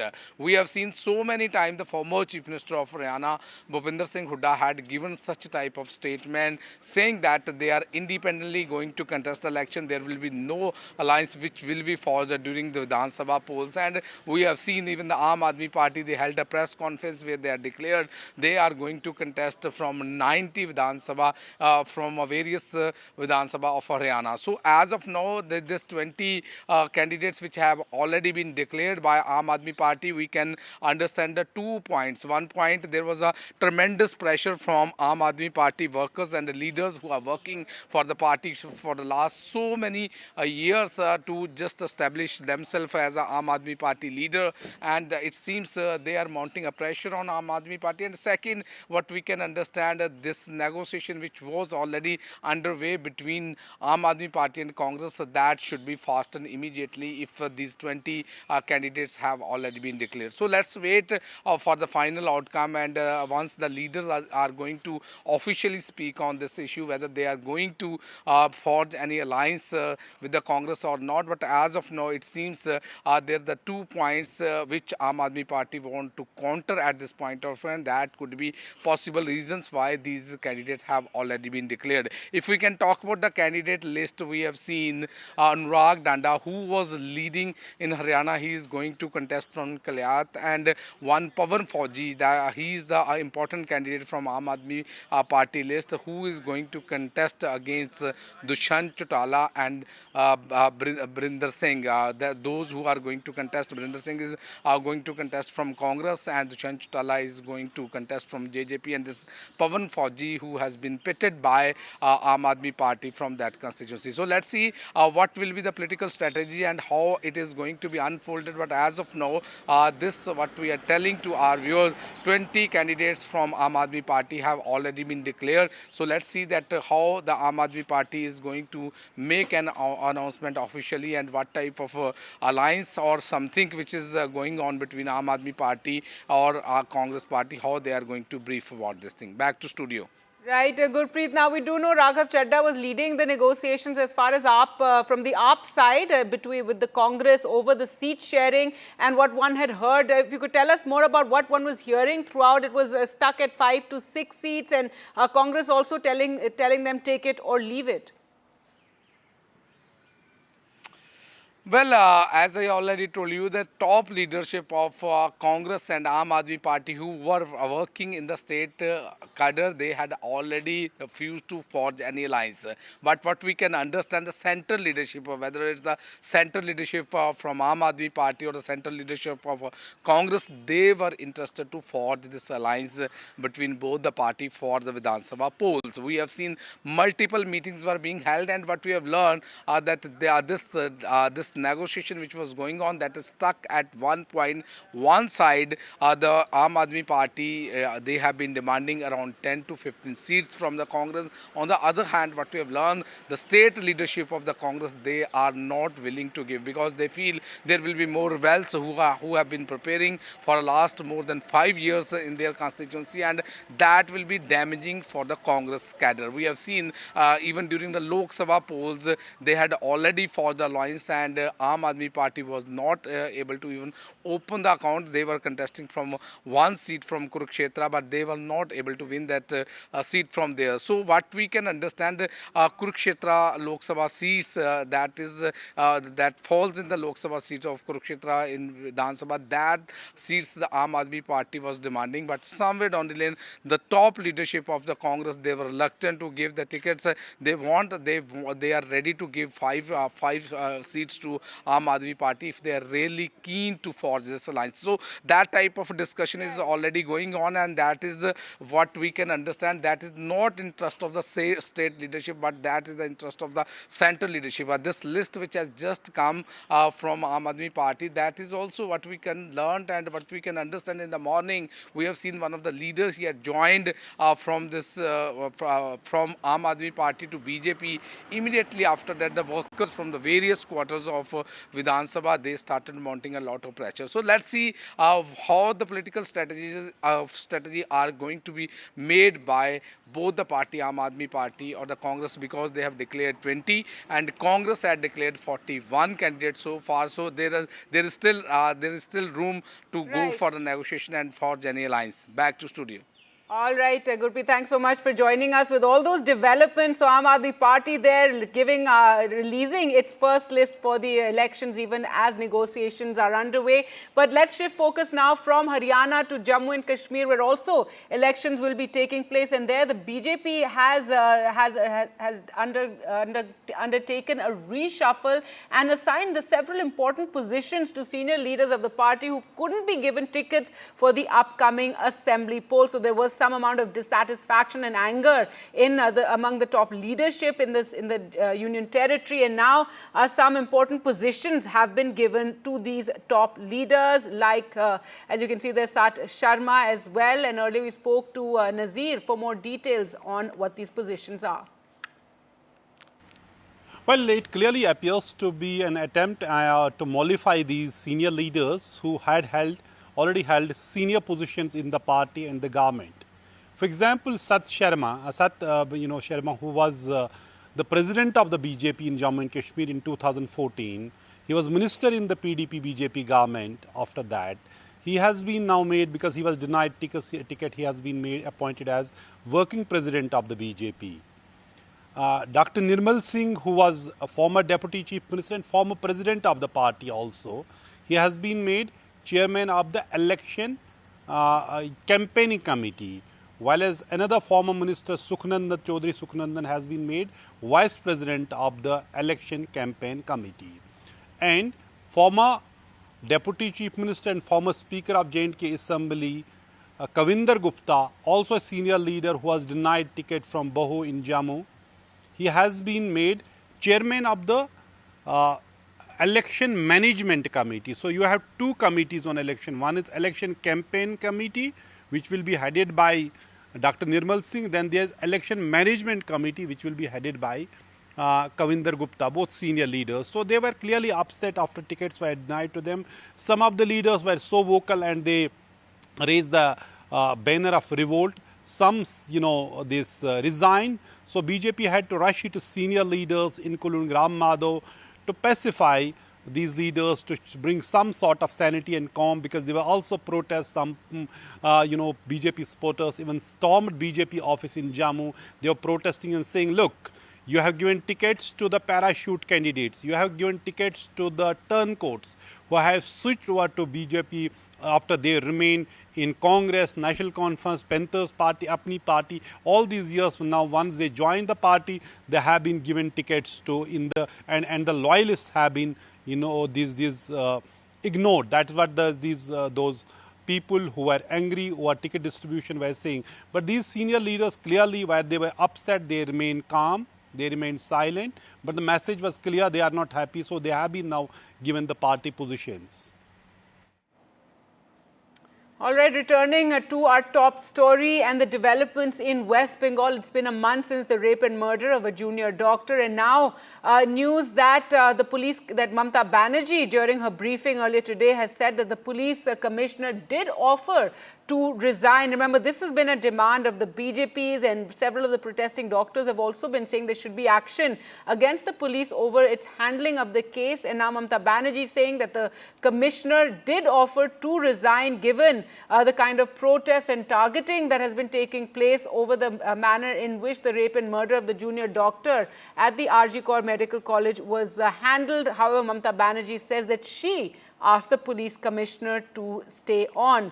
The BJP held a protest today, in fact, where they said the police failed to discharge duties, and they, in fact, were targeting the DC North over the handling of the case. Also, remember, there have been these allegations that the police tried to put pressure on the parents of the victim. That is something the BJP has also taken up, and the family too has spoken about their dissatisfaction on how the case was initially handled by the police. Now, BJP today hit out at Mamata Banerjee, and while they asked for her resignation, they also said that action should be taken against the police commissioner. However, Mamata Banerjee hit back, saying that she has asked the police commissioner to stay on, though she did admit that the police commissioner did offer to resign. Remember, Mamata Banerjee has been under fire for the handling of this case. It's been a month since the rape and murder of the junior doctor. Let's just listen in to what Mamata Banerjee had to say.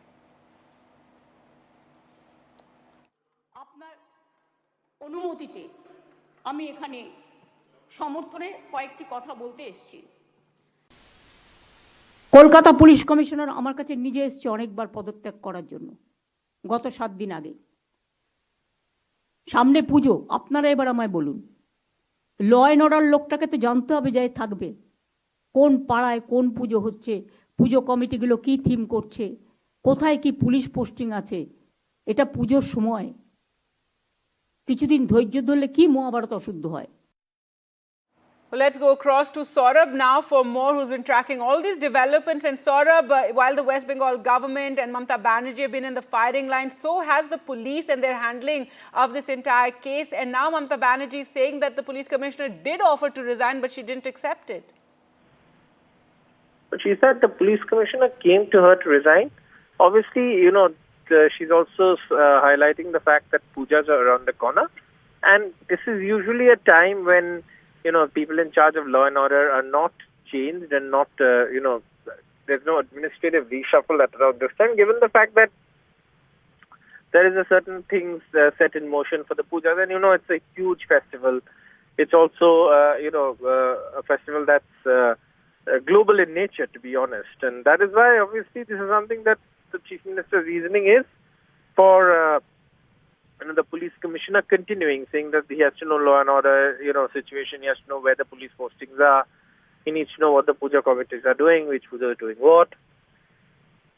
So obviously, the police commissioner at this point, has got the backing of the Chief Minister, and of course, he continues in office, even though there have been demands for his resignation, and the Chief Minister of West Bengal outlining the reasons for doing that, in spite of the several demands from several groups to asking for his removal. In fact, if you remember, a few days ago, a group of doctors had marched the Lal Bazar demanding the police commissioner's resignation. They'd even gifted a spine and handed over the deputation to him personally. But obviously, there is, the police have also maintained that they've done a thorough probe. And in fact, today you see the Trinamool on the offensive also saying that, look, whatever the Kolkata police did in the investigation, the CBI investigation has not moved beyond that. So in that context, really, the police commissioner, has the backing of his boss, the Chief Minister. And the Chief Minister outlining the reasons for not, even with the police commissioner coming to her to resign, the Chief Minister outlining the reasons why he should continue as police commissioner for law and order and especially law and order ahead of the pujas. All right, Saurabh, thanks so much for joining us with those details. So Mamta Banerjee there saying that the police commissioner did offer to resign, but she refused. She asked him to stay on. She also said this is not the time to change the police commissioner, as Kolkata and West Bengal, Kolkata going into the Pujo season, and law and order is a big issue as well as security concerns. However, remember, the BJP has been targeting both Mamta Banerjee and the police commissioner over their handling of the rape and murder of the junior doctor. With that, we'll slip into a short break. Coming up on the other side, Amit Shah holds a meeting of the Mahayuti in Mumbai. We'll get you all the details.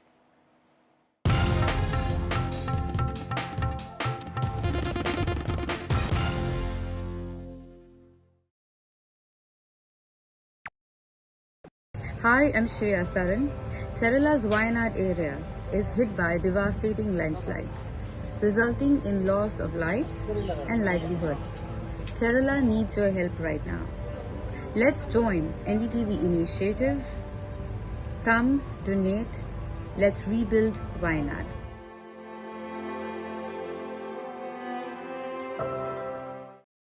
Stay informed and entertained with the new and updated NDTV News app. You can watch all our channels live, listen to podcasts, read breaking and exclusive news from around the world and more. Download the NDTV app today and get access to the best journalism and storytelling on your smartphone or tablet. The NDTV app. News that matters to you. Landslide devastation in Kerala's Wayanad. Join NDTV's initiative. Donate for Kerala.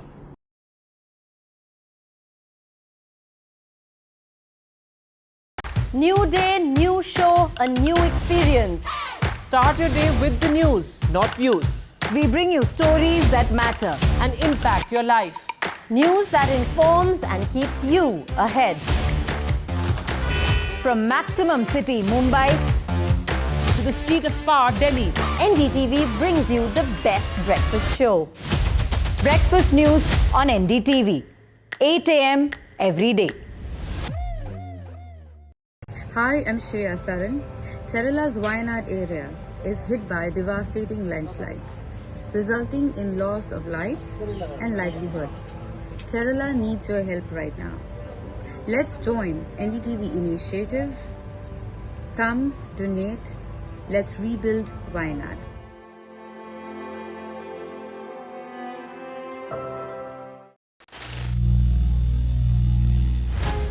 Some people say the metaverse will only be virtual. One day this lecture hall will be made of code.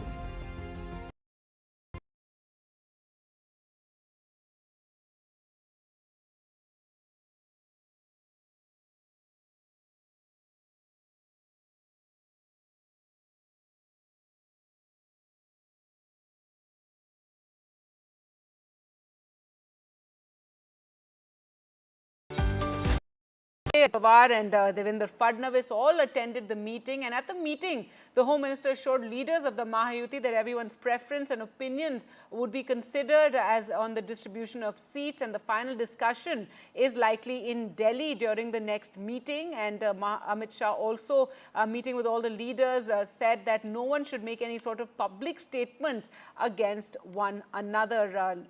Earlier we spoke to Radhika for more details on this meeting. Had a BJP core committee meeting that happened last night along with the BJP leaders, post which of course he went for Ganpati darshan to both Devendra Fadnavis's residence as well as to iconic Lal Bagh Cha Raja, something he does every year. But this time this was also a political visit, which is why he sat with not just BJP leaders but also with the leaders of Mahayuti, which include both NCP as well as Sena, the alliance partners. In fact, he held a meeting at the Mumbai airport just before he left from Mumbai. He held meetings with Devendra Fadnavis, Ajit Pawar and Eknath Shinde. It was a joint meeting along with other leaders as well.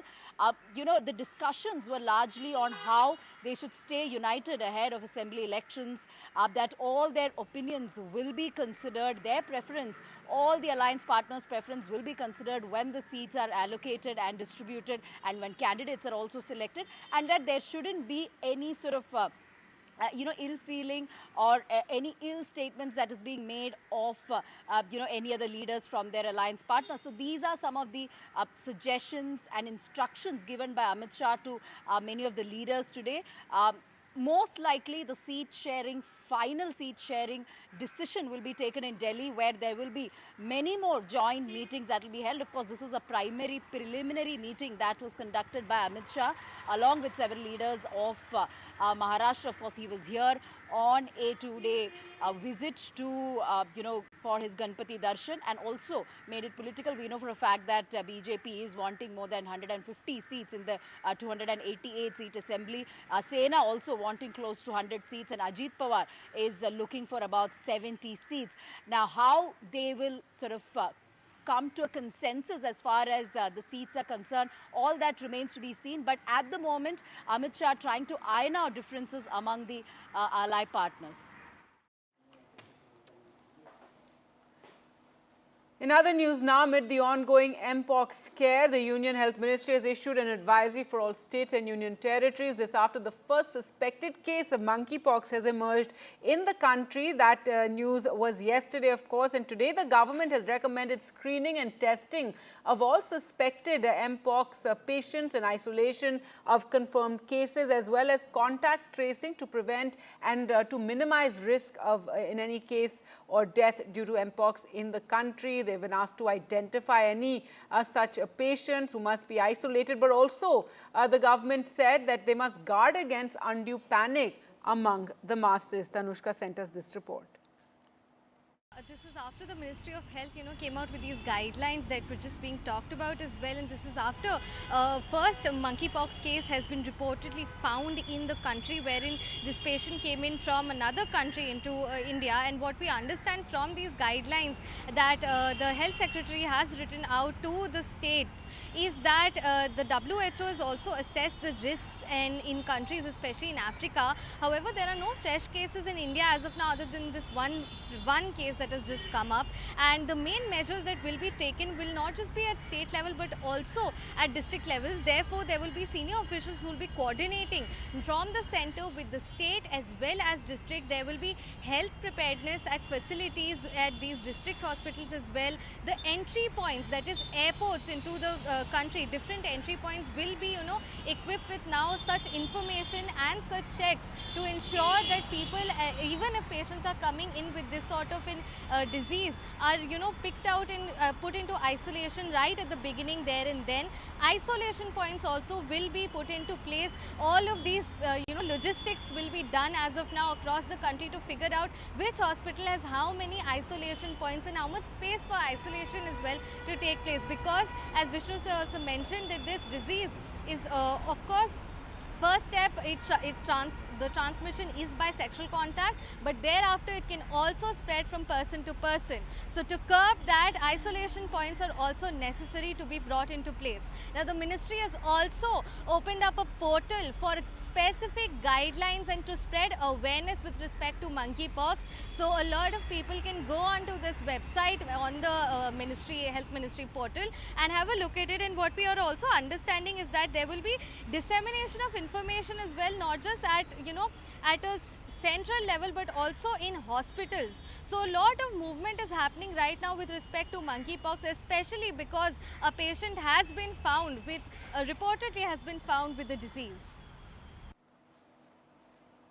Now let's focus on air pollution issue. And 95 of 131 cities covered under the National Green Air Program have shown an improvement in air quality, with 21 reducing particulate matter 10 pollution by more than 40% compared to 2017-2018 levels. That's a very key pollutant. CPCB data has shown this. The Central Pollution Control Board also said that only 18 of the 131 National Clean Air Program cities adhere to the National Ambient Air Quality Standards for PM10 set at 60 micrograms per cubic meter, and 21 cities in urban areas that achieved more than 40% reduction were Varanasi, Dhanbad, Bareilly, Dehradun among them. Well, let's go across now to Shreya for more and give us more details about this report, and also what steps were taken to bring down the air pollution that has led to this PM10 coming down.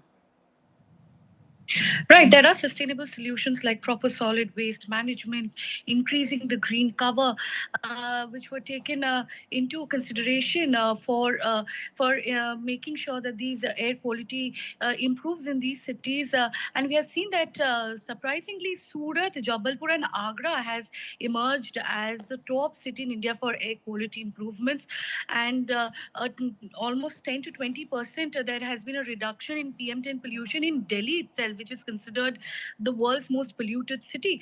However, these big cities like Delhi and Mumbai and Kolkata, they are still lagging behind in meeting the standard air quality, measurements. And although it is reducing in its PM10 pollution levels, but it is still struggling to maintain the air quality in these particular cities. And we know that out of these 131 Indian cities, 95 of them have sort of improved their air quality, but only 18 of them have reached the acceptable limits. And these are cities like Trichy, Tuticorin, Karapa, and we also know that that this NCAP, the National Cleaning this NCP targets ahead of schedule, but most of these cities like Greater Mumbai, Varanasi, Agra, Kanpur, Lucknow, Dehradun, these cities, they still haven't met the national standard of PM10 concentration. And these are all high polluting cities. And although the central government is putting significant fund allocation to reduce the pollution levels so that it can meet its target of 40% reduction of the PM10 by the year 2025 to 26. Yeah, there is a long way to go, and we know that the center has almost funded nearly 20,000 crores for 2019 to 2020, and it's a long way to go. There has been significant improvement, but when it comes to these big cities like Delhi, Bombay, Kolkata, they are yet to improve their air quality in these cities. All right, Shreya. So while there has been, some progress, the air quality in most cities remains unacceptable levels. Thanks so much for joining us with that. And of course, Delhi is one of the worst polluters as well. And when it comes to air pollution crisis, well, with that, we'll slip into a short break. More news coming up on the other side. Do stay with us.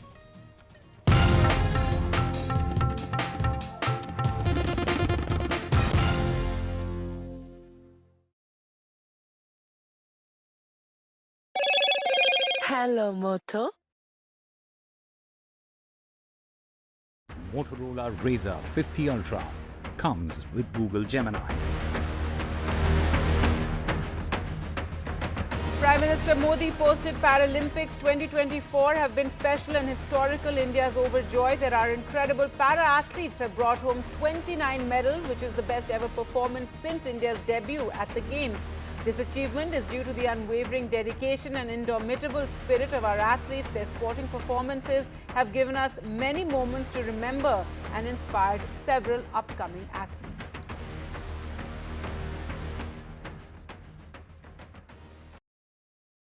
Landslide devastation in Kerala's Wayanad. Join NDTV's initiative. Donate for Kerala.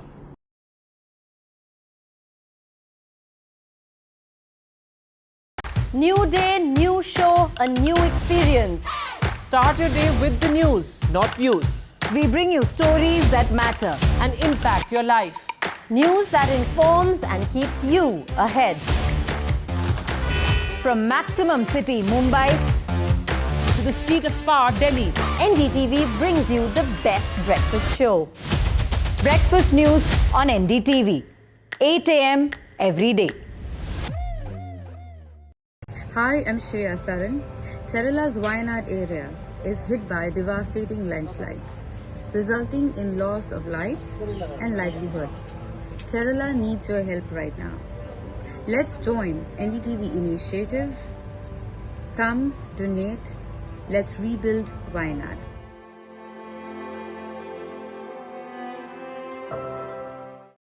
Stay informed and entertained with the new and updated NDTV News app. You can watch all our channels live, listen to podcasts, read breaking and exclusive news from around the world and more. Download the NDTV app today and get access to the best journalism and storytelling on your smartphone or tablet. The NDTV app. News that matters to you. Landslide devastation in Kerala's Wayanad. Join NDTV's initiative. Donate for Kerala.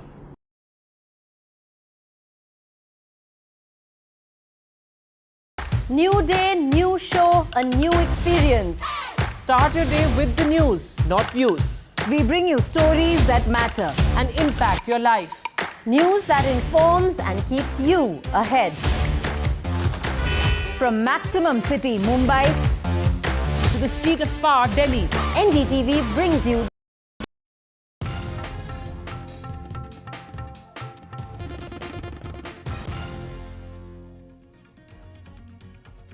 Welcome back. Abu Dhabi Crown Prince Sheikh Khalid bin Mohammed bin Zayed Al Nahyan paid homage to Mahatma Gandhi and laid a wreath at Rajghat today. During his visit earlier in the day, the Crown Prince met with Prime Minister Modi at Hyderabad House. Let's go across to Ghazali now for more. Ghazali, give us more details regarding this visit.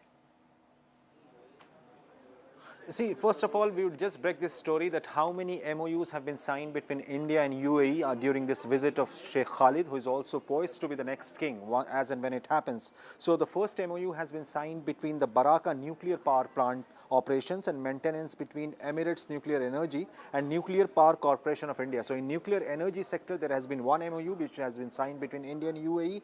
Then there has been an agreement which has been signed for long-term LNG supply, the liquefied natural gas supply, between Abu Dhabi National Oil Company, ADNOC, and Indian Oil Corporation Limited, the IOCL, our company here. Another MOU has been signed between ADNOC and India Strategic Petroleum Reserve Limited, and similarly an MOU has been signed between Government of Gujarat and Abu Dhabi Developmental Holding Company on food parks development in India. So besides natural gas and nuclear energy, many other MOUs have been signed, and the significance of this particular visit of Crown Prince is that India is extending a warm hand of friendship to the next generation of leadership in UAE. All right, thanks so much, Ghazali, for joining us with those details. With that, it's time for us to slip into a short break.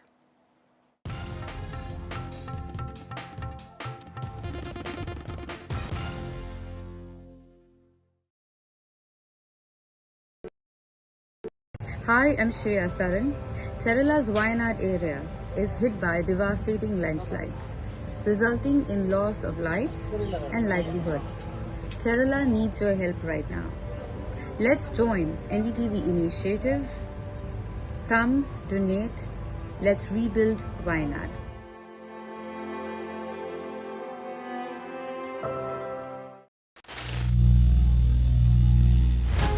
Some people say the metaverse will only be virtual. One day this lecture hall will be made of code, and driverless cars would be trapped in intersections. But even in this maze of the future, you can't wish away health. It's time to become more resilient.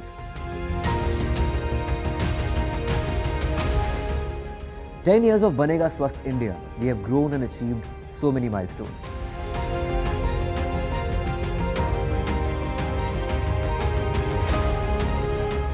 And now I have a plan to beat the urgency, to stop breathing with difficulty, to relieve getting choked with inactivity.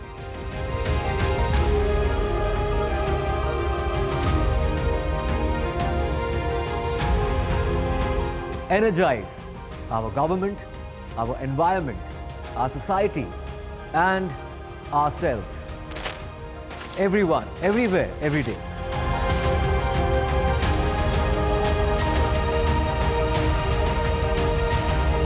Banega Swasth India. One world hygiene.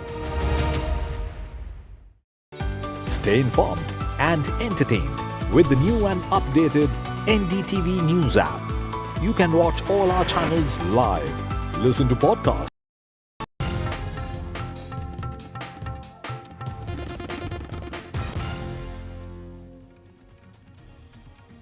Hi there, very good afternoon. You're watching NDTV 24/7. My name is Kitty Behel. In this edition, we'll get you all the latest news and updates from across the country in the next 1 hour. Let's start with the headlines at the top.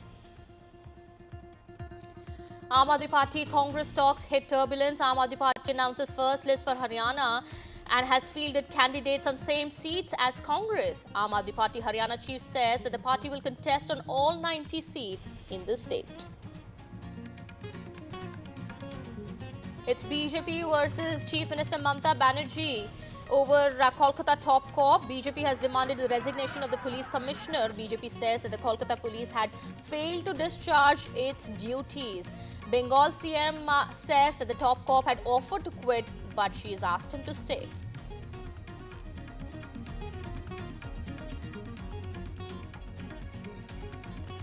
BJP protest on the streets of Kolkata amid probe into Kolkata RG hospital case. Mamata has said it's a slander to say that we had offered money to the family.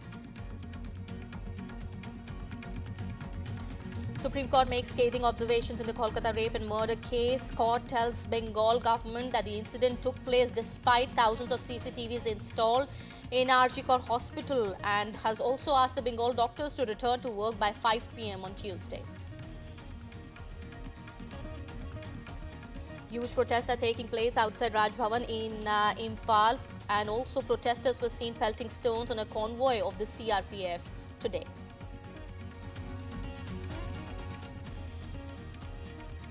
The government is monitoring increasing festival airfares. Civil Aviation Minister has said that it's keeping an eye on the airlines' fares and has also informed the airlines that they do not charge exorbitant fares to customers. Centre has issued an Mpox advisory to states after the first suspected case of Mpox was recorded yesterday. It has told states that they must do screening and testing and contact tracing, and must also try to prevent undue panic.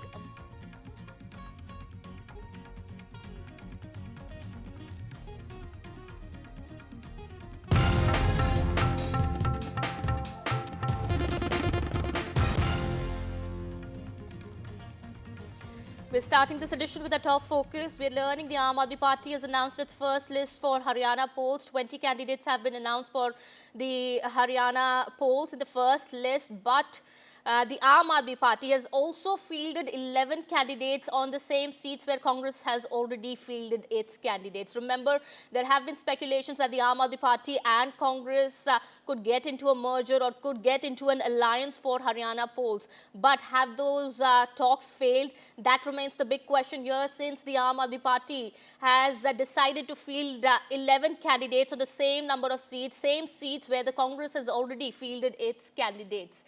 Well, we also have a reaction coming in from the state AAP president. Listening. आज उस BJP की सरकार को जड़ से उखाड़ के फेंकने के लिए आम आदमी पार्टी ने अपने 20 प्रत्याशियों की पहली सूची जारी कर दी है और जल्द ही अगली सूची आपको मिलेगी। चुनाव के अंदर समय बहुत कम बचा है, हमने अपनी लिस्ट को जारी किया। हम अपनी लिस्ट जारी कर चुके हैं। हमारा इंडिया अलायंस के हम पार्टनर थे, इंडिया अलायंस के राष्ट्रीय स्तर पे हम पार्टनर हैं। All right. Well, that was Sushil Gupta, Haryana Aam Aadmi Party president, speaking on the first list of candidates that has been announced by the Aam Aadmi Party. My colleague Gurpreet as well as Sunil Prabhu are joining us on the broadcast here, getting us more on that big story that we are tracking. Let me go across to Gurpreet first. Gurpreet, we do understand the first list of Aam Aadmi Party is out, and the candidates on 11 seats that have been announced are the seats where Congress has already fielded its candidates. There have been talks of a merger, there have been talks of an alliance between the AAP and the Congress, but has that failed? That's the big question here. Well, let's understand that whole things in a proper way. What we have learned, Aam Aadmi Party has already declared its the first list of our candidate, and what we can understand, there was a leader from Aam Aadmi Party has just joined the BJP, and there was a tremendous pressure from the Aam Aadmi Party workers on the Aam Aadmi Party. That was the possible reasons why they are declared 20 candidates at this point of time. Regarding the forging of alliance, we have seen the state leadership was not interested at all to forge any alliance, whether it's Aam Aadmi Party or the Congress Party. We have seen a few days back, Aam Aadmi Party held a conference where they had declared all the 90 seats they are going to contest election independently. And so many times we have seen the former Chief Minister of Haryana, Bhupinder Singh Hooda, had given same statement saying that we had forged alliance with the Aam Aadmi Party at a national level, but at a state level, we don't want to pursue any alliance with any party because we are in a position to gain the power to win the elections. So they are not very interested. What we have learned during the course of this whole time, what we have learned, the central leadership, whether it's Aam Aadmi Party central leadership or the Congress central leadership, they were interested to hold multiple talks. And for the last so many days, multiple talks have already been held between the central leadership to chalk out a political strategy. And what we can understand where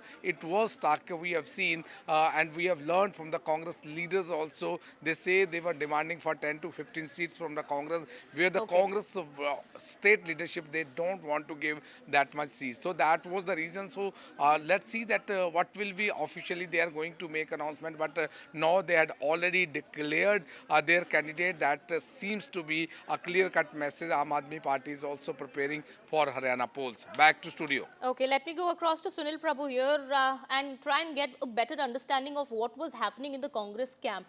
Well, Sunil, could you help us understand, there is of course no official announcement yet whether the talks would go ahead or the talks have failed between the Aam Aadmi Party and the Congress. But as information has been coming out of the Congress, what we are understanding at this point in time is that the Aam Aadmi Party has been asking for a maximum number of seats, perhaps 10 to 15 seats. Has that been the point of contention here between the two parties? Well, it was always about seat adjustments, about winnability, and specific where they are going to contest from. I think that was clearly the issues in place. The state leadership of the Congress party were vehemently opposed, be it Bhupinder Singh Hooda and his son, or for that matter, Selja or Randeep, or anybody who is, powerful in the Haryana State Congress, have made it clear that they were against an alliance with the Aam Aadmi Party. And they were wanting to go it alone for the 90 seats.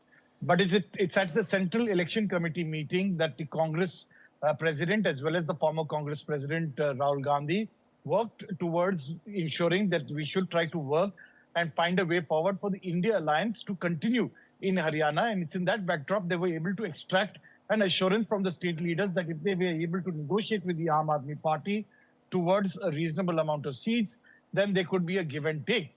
Having said that, they had formed a core committee and a smaller committee to have a discussion with the Aam Aadmi Party. In principle, they agreed that there should be seat sharing. Ultimately, it went boiled down to the wire in terms of specifics. The Congress not ready to concede more than 4 or 5 seats. The Aam Aadmi Party asking for 10. The Congress also being very, very specific, saying that take it or leave it. In certain areas, we're going to give you seats, and it's based on winnability. But that wasn't seen to be acceptable to the Aam Aadmi Party, and you've seen that list. Nobody's saying it's been called off as of now, but it's quite clear that with both sides announcing their candidates, it's unlikely that there will be a seat adjustment and unity of the India alliance in the coming Haryana Assembly elections. Okay. So we do understand that the Aam Aadmi Party's Lok Sabha performance was also taken into account. The Aam Aadmi Party, of course, had contested 1 seat and lost it. The Congress did contest 9 seats and won about 5 seats, preventing a BJP sweep. The BJP could manage to win 5 seats in Lok Sabha election. We do believe that this was also taken into account while deciding for the assembly seats for Haryana polls.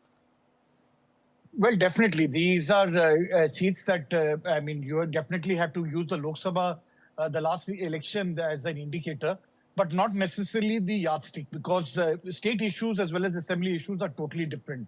Right now, the state is facing a huge incumbency factor. There are farmers' issues, there is unemployment, a host of issues that have been raised by the Congress party at this present juncture. So Mr. Huda and everybody feel that they are in the commanding heights, and that's the reason why nobody wants to be able to, give more seats than they want. And in fact, it means that their supporters would have to be lose out. So that's the reason for why there hasn't been really a breakthrough with the Aam Aadmi Party and, that ability to accommodate their huge demand in terms of seats. All right. But we also understand that Rahul Gandhi has been quite insistent. There have been some information that's been coming in that Rahul Gandhi really wanted this alliance to go ahead in order to prevent the BJP to win in the election or even, gain maximum number of seats in Haryana for the upcoming polls. And he's been nudging his party to carry on the alliance with the Aam Aadmi Party and the Congress. Of course, it exists at the national level, but for Haryana also, we do understand that the Congress leader wanted that the alliance must go ahead. Yeah, that's exactly what I said at the Congress Election Committee meeting. He urged these state leaders to find a way forward, to find some way to, accommodate the Aam Aadmi Party. Rahul Gandhi is of the firm belief that there has to be unity of opposition forces. The lesson that they have learned is in 2014 as well as in 2019. The biggest issue has been that when the opposition is united, they're able to take on the BJP. Right. And it's in that context that they didn't want those votes to be divided, because this is a crucial election. Even though that the Congress is in commanding heights, they don't want to be seen as playing second fiddle to the BJP in a very make or break election. They can of course accuse the Aam Aadmi Party and play their own point of saying they're the B team of the BJP by not agreeing for an alliance. But the fact is that Rahul Gandhi wanted to use that olive branch to reach out to the AAP leadership. That is why we saw K.C. Venugopal, Raghav Bell meet, discuss, then Deepak Babaria and a team and speaking to the Haryana Congress Congress AAP leaders, and yet they weren't able to find a settlement because the demand for seats were too high from the Aam Aadmi Party, which became very difficult for the Congress party to concede at this stage. Okay.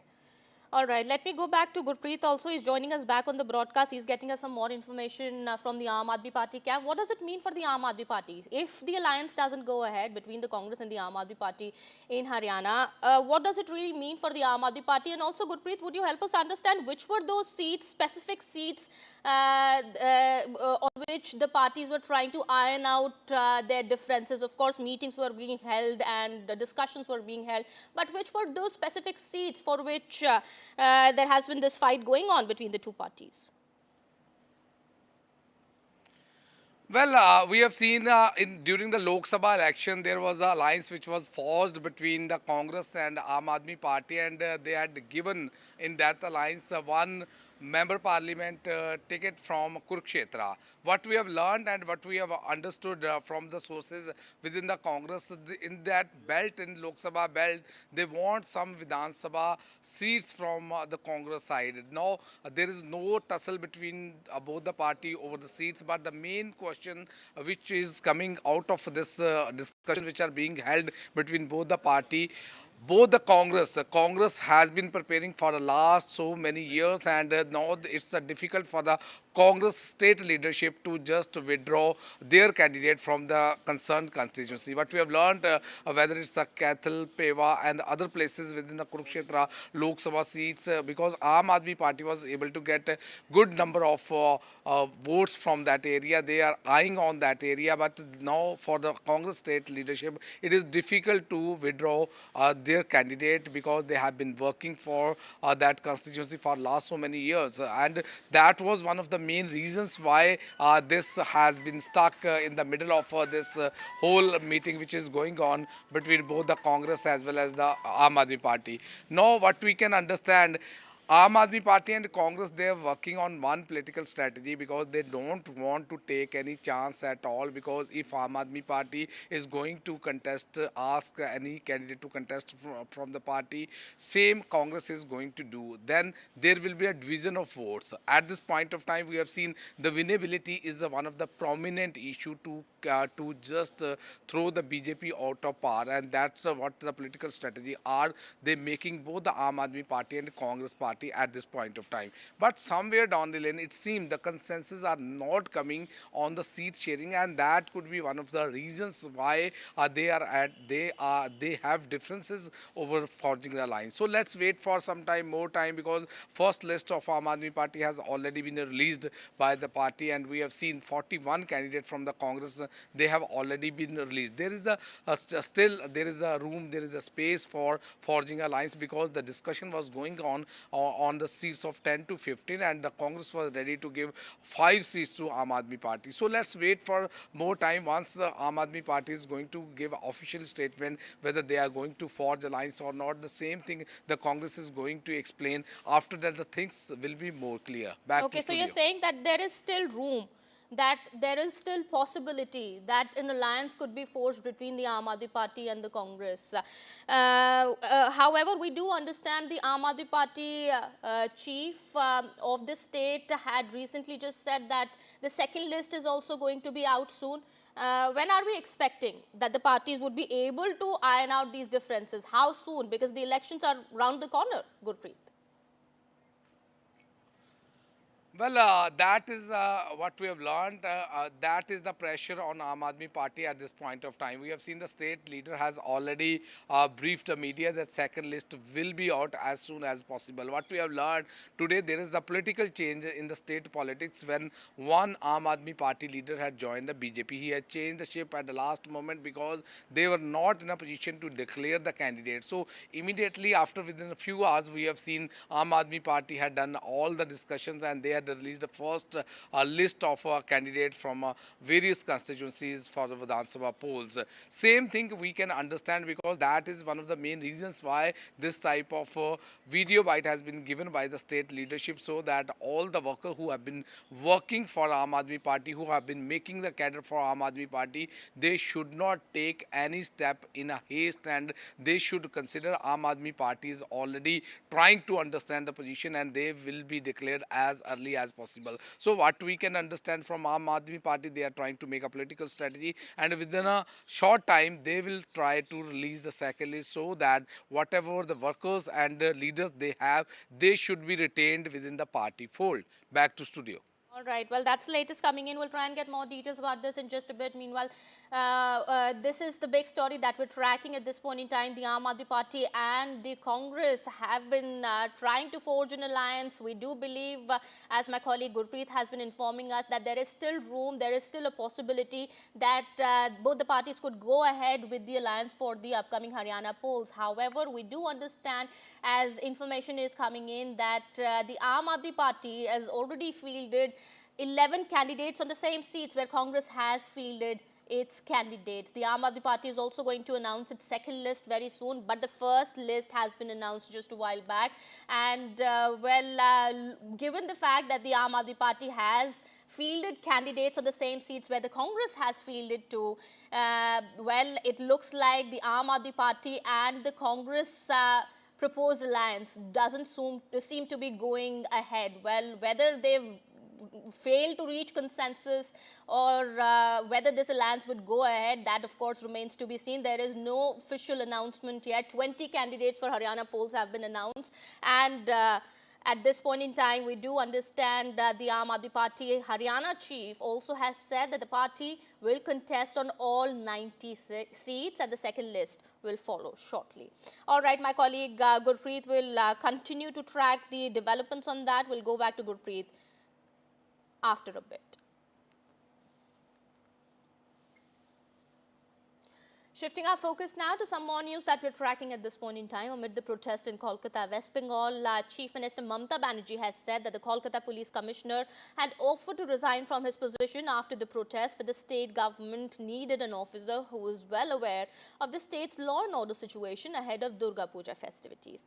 Chief Minister Mamta Banerjee said that allegations that the government was trying to buy the silence of the victim's family by bribing them were slander.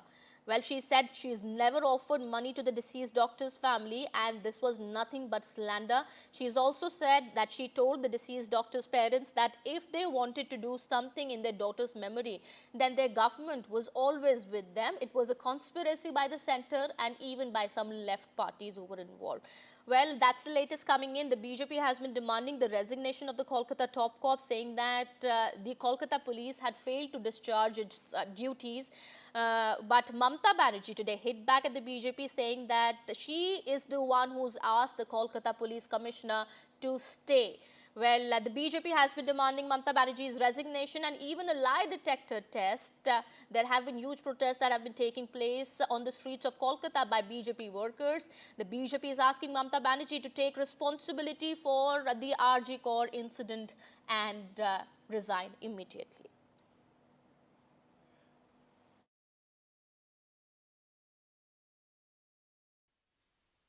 Kolkata police commissioner আমার কাছে নিজে এসেছে অনেকবার পদত্যাগ করার জন্য, গত 7 দিন আগে। সামনে পুজো, আপনারা এবার আমায় বলুন, ল অ্যান্ড অর্ডার লোকটাকে তো জানতে হবে যে থাকবে কোন পাড়ায় কোন পুজো হচ্ছে, পুজো কমিটিগুলো কি থিম করছে, কোথায় কি পুলিশ পোস্টিং আছে। এটা পুজোর সময়, কিছুদিন ধৈর্য ধরলে কি মহাভারত অশুদ্ধ হয়। उनको शर्म नहीं आ रही है किस तरह से उन्होंने ये सही नहीं समझा कि वो पीड़िता के परिवार के साथ खड़ी हो, वो रेपिस्ट के साथ खड़ी हो सकती है। क्या अभी भी ममता बनर्जी आप अपने पद पर बनी रहना चाहती हैं? क्या यह सिद्ध नहीं हो गया कि आप विफल रही? क्या यह आपकी जिम्मेदारी नहीं है कि आप इस्तीफा दें? और इस्तीफा क्यों? इस्तीफा इसलिए जिससे एक निष्पक्ष जांच हो सके। অপপ্রচার চক্রান্ত, সেদিনের ভিডিওগ্রাফ প্রত্যেকে আমি নিচে নামার পরে প্রেস করেছিলেন, প্রেস কনফারেন্সে প্রেসের সাংবাদিকরা ছিলেন, আমার সাথে সিপি ছিল, এবং আমার পরে আবার তার বাবা মাকেও আপনারা জিজ্ঞেস করেছিলেন, সে রেকর্ডও আমাদের কাছে আছে। গভর্নমেন্টের একটা সুপ্রিম কোর্টেরই নির্দেশ আছে যে এই ধরনের ভিকটিমসদের একটা হেল্প করার, কিন্তু তাও আমি বলিনি। আমি বাবা মাকে যেটা বলেছিলাম অন রেকর্ড, যেটা আমি বাইরেও বলেছিলাম, যে দেখুন মৃত্যুর বিকল্প টাকা হয় না। আপনারা খুবই মর্মাহত, আমরাও মর্মাহত, কিন্তু যদি কোনোদিন মনে করেন আপনার মেয়ে স্মারক মানে মেমারির জন্য কোনো ভালো কাজ করবেন, আমাকে বলবেন, আমাদের গভর্নমেন্ট আপনার পাশে আছে। Nothing else. আমি জানি কোনটা কখন বলতে হয়, এবং একই কথা আমি কিন্তু অফিসিয়ালি প্রেসকেও বলেছিলাম। তা সত্ত্বেও যারা কুৎসা করে বেড়াচ্ছেন, আমি সরি, তারা কি চায়? বিচার চায় না বিচারের নামে কেসটাকে ঝুলিয়ে দিতে চায়? কি চায়? apart from citizens' protests that are a genuine reflection of the public sentiment and anger over what has happened at Arjikot Medical College and Hospital, what we've also seen is political protests, and political protests like this one by the BJP, where they tried to break these barricades and reach the DC North's office. And of course, they were stopped by the police, following which a deputation was handed over to the DC North. Why is the DC North important here? That's the context that Mamata Banerjee was talking about. Now, the members of the family of the victim have made a very serious allegation, specifically naming DC North, saying he offered them money. In the context of that, of course, the Chief Minister clarified that there was no money offered, and that this is, what she called kutsha, which is basically, falsehood and, slander. But in all of this, also there have been protests, like I said, of citizens, and then political protests, because this has also become a political fiasco now. Usually this is BJP versus TMC over this case. But on the other hand, there are genuine citizens' protests that are taking place irrespective of political parties. In fact, in some of these doctors' protests, like, members of political parties have been chased away. Abhijit Ganguly, the MP of the BJP, was given go back slogans when he tried to reach that doctor's protest site. So all of these incidents have taken place, and there are questions that were raised in the Supreme Court as well. Questions over processes, documentation that accompanies these processes, and evidence preservation.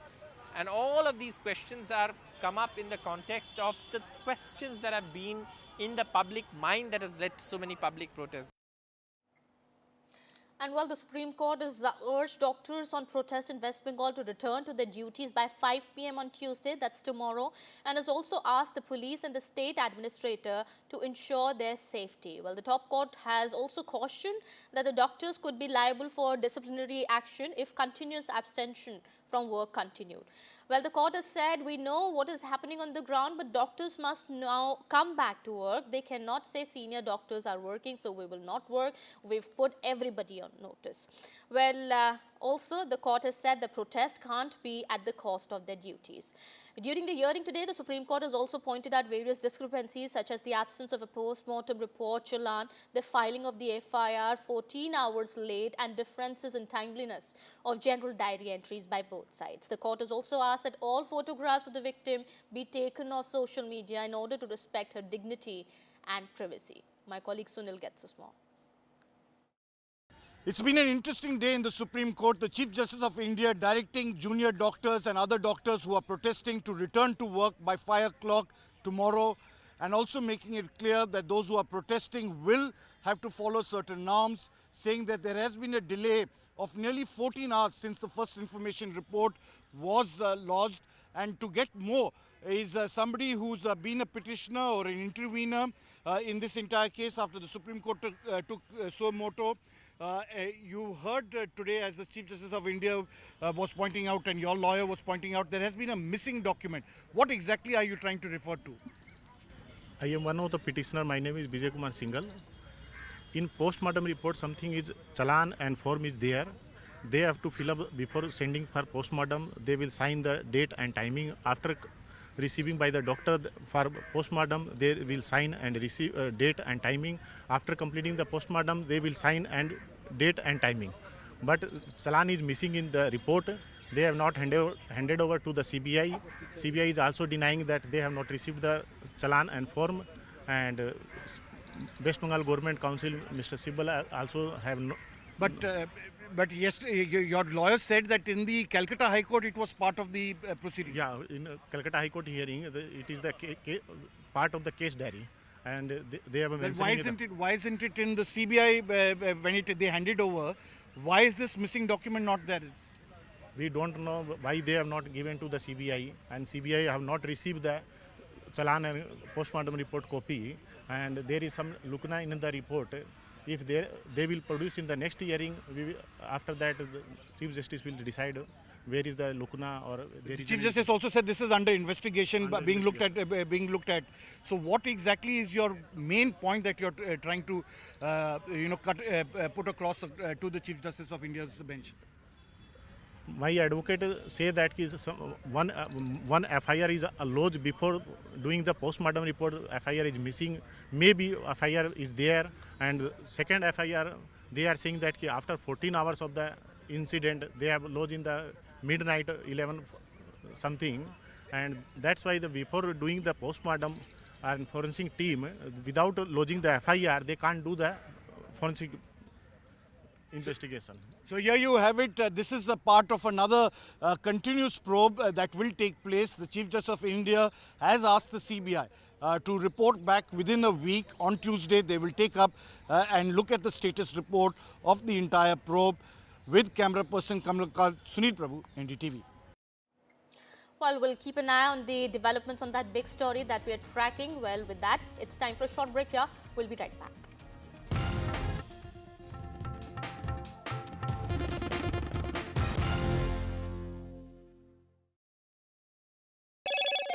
Hello, Moto. Motorola Razr 50 Ultra comes with Google Gemini.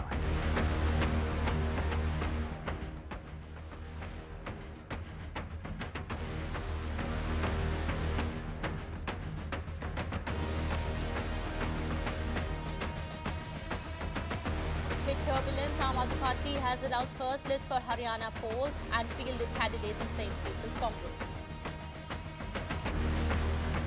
It's BJP versus Chief Minister Mamta Banerjee over top cop in Kolkata. The BJP has demanded resignation of the police commissioner. BJP is protesting on the streets of Kolkata. Mamta says it was slander to say that we offered money to the family of the victim. Supreme Court makes scathing observations in Kolkata case. The court tells Bengal authorities that the incident took place despite thousands of CCTVs installed in RG Hospital, and has also asked the Bengal doctors to return to work by 5 p.m. on Tuesday. Landslide devastation in Kerala's Wayanad. Join NDTV's initiative. Donate for Kerala.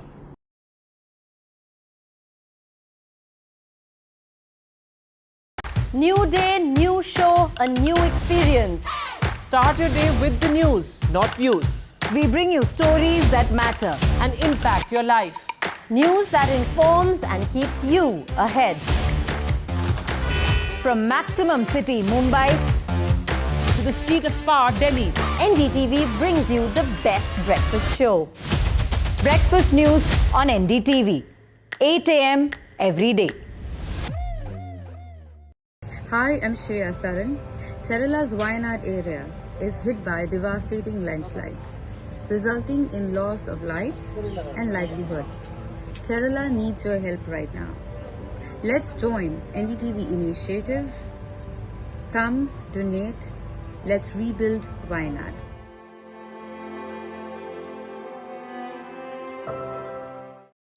Stay informed and entertained with the new and updated NDTV News app. You can watch all our channels live, listen to podcasts, read breaking and exclusive news from around the world and more. Download the NDTV app today and get access to the best journalism and storytelling on your smartphone or tablet. The NDTV app. News that matters to you. Landslide devastation in Kerala's Wayanad. Join NDTV's initiative. Donate for Kerala.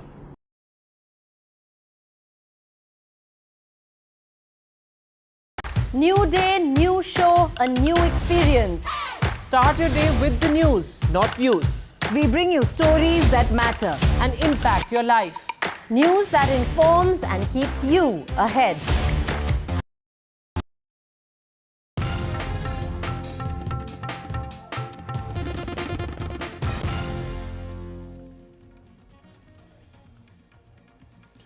Welcome back after the break. Even as the Aam Aadmi Party has announced its first list of candidates for the Haryana polls, it has fielded 11 candidates on the seats where Congress has already fielded its candidates. There have been speculations that the Aam Aadmi Party and the Congress could get into an alliance for the Haryana polls, but have they been able to reach a consensus or not? That remains to be seen.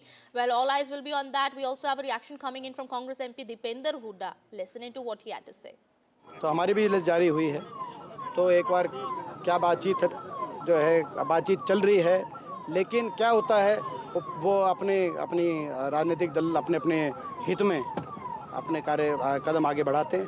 किन मुद्दों को लेकर Congress public के बीच में जा रही है, किन मुद्दों पर चुनाव लड़ा जा रहा है? देखिए, मुद्दा है 10 साल भाजपा की सरकार के कुशासन का।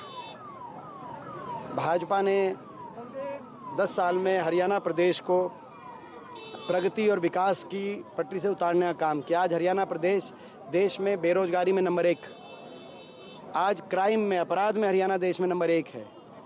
आज नशे में पंजाब से आगे बढ़ गया हरियाणा, ऐसी स्थिति बन गई हरियाणा की। हर वर्ग का अपमान करने में हरियाणा देश में नंबर 1 हरियाणा ने अपनी पहचान बनाई। किसानों को किस तरह किसान आंदोलन में 750 किसानों की जानें गई, किस तरीके से हमारी बेटियों को दिल्ली की सड़कों पर घसीटा गया, किस तरीके से कर्मचारियों पर लाठियाँ बरसी, सरपंचों पर लाठियाँ बरसी, किस तरीके से बाबा साहब भीमराव अम्बेडकर जी के संविधान को हरियाणा में कुचला गया, कच्ची भर्ती की राजधानी हरियाणा को बनाकर। तो आज हर वर्ग नाराज है, हर वर्ग परेशान है और बदलाव का मन हरियाणा वासियों ने बनाया है। बादली विधानसभा क्षेत्र में हमें पूरा विश्वास है कि कुलदीप वत्स हमारे उम्मीदवार भारी बहुमत से जीतेंगे। बादली की जनता ने मन बना लिया है कि हरियाणा में बदलाव लाना है। चौधरी भूपेंद्र सिंह हुड्डा जी के नेतृत्व में कांग्रेस पार्टी की सरकार को लाना है और कुलदीप वत्स जी को यहाँ से जिताना है। सैलाब को देख के आप कितना सोच रहे हैं कि यहाँ से कितना मार्जिन रहेगा? मैं समझता हूँ कि बादली से बड़े बहुमत के साथ हम जीतेंगे। बजरंग पुनिया कांग्रेस में शामिल होते हैं, उनको धमकियाँ मिलने लगी हैं। ये तो एक हरियाणा में जो आज कानून व्यवस्था, क्राइम रेट, कानून व्यवस्था चौपट हो गई, उसका एक प्रतीक है। और केवल बजरंग पुनिया भाई को ही नहीं, आज धमकियां मिल रही हरियाणा के व्यापारी को, आज धमकियां मिल रही हरियाणा के आम आदमी को। अंडर एज शूटर गैंग इस कदर हरियाणा में एक्टिव हो गए। एक ज़माना था जब हरियाणा में 2004 से पहले एनडीए की सरकार थी, उस समय चौटाला राज के समय इसी तरीके से धमकियां मिलती थी जेलों से। अब धमकियां मिल रही है जेलों से और विदेशों से, विदेशी नंबरों से कॉल आ रही। आम बात हो गई हरियाणा में ये। इससे ज़्यादा क्या दुर्भाग्य हो सकता है किसी प्रदेश देश में? किसी और प्रदेश में तो ऐसा कानून व्यवस्था का जनाजा निकला नहीं जो हरियाणा के अंदर स्थिति है। हरियाणा में अमन चैन शांति और कानून व्यवस्था का, सुशासन का राज कांग्रेस पार्टी लेके आएगी। आखिरी लिस्ट कब जारी होगी? अभी हो जाएगी आजकल में। बादली में जैसे आप चाहते हैं। All right, that was Congress MP Dipender Hooda speaking on the Congress party's prospects on, in the Haryana election, saying that the BJP government is on its way out and the Congress party will win in Haryana. However, he has not really spoken on the alliance between the Aam Aadmi Party and the Congress, whether the party would be keen on forming an alliance with the Aam Aadmi Party for the upcoming Haryana polls or not. That, of course, is something Dipender Hooda did not speak about. My colleague Gurpreet joins us on the broadcast, getting us more on that. Gurpreet, it was Congress MP Dipender Hooda exuding confidence, saying that the Congress party will win all seats in Haryana, but didn't really speak about the proposed alliance between the Aam Aadmi Party and the Congress. Well, that is one of the major question in state politics. We have seen he has spoken about the Congress, how the Congress is getting power in the state of Haryana politics, but he did not utter a single word on this alliance. That we can easily understand the basically politics which is going on between the state leadership and the central leadership also. We have seen Aam Aadmi Party central leadership and the Congress central leadership, they are interested to form this alliance. But somewhere down the lane, both the party cadre, state party cadre, they are against this alliance. Aam Aadmi Party has been claiming we have been working for last so many years to establish its own cadre. Why we should merge this cadre into Congress? Same thing is happening from the Congress side. So we have to wait and watch to understand whether the consensus between the center leadership of both the parties will be able to reach at some conclusion or not. That is yet to be seen. Back to studio. Okay. All right. Thank you so much, Gurpreet, for getting us those details there. Please keep an eye on the developments on this big story that we're tracking. We'll get back to Gurpreet in just a bit as updates come in. Meanwhile, we have some more news that we're tracking at this point in time. This is from Bengaluru. The NIA has charge-sheeted 4 people in the Rameshwaram cafe blast case.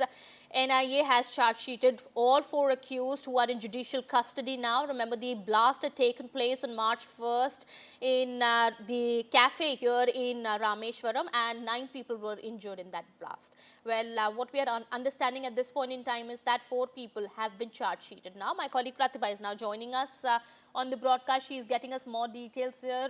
Pratibha, what more details are coming out? Well, like you've already mentioned, yes, the accused identified as Musawir Hussain Shazib, Abdul Mateen Ahmed Taha, Mas Munir Ahmed and Muzammil Sharif have now been charge-sheeted under relevant sections of both the IPC as well as the Explosive Substances Act, UAPA as well. The IED explosion took place on March 1st, and March 3rd was the date when the NIA took over with respect to the investigation. Multiple investigations with several other agencies in sync that were done, both field investigation as well as technical investigation. Now, what is interesting is that Shazib was the man who had planted the bomb, and he had previously been absconding along with Taha since 2020 after the Al-Hind module, and both of them were arrested after extensive searches in West Bengal 42 days after the blast. And what we also hear is that both of them hailing from Shimoga district of Karnataka were indulging in a lot of radicalization activities. Taha and Shazib had used fraudulent SIM cards and other such materials to get into the dark web and download several other materials there. The most interesting piece of information that we have gathered from the NIA is that there was a failed IED attack as well that was planned at the state BJP office in Malleshwaram, Bengaluru on the day of Pran Pratishta ceremony of what took place at Ayodhya on 22nd January, after which the 2 key accused had planned this Rameshwaram blast. But yes, more investigation is pending is what the NIA says, but at this time what we hear is key information with respect to the several blasts as well as the investigation that's involved. All right. Back to you. Thank you so much, Pratibha, for getting us those details there. Well, that's the latest coming in. We'll keep an eye on the developments on that story. Meanwhile, some more news that we're tracking. This is from Jammu Kashmir. In a reshuffle in Jammu Kashmir BJP, the party has assigned important positions to senior leaders of the party who couldn't be given tickets for the upcoming assembly polls. Well, senior leaders including Sat Sharma, Nirmal Singh as well as Kavinder Gupta have been given important positions in the party. Sat Sharma has been appointed as the Jammu Kashmir BJP working president. Nirmal Singh has been appointed Jammu Kashmir poll campaign panel chair, and Kavinder Gupta has been appointed as Jammu Kashmir poll management panel chief. Well, my colleague Nazir gets us more on that. Well, it clearly appears to be an attempt to mollify these senior leaders who had already held senior positions in the party and the government. For example, Sat Sharma, Sharma, who was the president of the BJP in Jammu and Kashmir in 2014, he was minister in the PDP-BJP government after that.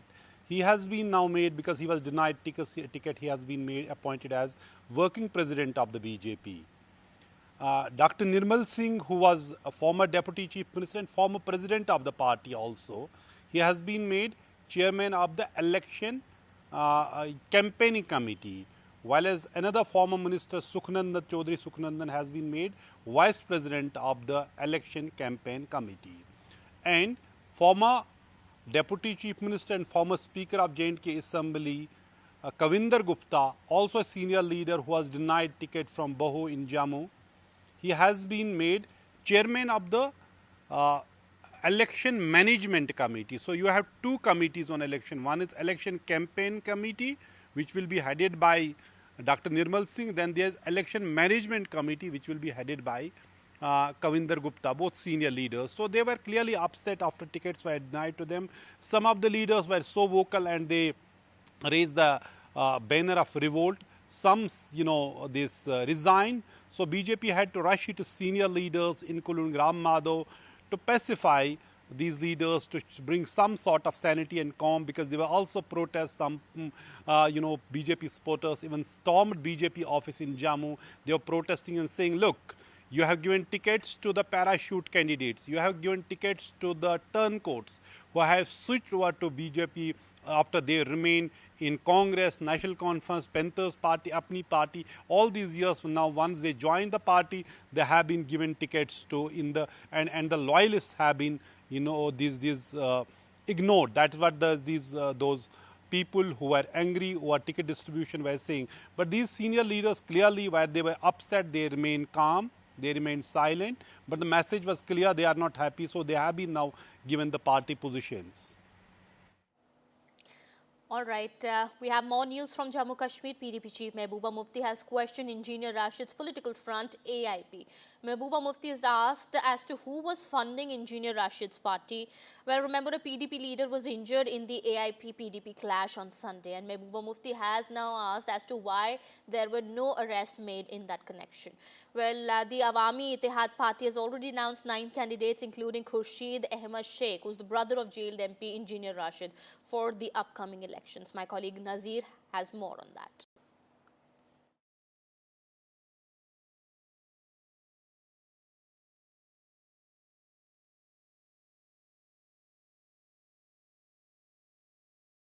जो party बनाने में मुफ्ती साहब को 50 साल लगे और अभी तक हमारे पास ऐसे रिसोर्सेज नहीं है कि हम जगह जगह कैंडिडेट खड़ा करें।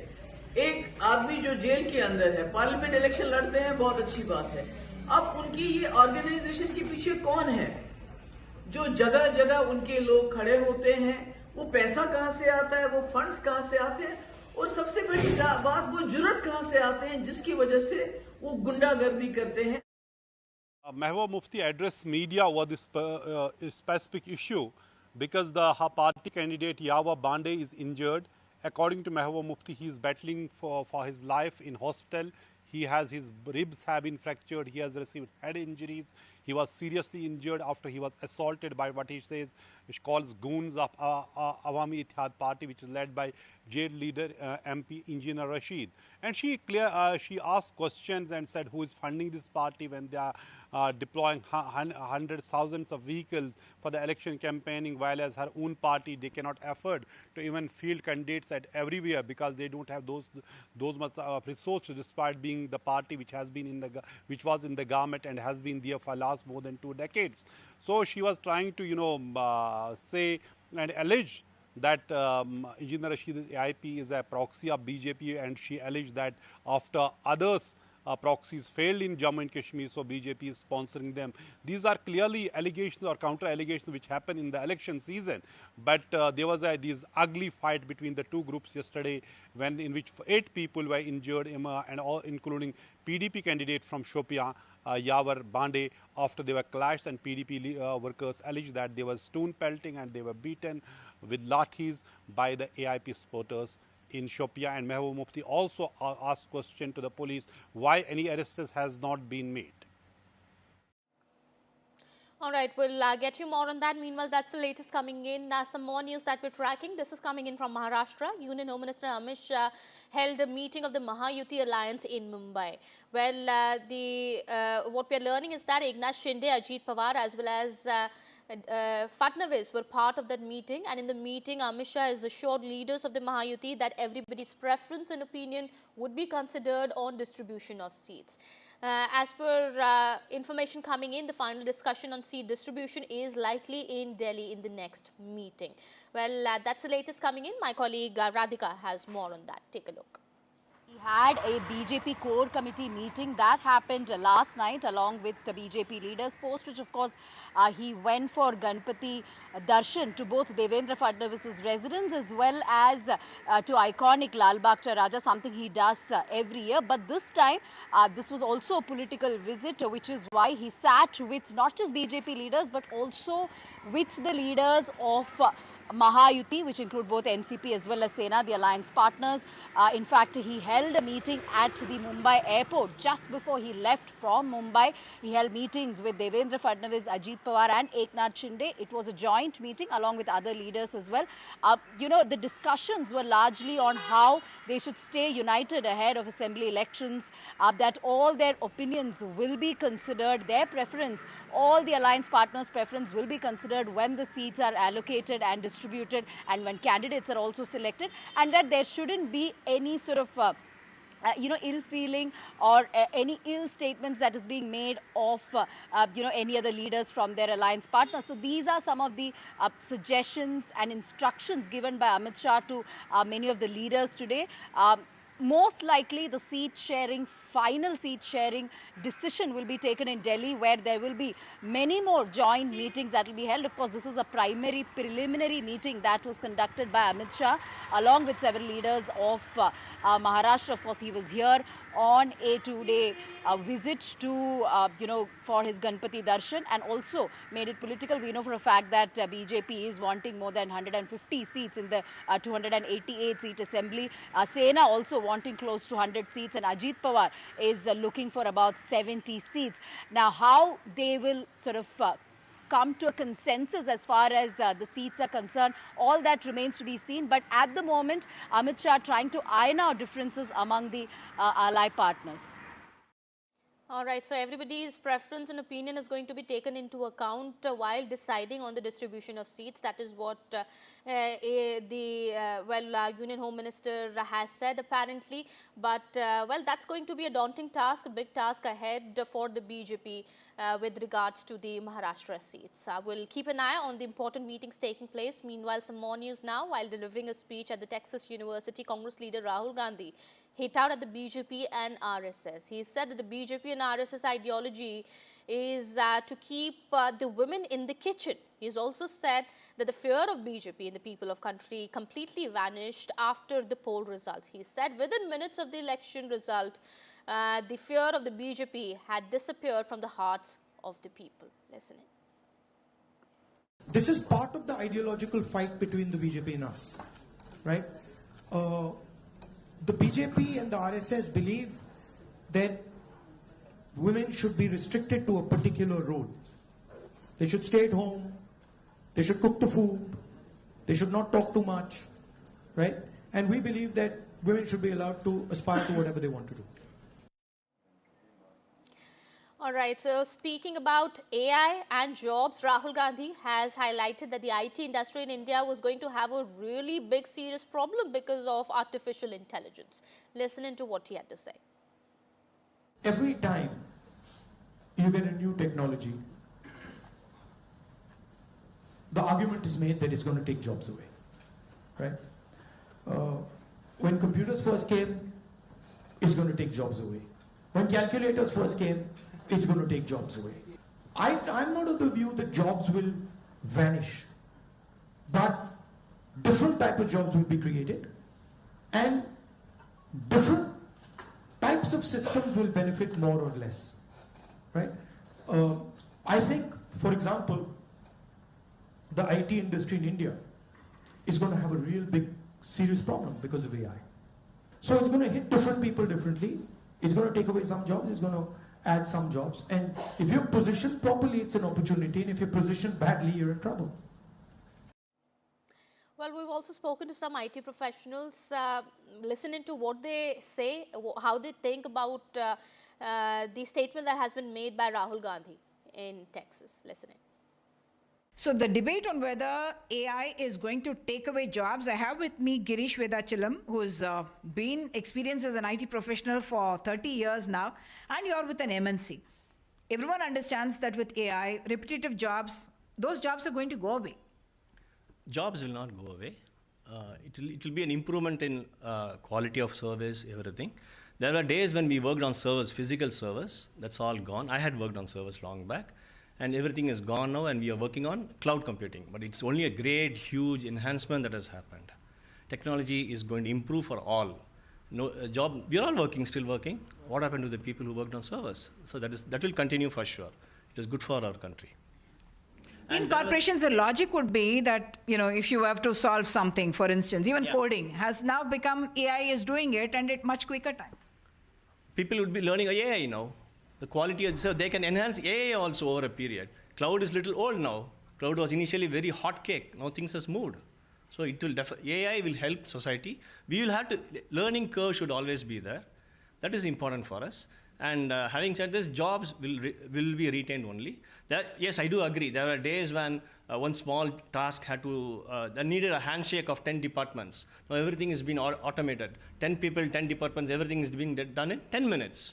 But efficiency is high. But what about those people? They have also grown in their life. They are managers now. They have learned a lot on technology. So that is there. So that curve will always be there, increased curve.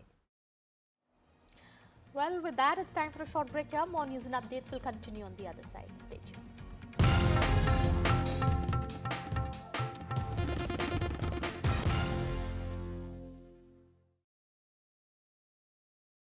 Hi, I'm Shreya Saran. Kerala's Wayanad area is hit by devastating landslides, resulting in loss of lives and livelihood. Kerala needs your help right now. Let's join NDTV initiative. Come, donate, let's rebuild Wayanad.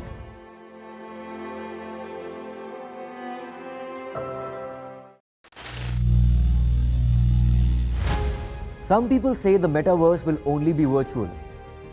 One day this lecture hall will be made of code, and driverless cars would be trapped in intersections. But even in this maze of the future, you can't wish away health. It's time to become more resilient.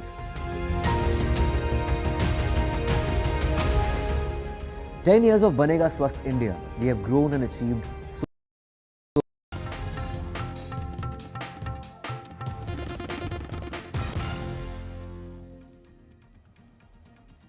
Welcome back after the break. Union Home Minister Amit Shah offered prayers to Lal Bagcha Raja in Mumbai. He was accompanied by Maharashtra Chief Minister Eknath Shinde and Deputy Chief Minister Fadnavis. Also, other Maha leaders had joined him at Lal Bagh.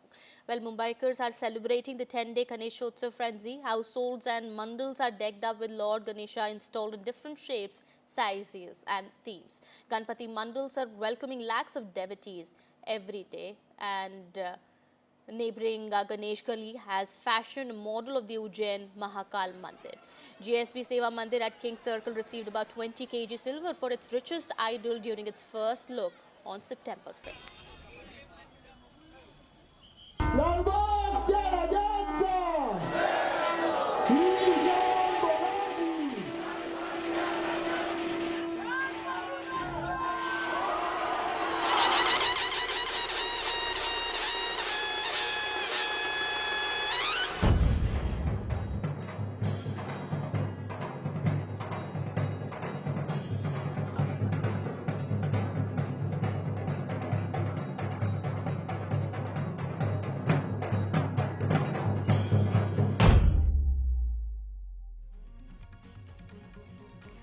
Well, with that, it's time to wrap this edition. More news and updates will continue on the other side. Stay tuned.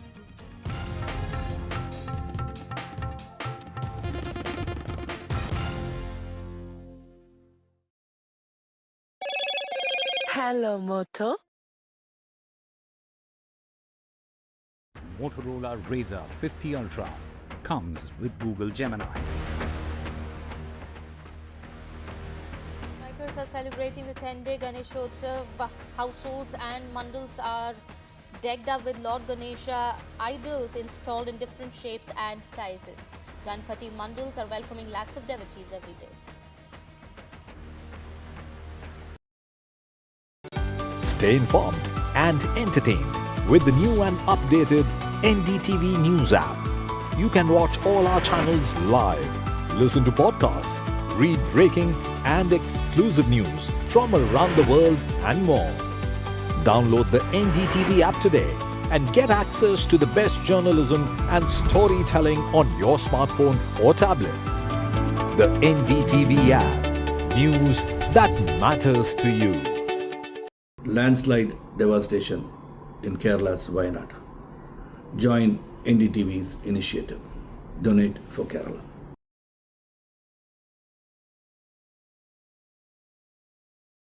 New day, new show, a new experience.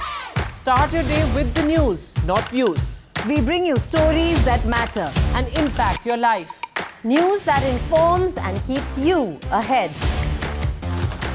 From Maximum City, Mumbai, to the seat of power, Delhi, NDTV.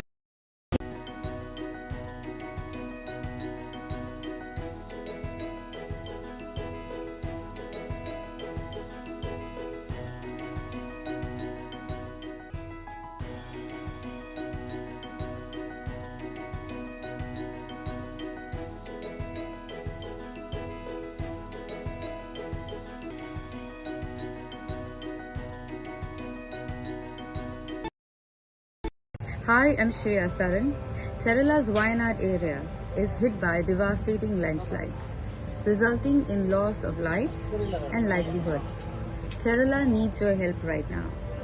Let's join NDTV initiative. Come, donate, let's rebuild Wayanad.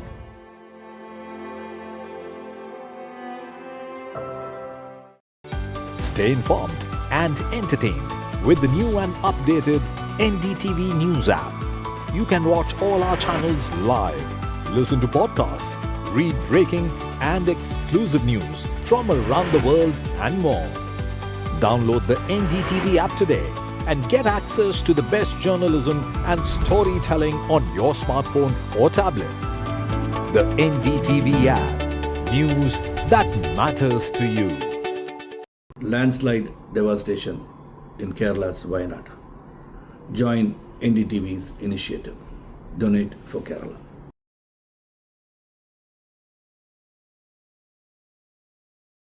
New day, new show, a new experience. Start your day with the news, not views. We bring you stories that matter and impact your life. News that informs and keeps you ahead. From Maximum City, Mumbai, to the seat of power, Delhi, NDTV brings you the best breakfast show. Breakfast news on NDTV, 8 a.m. every day. Hi, I'm Shreya Saran. Kerala's Wayanad area is hit by devastating landslides, resulting in loss of lives and livelihood. Kerala needs your help right now. Let's join NDTV initiative. Come, donate, let's rebuild Wayanad.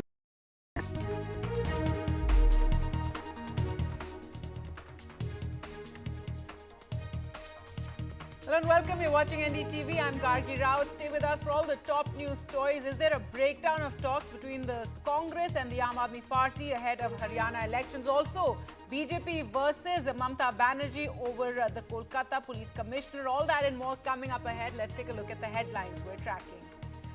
AAP Congress talks hit turbulence in Haryana. AAP announces its first list of 20 candidates for the assembly elections. AAP Haryana chief, in fact, says that we will contest all 90 seats. BJP versus West Bengal Chief Minister over the West Bengal horror, the Kolkata horror, in which a junior doctor was raped and killed. The BJP demands the police commissioner's resignation as he failed in his duties, but Bengal Chief Minister says he offered to resign, have asked him to stay.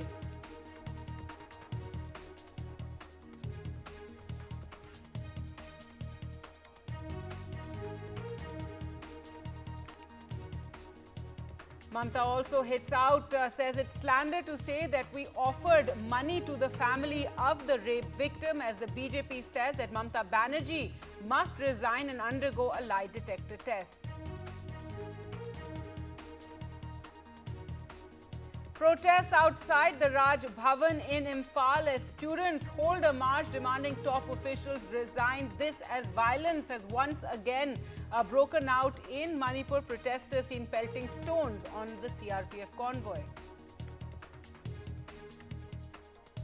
And the government monitors increasing festival airfares. The Civil Aviation Minister says we're keeping an eye on airlines and says don't charge exorbitant fares, but that's all the government can do ahead of the festive season.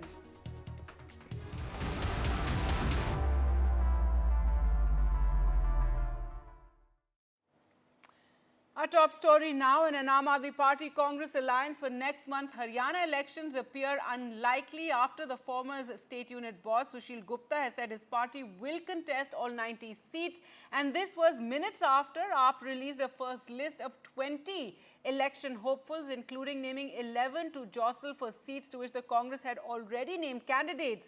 A second list will be released soon, is what Mr. Gupta has said. Now, the AAP was in a wait-and-watch mode till last week as talks with the Congress hit a roadblock. The two parties had reached an in-principle deal to reform the alliance that stopped the BJP from sweeping Haryana's 10 Lok Sabha seats for a second straight election. But ahead of these assembly elections, clearly a roadblock as far as those talks go, and AAP has now announced a list of 20 candidates. Let's just listen into what Sushil Gupta had to tell us.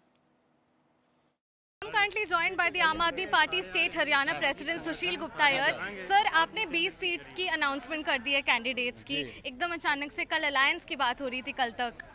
आम आदमी party ने अपनी पहली सूची जारी कर दी है और दूसरी सूची भी बहुत जल्द जारी करेंगे। आम आदमी पार्टी व्यवस्था बदलने की लड़ाई लड़ती है और इस व्यवस्था बदलने की लड़ाई को हम लड़ रहे हैं। सर, कल तक अलायंस की बात हो रही थी कांग्रेस के साथ अब अलायंस में आगे जाने वाले हैं, और is it completely of the charts? आम आदमी पार्टी ने अपनी पहली सूची जारी कर दी है, दूसरी सूची बहुत जल्द जारी होगी। सर, 90 सीट्स पे, सारे 90 सीट्स पे हाउ कॉन्फिडेंट इज आम आदमी पार्टी? पूरी कॉन्फिडेंट है, पूरी विश्वास के साथ चुनाव को लड़ेगी। And can we expect you to be also contesting from any seat? It is up to the party.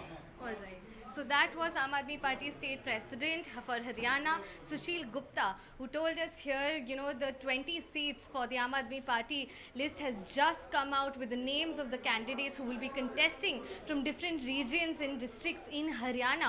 And what we're understanding from the state president at this point is that Aam Aadmi Party looks confident to be contesting by itself in the Haryana elections.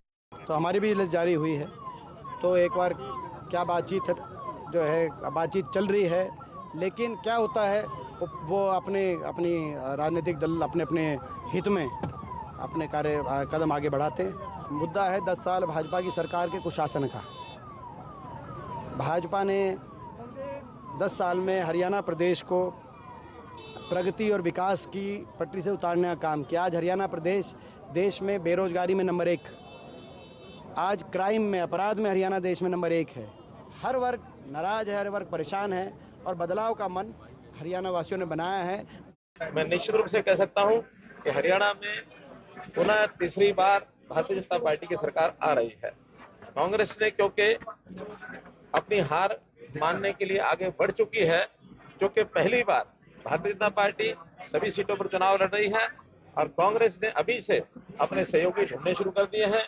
सुना आम आदमी party के साथ कुछ उनका समझौता हो रहा है, समाजवादी पार्टी के साथ हो रहा है, अन्य दल भी गठबंधन के नाते से अलग अलग तरीके से आगे बढ़ रहे हैं। इसका अर्थ यही है कि उनको अपने ऊपर विश्वास नहीं रहा कि वो सरकार बनाने की ओर आगे बढ़ रहे हैं।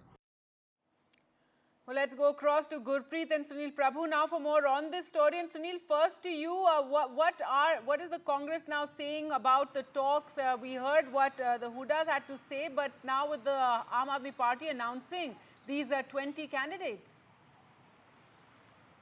So it's a take it or leave it. That's been the position of the Congress party. It was with great reluctance that the Haryana state Congress leaders, be it Hooda, be it Selja, be it Randeep, or anybody who matters in Haryana, conceded to the AICC leadership, in particular Rahul Gandhi as well as Mr. Kharge. Mr. Rahul Gandhi able to extract at the Congress Election Committee meeting assurance from the state leaders that if they were able to get a seat adjustment with the Aam Aadmi Party for a reasonable seats, they would agree. That talks carried on. There were high-level talks between Mr. Venugopal and Raghav Chadha. Then it was followed up with Mr. Deepak Babaria, as well as other leaders from the Aam Aadmi Party to narrow down. But the AAP was insisting on getting double digits, 10, and they were very keen on certain pockets, be it Kurukshetra and certain seats that they had identified. And because there was no consensus with Mr. Hooda refusing to concede to the seats that the AAP were demanding, it became a situation where it was a no-go area. The Congress assuring the Aam Aadmi Party that they will give those seats, those 4 or 5 seats that they have identified. but it is all dependent on the AAP leadership, which has declared their list. The Congress has already also declared 41 names. And with this, it's clearly a stalemate, unlikely that you will be able to find unless, the top leadership has a meeting of minds and they have a give and take and they find a way forward. But otherwise, it seems unlikely that there will be an alliance or seat adjustment between the Congress and AAP. The Congress leadership, as you're well aware, Gargi, was keen on the unity of opposition forces, something that they decided and learned their lessons from 2014 to 2019. And that is why in 2024, when they're trying to wrest control from the BJP, which is facing a huge anti-incumbency, apart from a host of farmers' protests and a host of other issues like unemployment, the Congress wanting that alliance, but yet unable to be able to get that much-awaited seat adjustment. All right. Let's go across to Gurpreet now for more. And Gurpreet, as Sunil was saying, the state Congress leaders weren't really in favor of this alliance. And now, what are you hearing? So, is it now all over for possibility of this Congress-AAP alliance in Haryana? Well, first, there is a need to tell our viewers it's not a state leadership which are interested to forge any alliance. Whether it's a Aam Aadmi Party state leadership or the leadership from Congress, they don't want to forge any alliance. And multiple times we have seen the former Chief Minister of Haryana, Bhupinder Singh Hooda, had given such type of statements saying in state politics we don't want to forge any alliance. But what we have learned from the sources within the Congress and Aam Aadmi Party, it was the central leadership they want to forge alliance. And for the last so many days we have seen the multiple meetings are being held between the central leadership as well as the state leadership, and specifically Aam Aadmi Party top leadership had a word with the top leaders of the Congress. But what we have learned, Bhupinder Singh Hooda, he was taking all the loyalists along with him, and he had already given assurance to all his loyalists that this time they will be able to get chance for contesting the election. So somewhere down the lane, it seems the seats which Aam Aadmi Party was demanding from Bhupinder Singh Hooda and specifically from Haryana, various constituencies, that consensus had not come. If we can talk about Aam Aadmi Party, we have seen our colleague had just talked to the state leadership, and they were saying that we have released a candidate of 20 constituency and another list will be shortly released.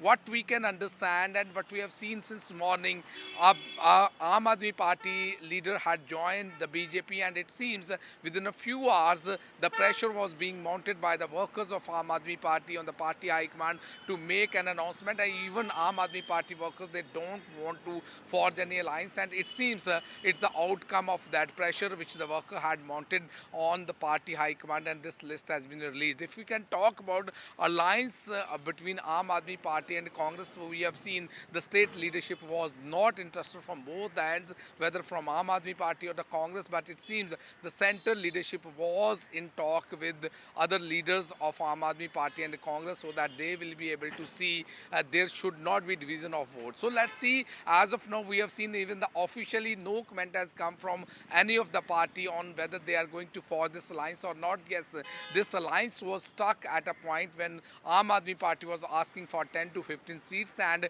the Congress ready to provide them 5 to 7 seats. But that time we have seen it was not matured, and now the way the lists are coming from the Congress as well as from Aam Aadmi Party, it seems the state leadership doesn't have any interest to forge any alliance. So let's see that what will be coming out officially from both the party, Congress and Aam Aadmi Party. But as of now, the political scenario is changing day by day. Back to studio. All right. Thanks so much, Gurpreet and Sunil, for joining us with all those developments. So after Congress after releasing this list of 20 candidates, and it does seem that alliance talks have completely stalled. Well, moving on to news now from Bengaluru, and the NI has charge-sheeted 4 accused in the Rameshwaram cafe blast that took place in Bengaluru. The NI swings into action, charge sheets 4. Now, all these 4 accused are currently in judicial custody. Remember, this blast took place on March 1st this year, and 9 people were injured. Let's go across to Pratibha now for more. And Pratibha, give us more details. Well, in fact, it is pretty interesting to see the charge sheet, because some of the details that have been revealed is the fact that there is a mastermind, and his name is Taha, and there is a man who has already planted the bomb. Both of them were in touch with each other and were involved in activities such as radicalizing several youth. And what we also know is that all the four accused have been charge sheeted under several sections of the IPC, as well as the UAPA and the Explosives Act. And another piece of information that has been revealed in the charge sheet is the fact that they had already wanted to plan and hatch a conspiracy with respect to planting IED explosives during the Pran Pratishta that happened in January, and they wanted to do this right outside the BJP state office in Bengaluru.